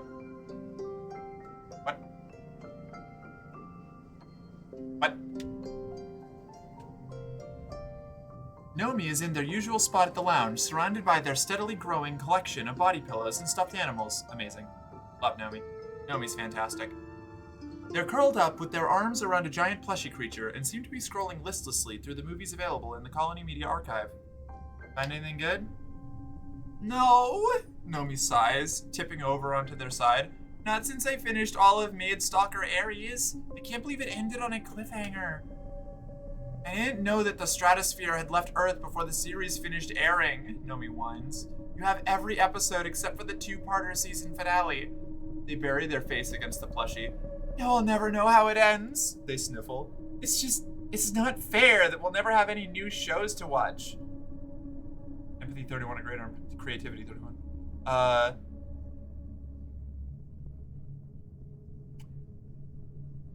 This isn't about the show, is it? Nomi wipes their eyes and heaves a big sigh. Yeah, they say, not meeting your eye. I guess that's kind of true. It just reminds me that, they pick at a thread of their plushie. You know, they continue quietly, that, everything ends, and sometimes it's a lot sooner than you expected. What did I miss? Oh, top is in. Oh, that's what she meant. So you prompted me to look into Forever Winter finally. This game looks sick as fuck. I'm so glad that I have convinced at least a couple more people to check it out. I need Forever Winter to be released. I'm so hyped. I'm so ready. Tuesday. It's Tuesday. It's right there. Tuesday drops. Forever Winter until I die. Probably many times. Oh no, please don't grow up and think about sad things, Nomi. I know. When I got here, I remember looking at your huge media library and thinking, wow, galactic, I'm never gonna run out of things to watch. It felt like the whole world was still ahead of me, ready to be discovered. A new planet, new people, a new life. Nomi digs their fingers into their plushie. Now it feels like everything's just on fire all the time. And everyone is always on my case about how I need to grow up. What's so bad about being innocent? Why does everything have to be so grim all the time? Honestly, based. I, however, would have phrased it, why does everything have to be so grim all the goddamn always? But that's just how I go. They wipe their eyes again angrily. And I don't get any more episodes of this stupid show I like. It's not fair. I get that. It's hard. Nomi nods, their chin wobbling as they try to keep it together. Yeah, they say, tipping their head up to the ceiling and trying to put on a brave smile. Thanks for getting it, Solana. Of course, Nomi. Happy birthday. Happy birthday, kid. Sorry your show ended. Dis, what's up? Are we killing Lum yet? I'm waiting. You'd better not run off and do an explosion without me. I want in. I'm real good at finding places to set charges. Dis is relaxing in the back of one of the expedition vehicles, absorbed in a hollow novel. You clear your throat, and he jumps and gives you an awkward but genuine smile. Hey, Solana, he says, pulling his legs out of the way so you can climb in beside him. It's getting harder to find places to be alone here, don't you think? I'd kill to be out exploring, but Utopia insisted we have a rest day. He rolls his eyes. Is Nomi getting a Star Wars The Clone Wars Teen Titans moment? Yeah.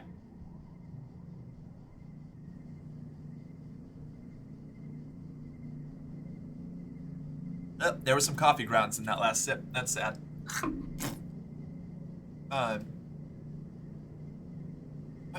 Dis closes his hollow novel and sighs. It's just so crowded here, he complains, and it's boring. I'd rather be out there with Sim, learning about this planet, Dis continues, looking wistful. He folds his hands over his heart. He's so interesting. I could talk to him forever, you know? Like we really connect. Have you got much out of him? Yeah, Dis exclaims, sitting up straighter. Well, I mean, sort of.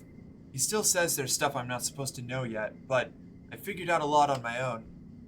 The biggest thing is that the planet is basically all connected, like a fungal network that's so old and complex that it's practically like a computer, he says, talking fast and excited.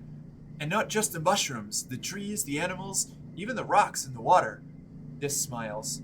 He didn't want me to know he didn't want me to know that one, he confides in you, but I guessed it.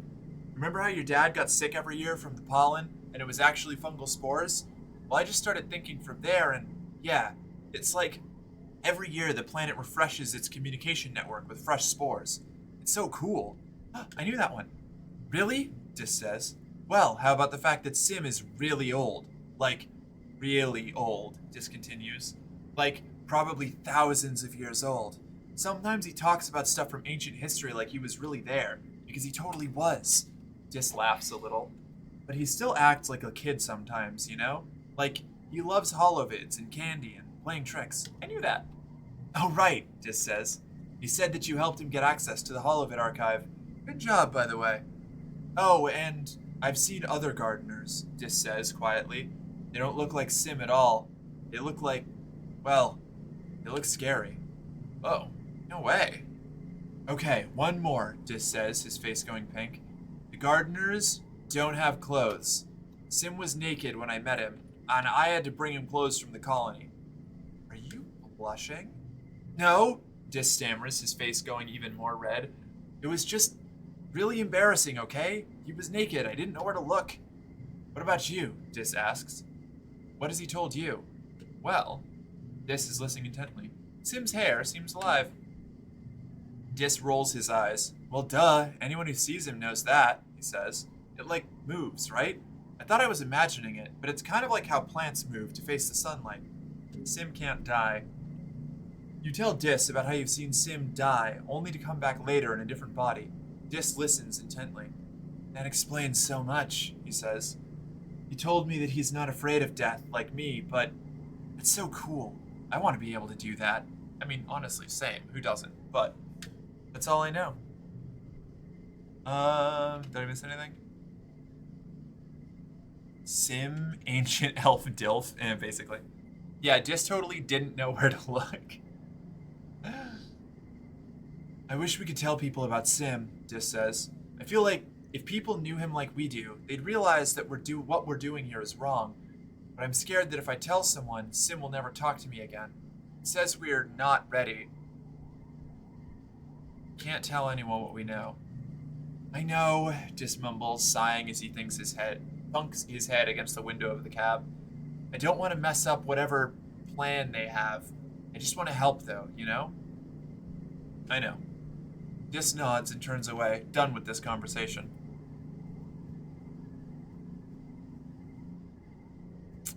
This is slightly menacing. Alright.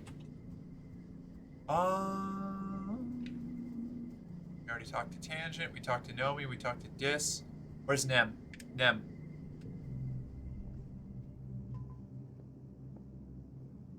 Nem is smiling at her holopalm and waves away a hollow message as you approach. I don't think I've ever talked to anyone as much as I talked to Vase. I feel like I can talk to him about anything, you know? It stresses me out. I don't like that.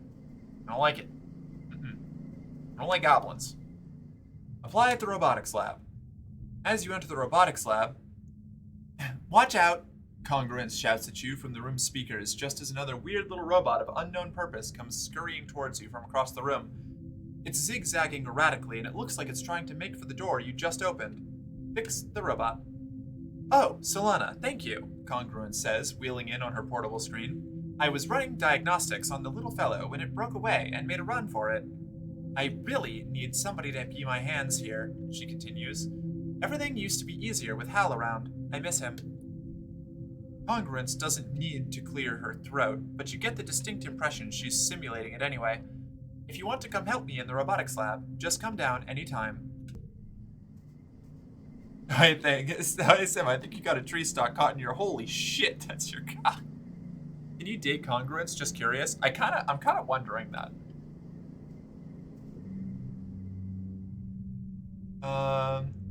Repair robots. You're honestly pumped for your first day in the robotics lab. There wasn't enough room on the Strato for a proper lab, so for most of your life you've been warned that the bots the colony relies on, like the watering bots and the hoverlifts, will eventually all break down for good. With a fully functioning robotics lab, you should be able to keep the bots active for a lot longer. Plus, there's all sorts of unused bots in here. You look around and wonder at the wide array of chassis and shells. Maybe one day you'll even be able to create new robots of your own. You can't wait to show off what you can do. Congruence is so relieved to have an assistant. Since Hal died, well, Dr. Instance is too busy to help, she says as you're setting up. Tangent sometimes lends a hand, literally, but she seems to be more interested in her own projects. The chief engineer seems to think they're a lost cause, that we should just recycle them, Congruence opines. Hal would never have thought they were trash. So, what are you excited to work on, Solana? I want to build something massive. I like to fix things. I think I like to fix things. I like to fix things. Oh, that's good, Congruence tells you. Without Hal here, the broken robots are really piling up. 1 engineering, 2 creativity. Congruence goes quiet, then adds, Go ahead and look around. If you have any questions, let me know. You spend the day getting to know your way around the robotics lab, meeting all the bots you're going to be working with. These broken, forgotten bots just need a little TLC. Repairing robots. And I get all red cards.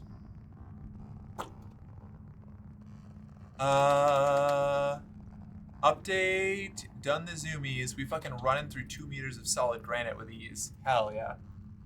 With the update on my power armor, we're going 14.8 times faster than if we didn't have it. Holy shit, that's terrifying. Right, god fucking damn it. Yeah, you're here finally. Hi, how are you? Good to see you. Thank you for terrifying me.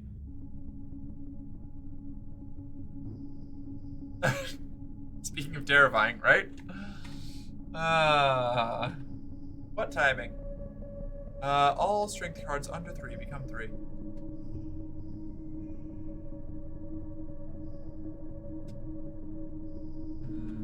Five.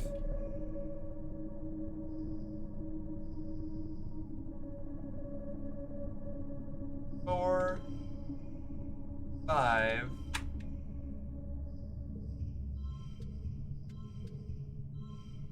Yes.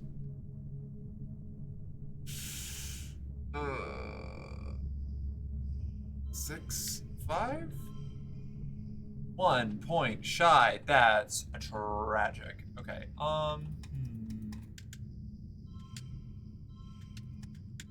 +5 to all mental flushes. I didn't draw a single mental card. That is crazy. Get out of there. 6. Oh wait, hold on. We might be able to do some. Oh no, we can't because we needed that for the other one. Never mind. 5, 4.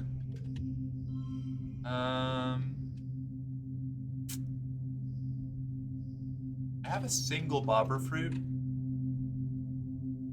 That's not enough to do anything really though, is it?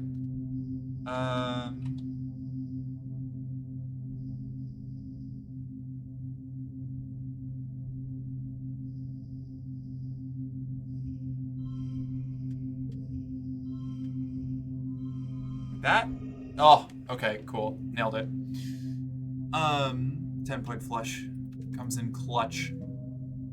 Outer World takes so long to load on Switch. I can imagine. Yeah, that seems like a game that wouldn't port super well. Been playing Starfield again. They added Xbox mods finally. Kind of makes me want to play it. I finally have aliens in the game. Aw, rad. That sounds awesome. I always thought Starfield was meh. I might get the DLC. Been playing so much Starfield lately, it's epic. We have 2 different flavors. I think most of us know my opinions on Bethesda games. I don't trust them to be like satisfying on release or in vanilla at all. If the modding scene catches and gets really good, then I get interested in Bethesda games. I ought to try Outer Worlds again. I fell off like midway through. I like Outer Worlds. It is missing a little something. I'd be fucking speed. Anyway, time to prepare arming myself for a nuclear war against aliens. They're not a threat. I just want to have some surface level fireworks I can see from afar. Horrifying. Bethesda is ass as always. The game itself is still buggy. Yeah, fair. +5 engineering, 3 creativity, 16 kudos. Look at us go. Late dust. Anybody have anything going on here? Anything I'm missing? No. I am going to explore nearby for this week because I want to get more. I want to get more. Sim's down there. Hi, Sim. Collectibles. Attack it. Eat some snacks while you watch. Be as quiet as possible. Be as quiet as possible.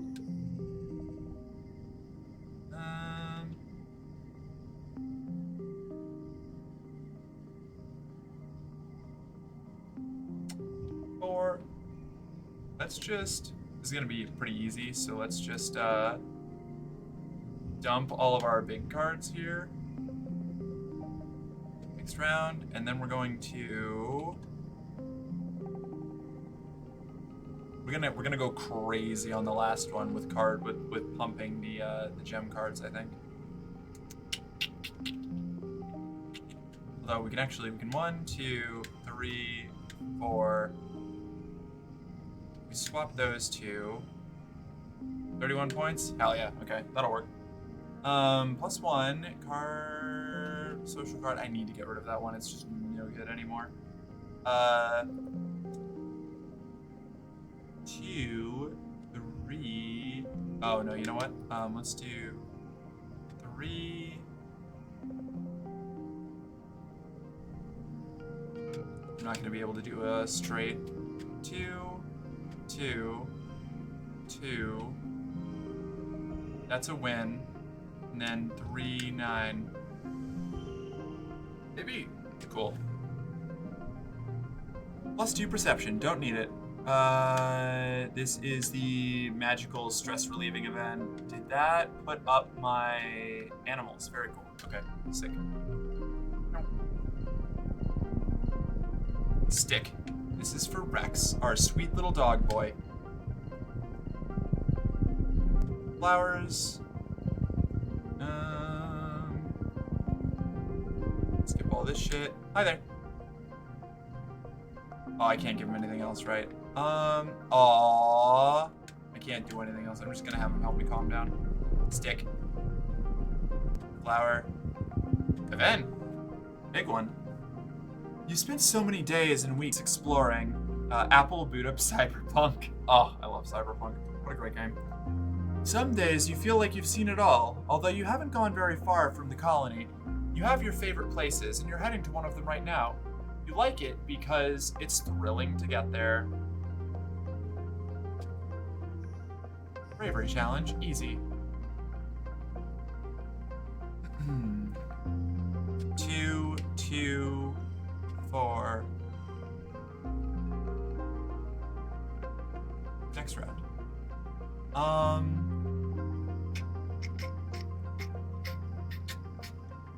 So we could do.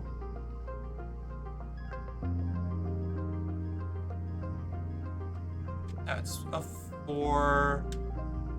We had 2. We have a 3. 3, 4. 5.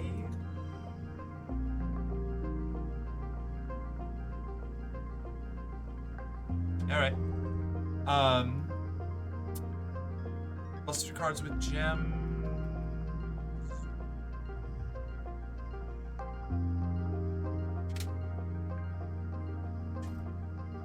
Let's see if this card has the highest value. Stop that. Go.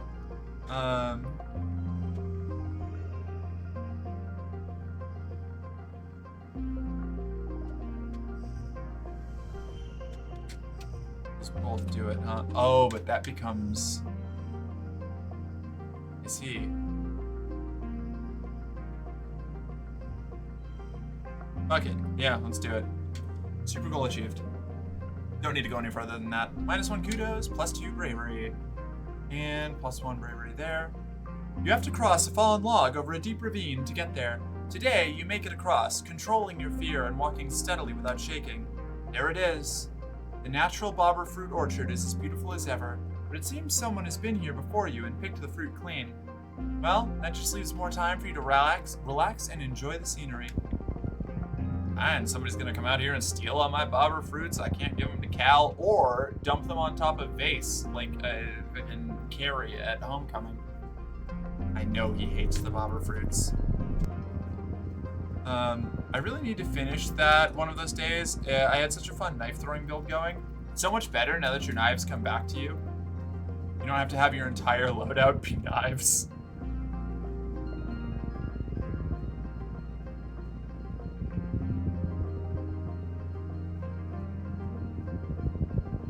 Watch this. Let's see if we do one of these real quick. Figure out what's wrong with her. Milk the float cow. Animals, done. Very good. Okay. Well, actually, I'm gonna keep exploring. I'm so close to getting my final perk in animals. I'm gonna see if I can do it by just doing these other random events.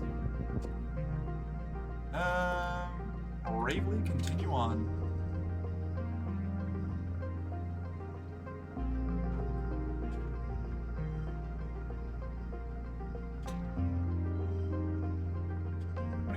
That was easy. 5, 5, 5, 5. There we go. Very good. 30 points. Let's see. +2 to cards with gems. 4. 4. 5, 3. Yeah, right. Call it a day. Victorious. 8 stress, 2 bravery. You walk through the quiet area, then noise starts up again. The mystery will have to remain unsolved. Spooky. I know I'm not reading these events, but we've done these a million times over the course of the run, and I just want them for the stats right now. Stumble into. Look for a shady route through it.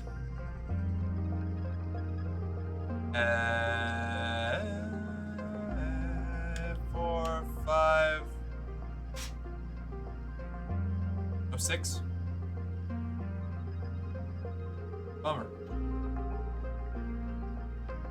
It's 4, 5, 5. Why not? Sure.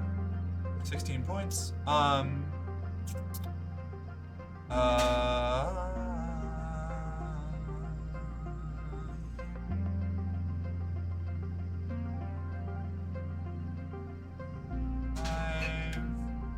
Tangents, focus 3, +6 if this has the highest value.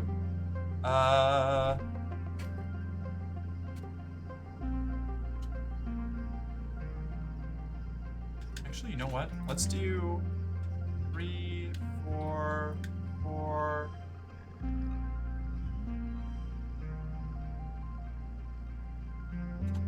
Okay. That. Very cool, 30 points. Rocked that shit.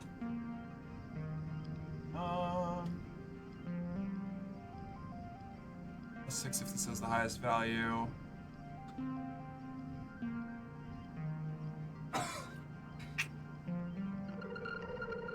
It's not gonna happen. We'll just do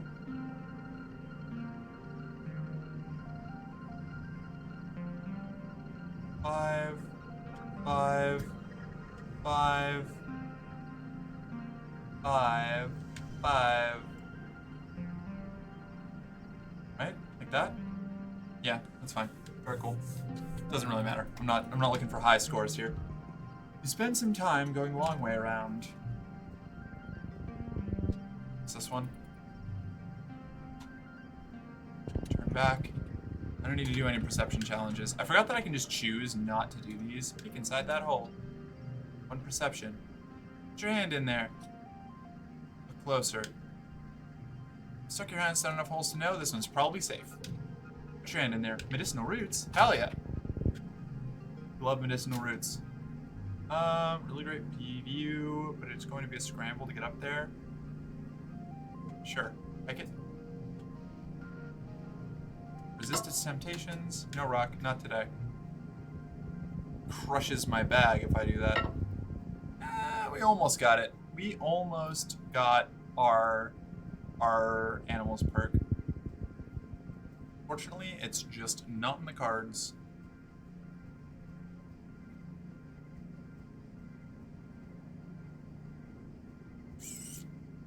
And back at home we go. Go home. Yeah, I wanna go home. We spent the month exploring. 2 bravery, 1 perception.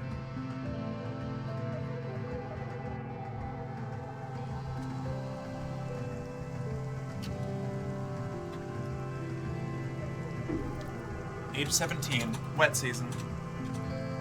Early wet season. Mars, you think crystals are cool. Found something you might like. Crystal. Okay. Get 5 relationships to 5 hearts. Hell yeah. Mars event! This music is giving me Spore vibes. So we've got Spore vibes and Minecraft vibes. Love that. Mars is working in the depot today. You find her sitting on a pile of boxes, drumming her feet against them as she flips dismissively through a magazine on her holopalm. Every so often, she snorts at something she's read and rolls her eyes. Oh, hey Solana, she says as you approach. Would you rather have really bad body odor for a whole day, or have to spend the whole day naked? I'd be fine being naked. Me too, Mars says. I mean, if anyone can still be fabulous with no clothes on, it's probably you and me. Hey. I'm reading some of the teen magazines from old Earth, Mars says. You know, like fashion and makeup and dating and stuff. She turns to a new page and reads out loud. Don't be afraid to use green concealer. You may look like the Wicked Witch at first, but don't click your heels and go home. Stick with it and you'll be on that yellow brick road to clear, beautiful skin. Mars laughs incredulously. What does that even mean? Papa taught me to put on makeup because I wanted to be pretty, like him, Mars says, but it was never like, cover up your blemishes, make your nose smaller, hide your scungy pores. And that's all they ever talk about in these things. And it's like, was Earth fashion really about making everyone look as small as possible? What was wrong with them? Mars gestures to herself. I was the biggest kid the whole time we were growing up, and I've always been gorgeous. And that's not just my genetic enhancement talking. Oh my god, I learned Mars's augment. Sometimes I think they should have just made everyone unable to feel shame. Oh. Got there. Like, all these magazines talk about is how to fix your flaws or act different so people will like you. It's such a waste of time. Today I found out me and Mars have the same augment. I like how it's the far future where people are all named after conditions and emotions and they have seemingly contemporary as of when the ship left paper magazines. Oh yeah, well these are actual like cataloged magazines for like cultural research stuff. She works in the supply depot, so she has access to all of the weird shit they keep. Could you imagine? Literally unable to feel shame at all, though? Yeah, that would do some weird things. That would do some weird things to you. Mars tosses her hair over her shoulder. If people don't like me, they can flick off. I literally don't care what they think. I'm getting there, Mars, but it's difficult for some people, okay? Mars pats the box next to her, and you climb up and sit by her side. The dating advice in these things is pretty good, though, she says, flipping through a few pages. Like, my dad's taught me about the reproduction and stuff, but they get so squicked out when I asked how you actually get someone to have sex with you. She rolls her eyes. Teenagers on Earth were apparently very worried about getting boys to like them, Mars says. Like, look at this quiz. 10 ways to tell if he's super into you. Mars smirks and angles her hollow screen away from you. Oh, let's see how into me you are, Solana. First question, do you have any cute nicknames for me? I do. Mars laughs. Really? Tell me. Actually, no, don't tell me. Second question, do you get nervous around me? Sometimes. Mars gently prods you with her elbow. No. Really? She exclaims. Well, I guess that's understandable. Last question, do you go out of your way to see me? A little bit. Aw, Solana, Mars beams. I am happy whenever you come talk to me. Us sophisticated folks gotta stick together. Mars makes a frustrated noise and dismisses her holoscreen. Ugh, this is so wimpy, she groans. What was wrong with Earth teens? If you want to know if someone likes you, just ask them. It's easy. You're not a coward. Mars turns to you and leans in, bracketing your legs with her arms. You can tell her body lotion. You can smell her body lotion, light and floral, and feel the heat from her chest against your arm. She pouts and looks at you through her lashes. What about it, Solana? Do you like me? What's not to love about you, gorgeous? I like Tangent more! I mean, like, based. Fair. Mars smiles and tilts her head back. I didn't say love, she teases, but I'll take it. I like Tangent more is such a solid option. I love that. If I was monogamous, 100% what I would have picked. I'm not, though. And I don't have to worry about that in this. It was so heartbreaking in Baldur's Gate when I couldn't convince Lae'zel and Shadowheart to just be my, like, scary, like, co-girlfriends the whole time. A wild Bailey. Hi, sweetie. Loving the slow hair color change? My slow hair color change? Wait, what? Oh, you're talking to Malo. Never mind. Alright, cool. I didn't miss anything else. We're in. We're set. Hey, yo. Nem. What's up? I got something for you. Do you like strange devices? You don't like strange devices. Why would you like strange devices? Do you like medicinal roots for your injuries? Anemone looks at the offering.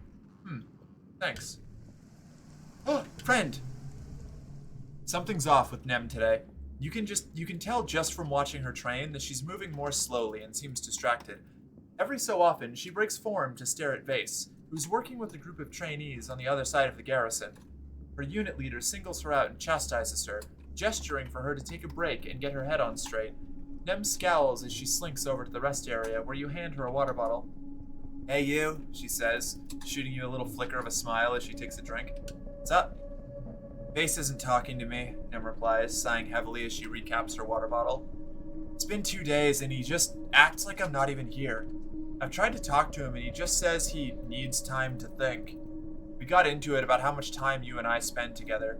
He thinks you like me, and I told him it's not like that. We're just friends, but, well, I mean, maybe you think. I mean, like, Nem, come on. Look at you. Nem exhales noisily and scrubs her heel of her palm into her eyes.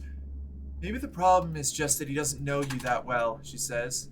He doesn't trust you around me, that's all. Vase is right not to trust me. He's a scumbag, Nem. This is not the time to flirt. Nem's head whips towards you, shocked. What? How could you say that, Solana? Yeah, I know how he gets sometimes, but he's still my boyfriend. The way he treats you isn't healthy. Nem's eyebrows furrow. What do you mean, Solana? Do you like when he accuses you? Nem frowns. No, obviously. What does that have to do with anything? The problem isn't you, it's him. You tell her she shouldn't have to constantly prove herself to Vase. I've never thought of it that way, Nem replies. It's like we have this argument all the time. He gets mad because I think I was talking to someone too long or because I said something that set him off. And when you talk to him about it? Well, he gets really upset that I'm upset with him, and then I have to apologize and reassure him I love him, and it's always this whole thing. She sighs. I'm just so tired of it, you know? I don't know what else to do. I don't know if there's anything else I can do. Oh, matchbreaker, break up Anemone and Vase. Nem wipes her eyes. I don't know what to think, she says. I'll talk to him about it and see what he says. He deserves a chance to explain himself, but her gaze darts back over to Vase. I don't know if he'll be able to. She gives you a quick hug.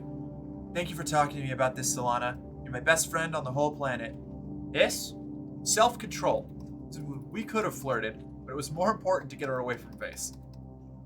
Oh, he is mad possessive. Yeah, spooky possessive. Yeah. Mad possessive. He shouldn't trust me. I'll slay him. If that was an option, I would have taken it. He shouldn't trust me. I am a threat, but not to his relationship, although that too. Mostly I'm a threat to him and his bodily integrity. I'm going to dematerialize him. Also, look how excellent this portrait that we have for this season is. Hold up. Let's go. Look at us go. Look how tired we are. Look how burned out our poor girl is.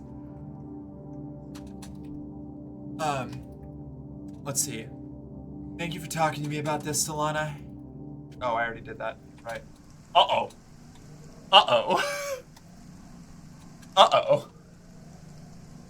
Vase is a walking, talking red flag. You need to take some time to recover your morale. Not yet. I've still got time. My last month before Quiet is usually a rest month, or before Glow is a rest month, so that I can do guard duty and have full stress for that. Well, hello there, Lance Private Vance. On your way to the garrison, you pass by a few young soldiers speaking in hushed tones. They seem to be commiserating over Vase's attitude in training today. Oh boy, you might know what this is about. Might. You spot Vase overseeing a group of soldiers navigating an obstacle course. Pick it up, come on, he snaps. You approach carefully, and he acknowledges you with a glance before going back to staring morosely at the trainees. Why so glum, chap?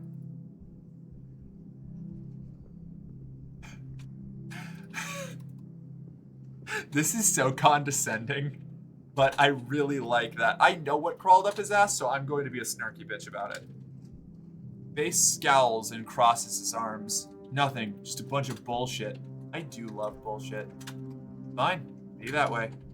I will, Vase glowers and goes back to ignoring you. Why so glum, chummers? Hey, Chumbada. What's got you down? Alright, I think we are good. I can go back to robotics. We do robots. Repair robots. The Heliopause didn't have an onboard AI like Congruence, which must have been hard. She runs the robotics lab just like she runs all the rest of the colony systems, silently and perfectly. Working with her is like working with all-knowing, all-powerful God, who doesn't mind doing all the chores. You always knew Congruence was more advanced than all the other bots put together, but you didn't realize that assumption was literal. She programs all the bots based off of some of her own code, so it's almost like they're a part of her. Sometimes while you're working on a bot, she'll joke that it tickles. Adorable. I love Congruence. What a delightful creature. As Congruence's hands, you do physical maintenance on the bots. The ones you see most often are the vacuum bots. As the colony has gotten larger and much dirtier, they're more likely to get clogged and break down. Then, people have to do more cleaning by hand, which makes them complain to command, which means more maintenance requisitions on your desk. One vacuum bot in particular is just eccentric. It's broken in a way that you can't really permanently fix, but you keep patching it up and sending it back out to serve the colony. You see it in the lab so often you decide to name it. Oh my god, yes. Normally, I would pick one of the predetermined names, but no, Marvin, Dewey, Louie, Johnny 5. Still not quite right. R2D2, C3PO, Asimov, Erno, Expo, Ernie. I want Stabby. Let me type a name over. Data, Optimus Prime, Bender, Wally. Wait, Bender's great.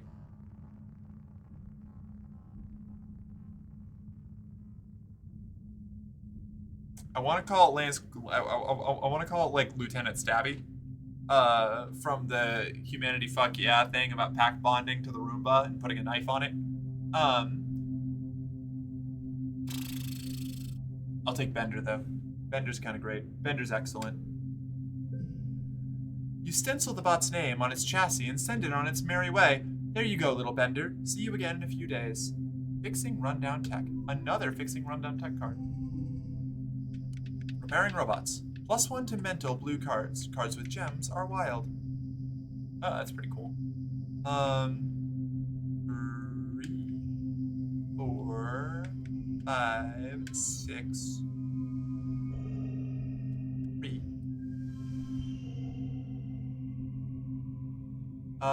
Super goal. Excellent. +1 engineering. +6 engineering.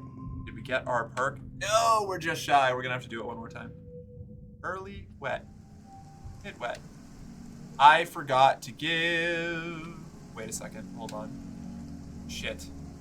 Damn it. I forgot to give Mars her birthday present. Oh no, I didn't. Never mind. I'm good. I'm great at this. I knew exactly what I was doing. Name it actually cool Vance. Oh my god. Now I wish that I could go back and name it Cooler Vance. That would have been so fucking funny. Holy shit. Next time, my next playthrough, I am absolutely naming the vacuum robot Cooler Vance. Or just Cool Vance. I could also do Useful Vance, something like, or Vase. Sorry, it's not Vance, it's Vase. But, oh, that's fucking hilarious. God damn it. Found something you might like. It's bobber fruit.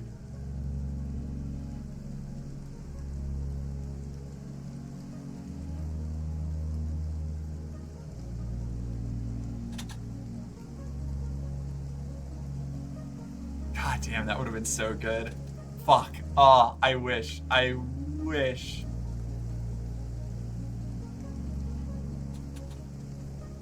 What is the... Could you... Hold on. Alright, hold on. This is one of my favorite things, right? So I could do rename, and I could just do...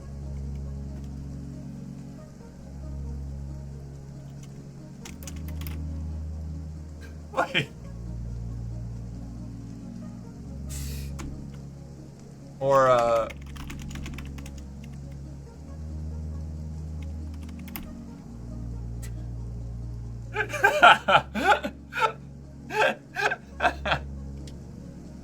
I'm not gonna do it, but that would be pretty great.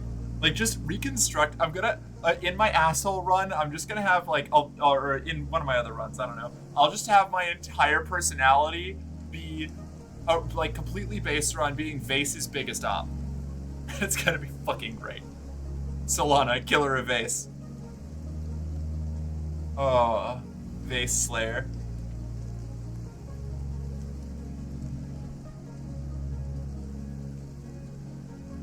Tange is pouring something from a carafe that could only be strong black coffee from the bitter scent. Weird. It was bracing at first, Tange concedes, but I have now endured it long enough that it has begun to feel pleasant, almost calming, relatable. She regards the carafe with something like fondness. As I require little sleep, I doubt I will become dependent on it. Addiction runs in my family, you know, relatable. This, though, is an indulgence I can allow myself. God, you're delightful. Tangent is hands down my favorite character. I like so many of the characters. Like, Nem, Dis, and Tangent are like the trifecta of my like primary characters from this run. I really like Mars, and my next run is probably going to be entirely dedicated to Mars. But Mars was so far removed from all of the things I wanted to do that I had to like actively go out of my way to talk to her all the time. I'm loving Tange's new haircut. Yeah, Tange fucking rules. Tammy and Cal are awesome too. Yeah, well, I don't get to have Tammy this time. Cal is really cool, but Cal is really cool in like the brother that I get along with but don't always talk to kind of way, you know? At least for this run. Repair rivets. There's a stack of repair requisitions flagged for Dis that he hasn't touched in days. Ugh, all he wants to do is tinker with the bots and figure out how to make them play games or act in weird ways.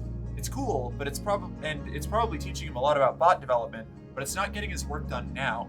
You end up finishing your work quickly just so you can help him cut down some of his. Your own work suffers a little, but everything gets done. Relatable. I like that I'm working with Dis. That's cute. That's a nice little detail. Construction of the Strato. Are these edible? Mars's Ambition 2. Oh, crazy card. Amazing. 4, 6, 9. Damn it.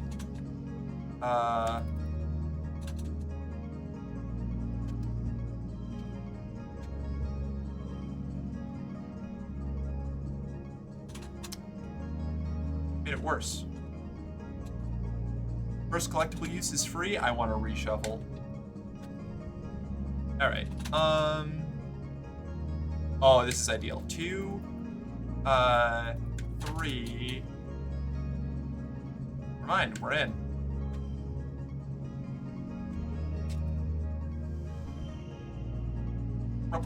Super goal 42. Victorious, you worked well this month. +1 engineering.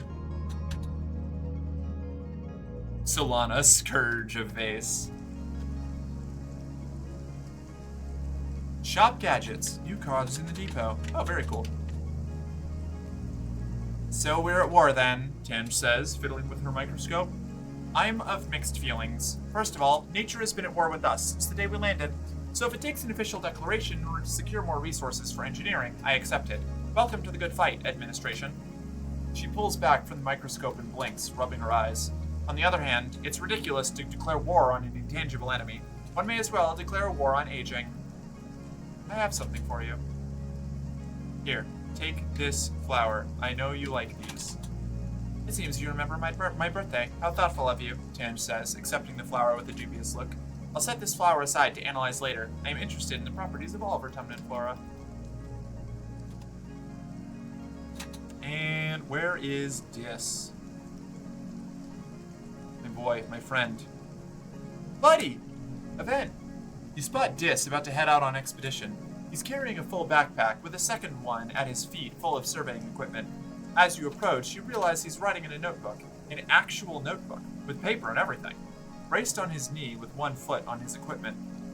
He looks up as you approach and closes his notebook, slipping it into the jacket pocket over his heart. Oh, hey Solana, he says, and tucks the pen behind his ear. Are you coming too? That's cool. Maybe we'll be posted near each other. Nah, I just came to say hi. Dis smiles a brief little flash of teeth. Oh, thanks, he says. I'll only be gone a few days, no big deal. What are you writing? Just stuff, Dis says dismissively. I like writing on paper. It feels more real, you know? Relatable. And it's more private than having everything on your holopalm where people can find it. I'm glad Dis is feeling better. Me too.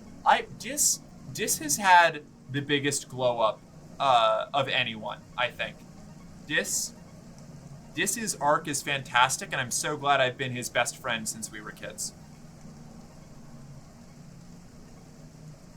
You beg him for more details. Dis huffs through his nose, but he looks amused. Just stuff, he repeats.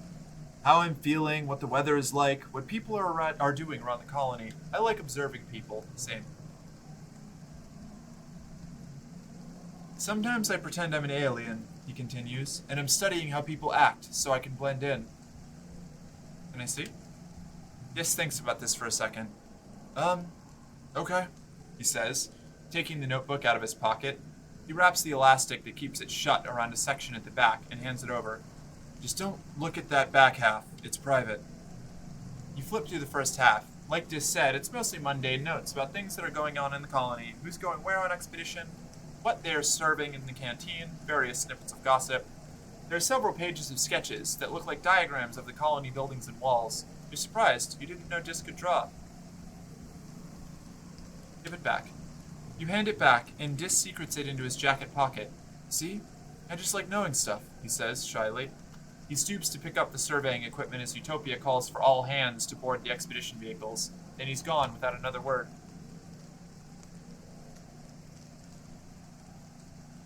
First one. He's writing down his bucket list of war trophies to obtain. Of course. Of course.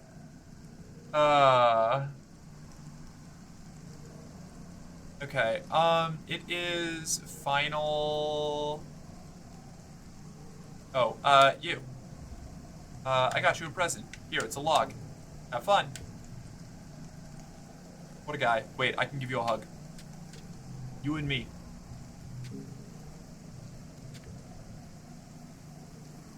And Nem, what's you up to? How you doing, kid? Too much to do? Alright. I've got my second engineering perk, so I probably don't need to do that right now. I have toughness. I could use a combat. I could use that other combat perk. Especially because I feel like I'm going to be fighting. No, I need to rest. I need to rest. Boo boo, horny. Hey, Poppy, how you doing? Rex's favorite character? That's a great choice for favoritist character. Relax in the park. Your mother's white astrantia flowers are flourishing in the garden, and everywhere else, too. They've really taken to something in the soil here. You even see them outside the walls. Something must be carrying their seeds out towards the wilderness. You took the month off. What do you want to forget? Neither of these. They're both excellent. Keep your memories. Late wet, glow.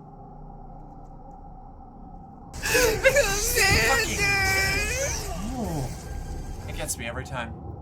Sad, scared, lonely. I'm sorry, Poppy. We're here to alleviate a little bit of that. I hope you're doing a little bit better right now. I have bravery 80 or higher.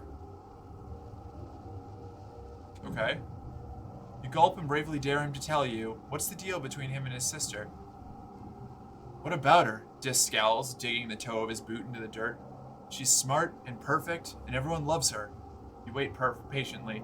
Sometimes being brave means sitting in the silence. Eventually, Dis crosses his arms and shrinks in on himself. When Tange got her genome therapy, all anyone wanted to talk about was how I shouldn't be sad about losing my brother. Like they had to tell me that? Dis says, huffing indignantly. I'm her twin. I knew she was a girl like 5 minutes after she did. She's always been my sister. She's always known who she is, but like, that was the problem, Dis says. He picks at a loose thread of his sleeve. She's so mature, you know? And I'm not. So she treats me more like her dumb little pet than her brother, telling me what to do and acting like she's so much better than or so much smarter than me. He rubs his face. I mean, she is smarter than me. She is smarter than everyone, even the adults. That doesn't mean she knows what's best for everyone.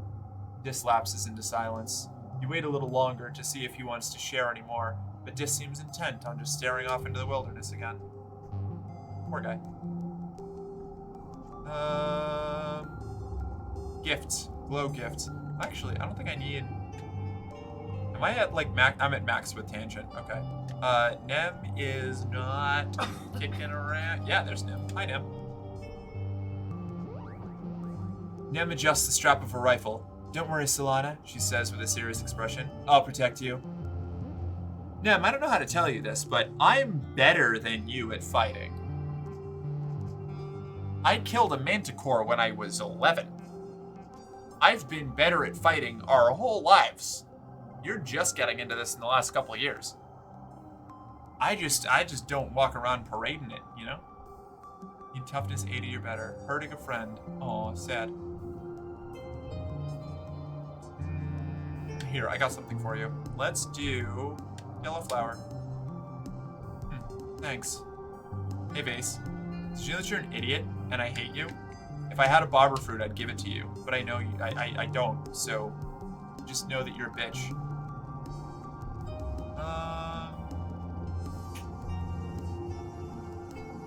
Alright.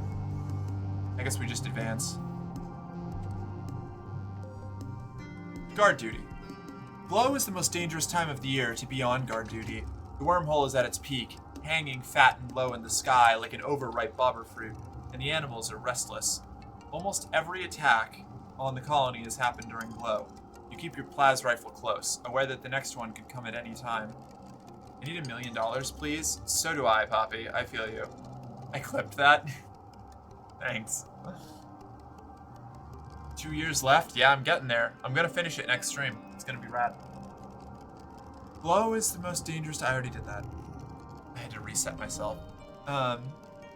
There's no shot I can. Yeah, I can't finish it today. No. We'll have to do one more. What's today? Is today Thursday? Today is in fact Thursday. So Friday, and then maybe we can do. Maybe we do. I'll definitely finish this on the next stream. So then, Friday or Saturday, I'll do the next Exocolonist stream, and whichever one isn't, I'll try the Just Chatting stream. We'll see what we end up. If that maybe I won't do that soon. I'm nervous. I'm scared. Oh no. Ooh, I'm scared. Very nervous about trying that.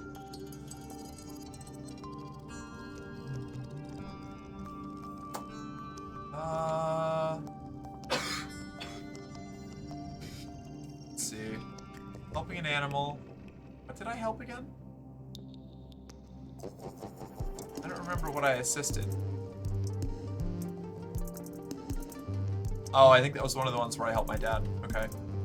5,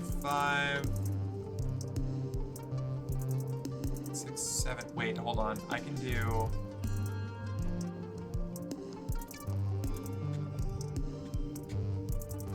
Four, 5, 6, 7, 8.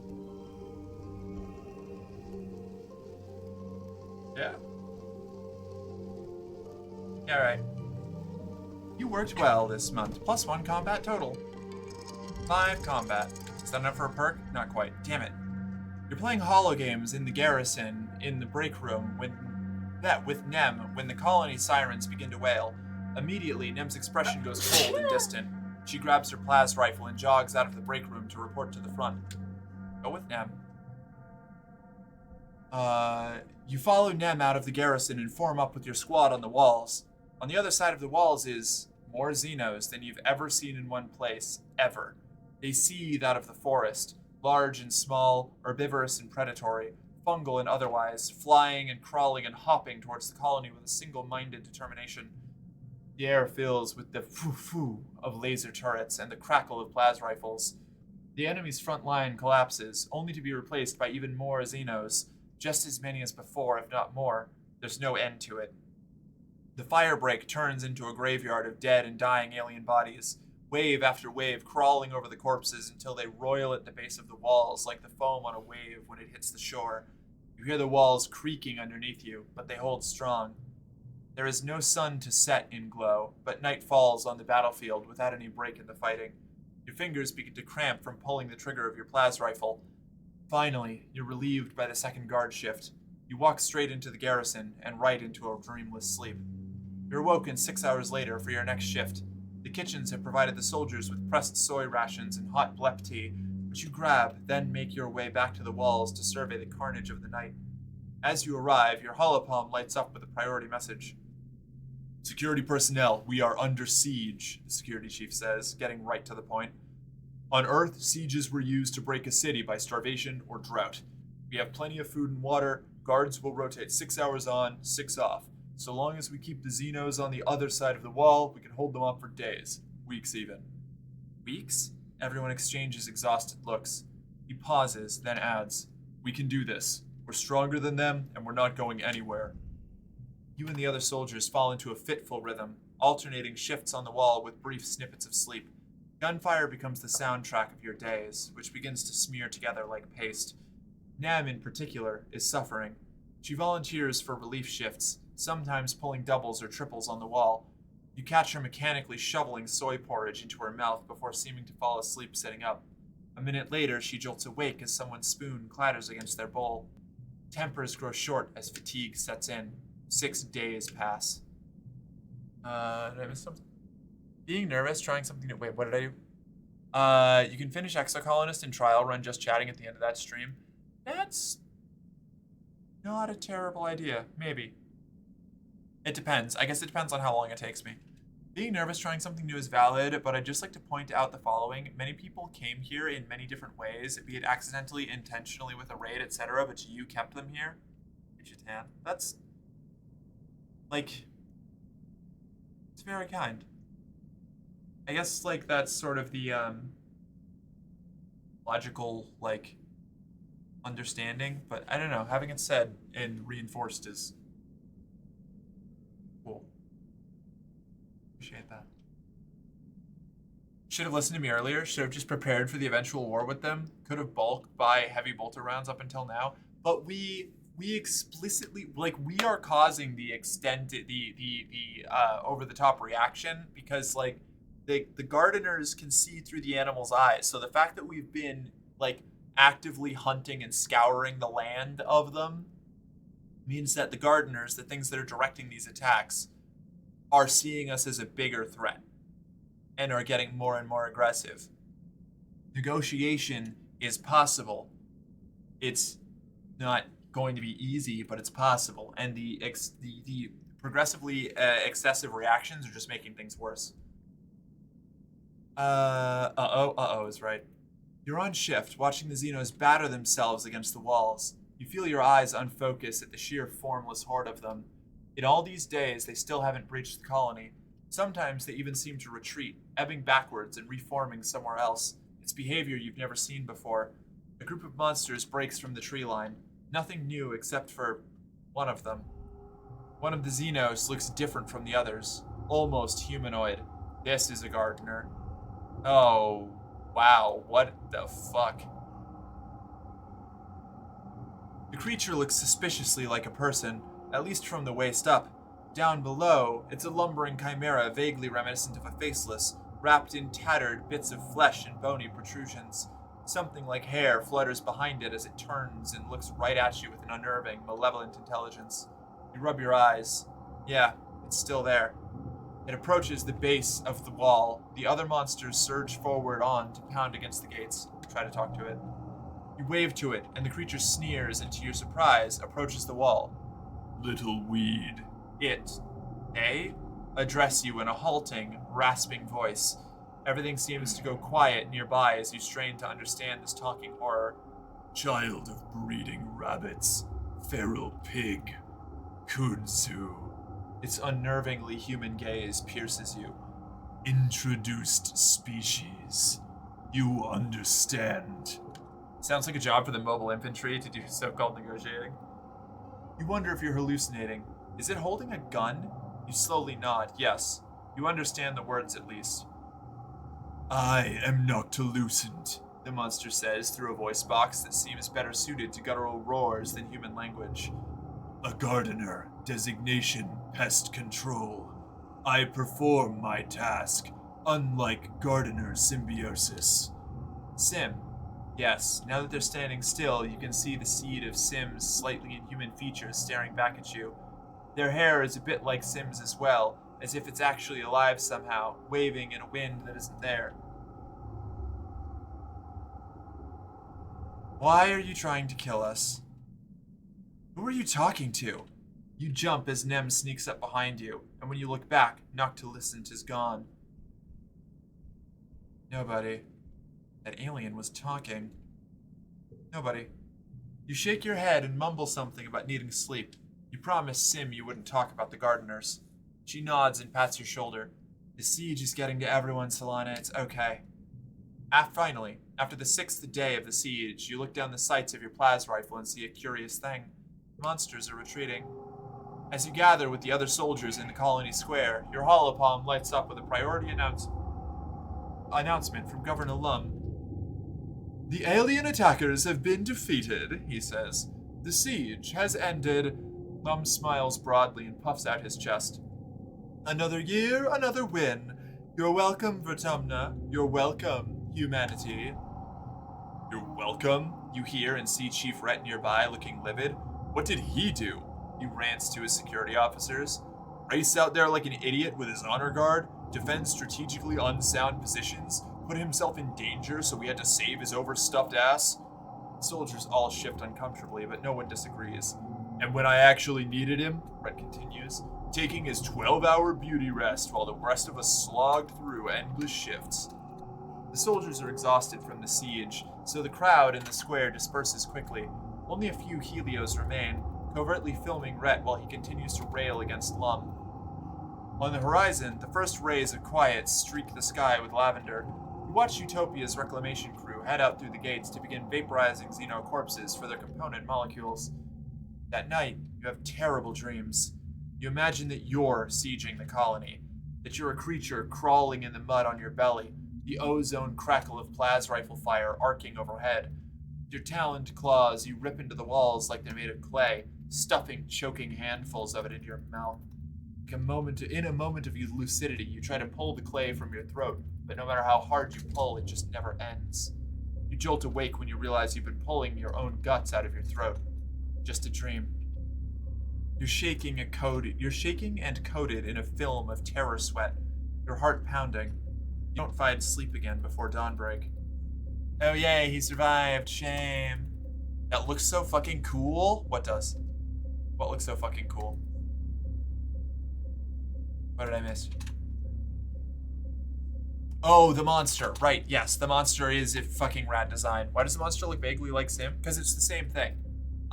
Sim and the monster are, Symbiosis and Noctilescent are both gardeners. Sim just, changed his physical form to, more closely imitate humans because he wants to try and hang out with us and have a cool time. The other gardener, Noctilescent, that we just met is what their natural form looks more like. Or looks like. Hello. Early quiet. Hey, Base. Did you know you suck? Did you know you're the worst? Did you know I hate you? Alright. You. Hugs incoming. Rex is so easy to befriend. I love him. What a delightful boy. A good lad. Oh, Rex event. Yeah, it makes sense. In the game, text answered me just after. Oh, okay, that's fair. You follow the sounds of laughter and find Nomi Nomi and Rex playing catch. Or maybe the word for the game they're playing is more like fetch. Nomi throws the ball as far as they can, and Rex tears after it, climbing and leaping over anything in his way like it's not even there. Rex hands the ball back to Nomi, and Nomi winds up to throw it again, but at the last second they palm the ball and hide it under their arm. Rex barrels off away from Nomi with his ground-eating stride and gets pretty far away before he stops and looks around, confused. He looks back at Nomi, who waggles the ball at him and bursts out laughing. Nomi, he shouts, running back to them. He picks them up and hauls them over his shoulder, and Nomi shrieks with delight as Rex spins them around. Two Helio kids in their crisp uniforms pass by, glaring archly at Nomi and Rex. Rex sets Nomi down, and then spots you over Nomi's shoulder. Hey, it's Solana, he says, and Nomi turns around and gives you a stunningly bright smile. Rex slings his arm over Nomi, and Nomi lays their head on his shoulder. They're both breathless and beaming with happiness. Did I miss something? Are you two dating? Rex and Nomi look at each other and make twin sounds of disgust. What? No, not at all, Rex exclaims. Nomi's practically my sibling. He tightens his grip around Nomi's shoulders. I mean, I love them, I really do, but not like that. Nomi sticks their tongue out. I don't like anyone like that, they add, but I love Rex too. He's my best friend. Aw, buddy, Rex coos and wraps his whole body around Nomi's smaller one. He kisses them noisily on the cheek, snuffling into their hair, while Nomi shrieks with laughter again.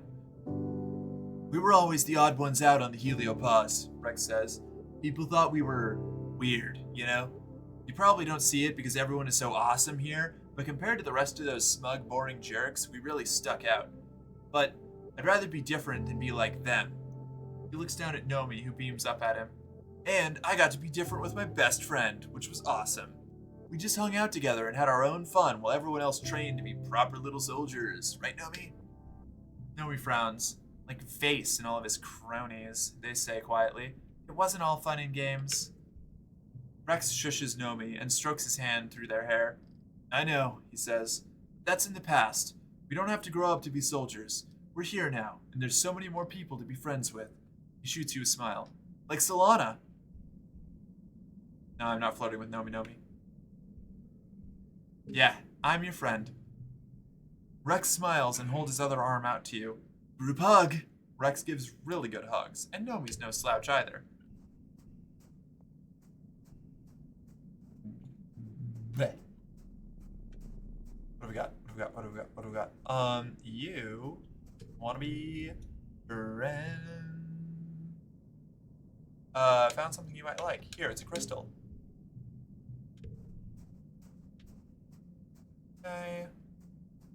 Cal, I don't really have anything for you, but I'll find out at some point. What's my dad up to? Is my dad chilling? He doesn't have any events, but I just want to double check, you know?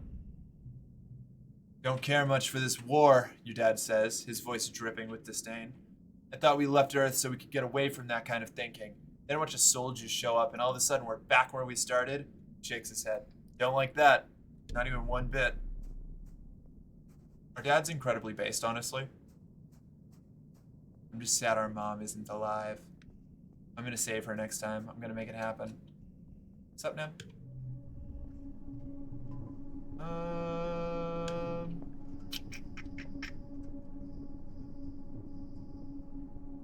Flower? Gib. Thanks. Tangent. You got anything going on? Tange is clicking through a microscope, seemingly lost to the world. You clear your throat and her head snaps up, blinking owlishly at you. Oh, she exclaims, wiping her eyes with the clean arm of her lab coat. Hello, Selena. It's good to see you around the lab. I find that I miss you when you're not here. Isn't that strange? It's not as though you're ever particularly far away. Adorable. I will never press this button.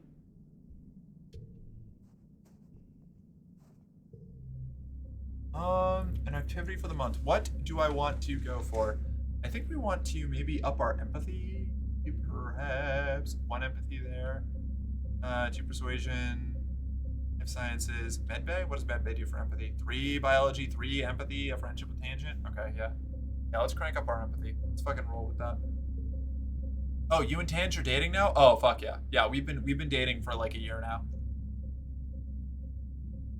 Even with the med beds, the colony keeps finding a few medicines in stock. Mild painkillers and anti-inflammatories, vaccines, prophylactics for vertumnant diseases, various drugs for anxiety and depression, anything that doesn't warrant tying up a med bed. There's also a collection of pastes, powders, and tinctures from native species. Dr. Instance is showing you how to inventory and restock the medicine cabinet. She picks up a jar of tincture and regards it with distaste. This is barbarism, she complains before handing it to you to stock. When the machines finally break and leave us with this, the colony will be in real trouble. Medicine used to be an art, not a science, she continues, her emphasis on the word art indicating her poor opinion of it. Ointments and oils peddled by salesmen to people too ignorant and desperate to know better. Cutting people open with unwashed hands, drilling holes in their heads. Yes, and nobody needed their lifetimes of hands-on experience, or applied wisdom. Congruence chimes in from a nearby monitor with what must be sarcasm. Training in virtue space and relying on medbeds is much more civilized. Instance scowls with the weight of 20 years of resentment. I wasn't trained as a medical doctor, she retorts. Of course you were, Congruence croos patronizingly. I trained you myself. Instance throws her hands in the air and turns to you. I already had 2 advanced degrees when we left Earth, she proclaims. I was a published academic. If they wanted someone who could fix humans, they should have brought along a physician, not trained one after the fact. She scowls and starts restocking the medicine herself, shoving things wherever they fit. I'm a biologist, a researcher. My defining quality is that I get things done. Don't expect me to smile about it. Patients need to feel comforted. You think an important part of a doctor's job is to make them feel safe. It's scientific, too. Stress and negativity have physical effects on people's ability to heal. Instance huffs and slams the door of the medicine cabinet. See that rebellion counter? That's swinging. We're getting down there. Non-factorial update. Cyberpunk Edgerunner Season 2 may be confirmed, or another Cyberpunk anime. Also, Squid Game Season 2 confirmed. Never watched Squid Game. I heard it was good. Excited for Cyberpunk Season 2. More excited for Arcane Season 2, which is coming out in 2 months. I'm gonna lose my shit. I'm gonna disappear. Like, I'm gonna start watching it, and I will not have a soul until I'm done watching it. I'm going to consume it. All of it.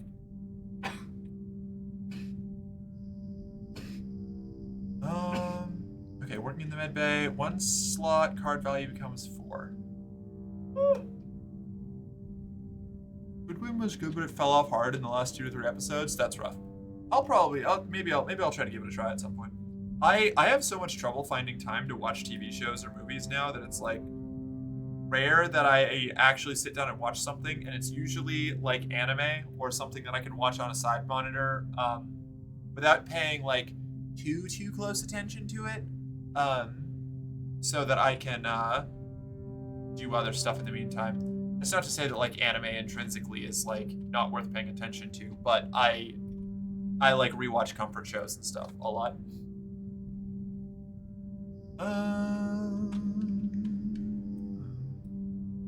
1, 4, 4, 4.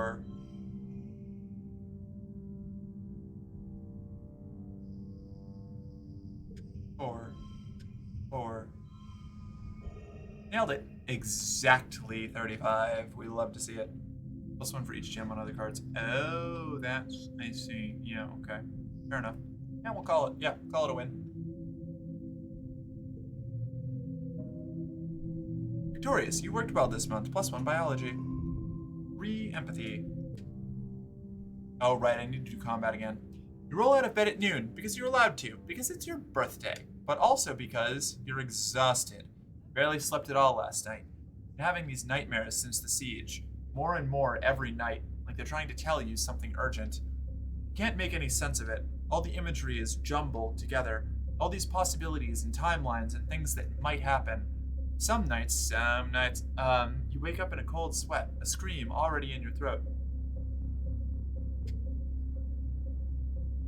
Oh yeah, Blowback Season 5 comes out on the premium feed tomorrow, and I'm hyped. What's that? What's that? Speaking of comfort shows, I need to rewatch the CW superhero shows. I love them. I was a big fan of The Flash. I watched The Flash until like season 3. And then things got really fucking batshit, and I was like, maybe not. And then I never got into any of the other ones. But I liked The Flash a lot. It was very fun. I watched that back when I was like 19, 20, holy shit. You sit on the edge of your bed, run a hand through your hair, and check your hollow palm. A few people wished you happy birthday, but that's all. You guess you're getting older. Birthdays aren't as important as they used to be. Weird. Right, and Mars wants to meet you for lunch in the lounge today. You'll have to practice your smile. Wait, hold on. I want to go meet Mars. As you enter the lounge... Surprise! You do your very best to play along and act surprised. Ooh, streamers, balloons, great! Aw, that's cute. +3 on third stage of challenges? Oh, that's sweet, actually. Oh no, it's Tammy. Also, look at our... Hold on. Look at this cast of absolute fucking legends here. I love every character design that it shows up in this game. Fantastic. The Flash and Black Lightning are some good-ass TV, in my opinion. Alright, hell yeah. I haven't seen Black Lightning, but I liked what I saw of the Flash until it got a little bit too out there for me. Screenshot moment. You know what? It kind of is. Yeah, you're right. Hold on, can I like...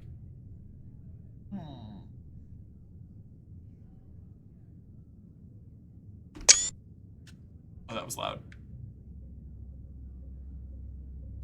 There we go. All your friends are standing around, wearing goofy hats and clapping. Nomi is holding a bunch of balloons larger than they are, and Rex is wearing a cute little waiter's outfit with a bow tie. Aw. You accept their hugs and birthday wishes, trying to hide your exhaustion and demurring with a few pointed, "All this for me? You shouldn't have. No, really." Rex wanders around with a tray full of little snacks, offering them to everyone with a vampy accent and a silly, airheaded giggle. Vampy accent. This... I mean, like, if it wasn't apparent already, describing something as a vampy accent should make it abundantly clear that this was written by queer people. Like, if you just had this screenshot with this dialogue bubble, you could tell that this was one of the gayest things that has ever been, like, fucking put to pen.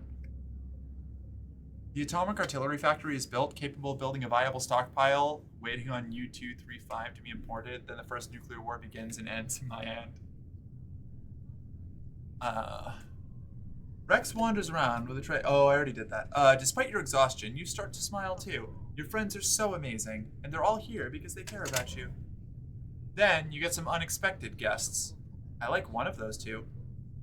The lounge begins to fill with Helio kids, mostly ones you don't know, the ones you usually keep to themselves and, well, don't much like you original stratospheric kids. Base is there as well, grudgingly giving you a nod of acknowledgement before he turns back to his friends. Beside you, Nem bristles with discomfort. Hey, who invited you? Wait, hold on. I was doing like a, Hey, who invited you guys? Cal said, stepping forward with his hands clenched. This is a private party. It's a public lounge, Face replies. We can sit wherever we want. Cal stomps right into the midst of the Helios. You guys think that just because you fell out of the sky, you're the wormhole's gift of Vertumna, he spits out. We don't need you. We never needed you. All you do is make things worse. Like this party. You've rarely seen Cal so ready for a fight. He doesn't seem to care that the body language of the Helio kids has changed from cocky to dangerous. It's okay, I have my drone rifle, I'll put him down. You're just a bunch of fascists, Cal continues. You and Lum. The lounge erupts. Case, make them stop. Nem, make them stop. Stop it. Fight. Nem, make them stop. I'll make Nem make them stop. You hear a bottle breaking and see someone advancing on Cal. He's not. The Helios jump to their feet, yelling at Cal, calling the colony illegal and Cal a fugitive. They jostle him around, but Cal plants his feet and stands his ground. Nem, make them stop. Hey, come on, guys, cut it out, Nem says, tiredly. It's Solana's birthday. Don't make it a big thing. I wish that I could have just beat their asses. If beating their asses was an option, I would have taken it. Doesn't the birthday person get a free kill at their parties on this planet? I mean, a Dothraki birthday without at least 3 fatalities is considered a dull affair. I mean, they surely haven't completely forgotten their roots. Obviously. Obviously not. Voyn would be highly prepared for this planet. The big monster thing would never have had a chance to see the colony. Yeah, and humanity would have died out shortly afterwards from all the irradiated soil. But, you know, nobody would have died to the Faceless, that's true. Cal has to be big as shit compared to Vase, TBH. He'd have a solid chance, right? If it came down to a fight, I think that Cal would at least have a shot. And while he was holding his own, there would be a flying Superman buttstock strike from me and my fancy drone rifle, taking out all of Vase's front teeth. Possibly fucking up his nose permanently, too. Humanity would be in paradise. They seem to respect her, so they back down, but not before a few parting, libelous shots at Cal's parentage and alleged actions with animals. She turns to Cal and pokes her finger into his chest. You provoked them on purpose, she says angrily. I'm not your friend anymore. Don't ask me to stick up for you if you're being an asshole. Well, Mars exclaims, clapping her hands. That was enough excitement, I think. Let's move on to the important part. Cake and presents. Under Mars's skillful party hosting hand, the mood shifts back to festive. You enjoy your presents and your cake, but tensions boiling over like that is a bad omen for the rest of the year. I'm gonna fight him. Big fight. Mid-quiet. I love the little, like, shawl thing, like, this, like, it's like one of those Japanese, like, it's not a kimono, but the jackets that, you see on, like, the cool guy, like, gangster characters who, like, wear it over their suit or, like, a Hawaiian shirt, you know what I mean? What happened to Mom and Dad? Dad's still alive, Mom's dead. You talking about Cal's? I don't know. I don't remember. Yeah, I wouldn't use nukes to win the war. I'd be the one to make the lose a draw. That's for sure. To make the loss a draw. I'm not that petty to use nukes as a first response policy. Alright, that's, well, you know. Didn't you just do that in Factorio?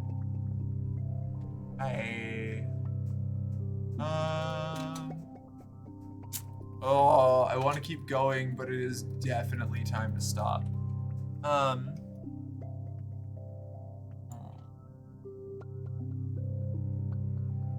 I've got how many years left? 2. I have 2 years left. Okay, we'll leave a little chunk for the stream tomorrow. Probably tomorrow. Gotta finish it before Forever Winter. I think that's it. I think that's it, y'all. Nice colony. Over right. Oh, okay. Thank you all so much. Hold on. Let me swing. There we go. Let me swing this around. Just me. Hi. How you doing?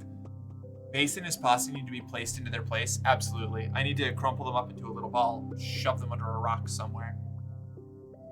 No, I used nukes as a fun little science experiment. I've yet to inform the local biters with paper notes from my abundance of chopped down wood to fuck off before I can justify the effort to nuke them. Wild. Factorio. What a crazy game. Thanks for the stream, Mark. Of course, Sai. Thank you for hanging out. Thank you all for hanging out. To all of you, new, old, ongoing, visiting individuals. people who have come in from other streams, people who've just come in on your own, people who've been here the whole goddamn time. Thank you. Y'all are what make this possible and continue to make it possible. And I love that. I really appreciate it. Now let's find somebody to raid.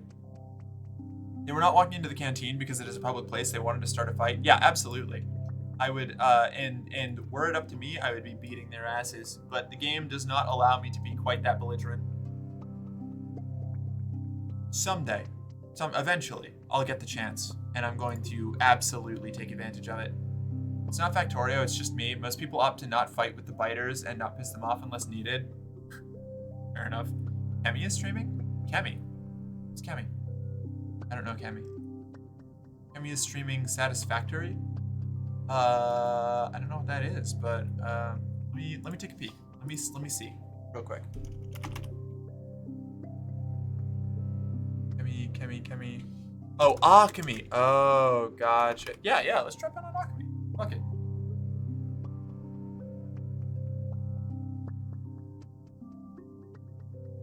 All right, everybody. Thank you so. Wait a second. Yeah, we'll drop it on Akemi. I'll raid Thorny another time. Everybody, thank you all so much, and have yourselves a lovely night. We'll see you tomorrow and the day after. Hopefully. Bye.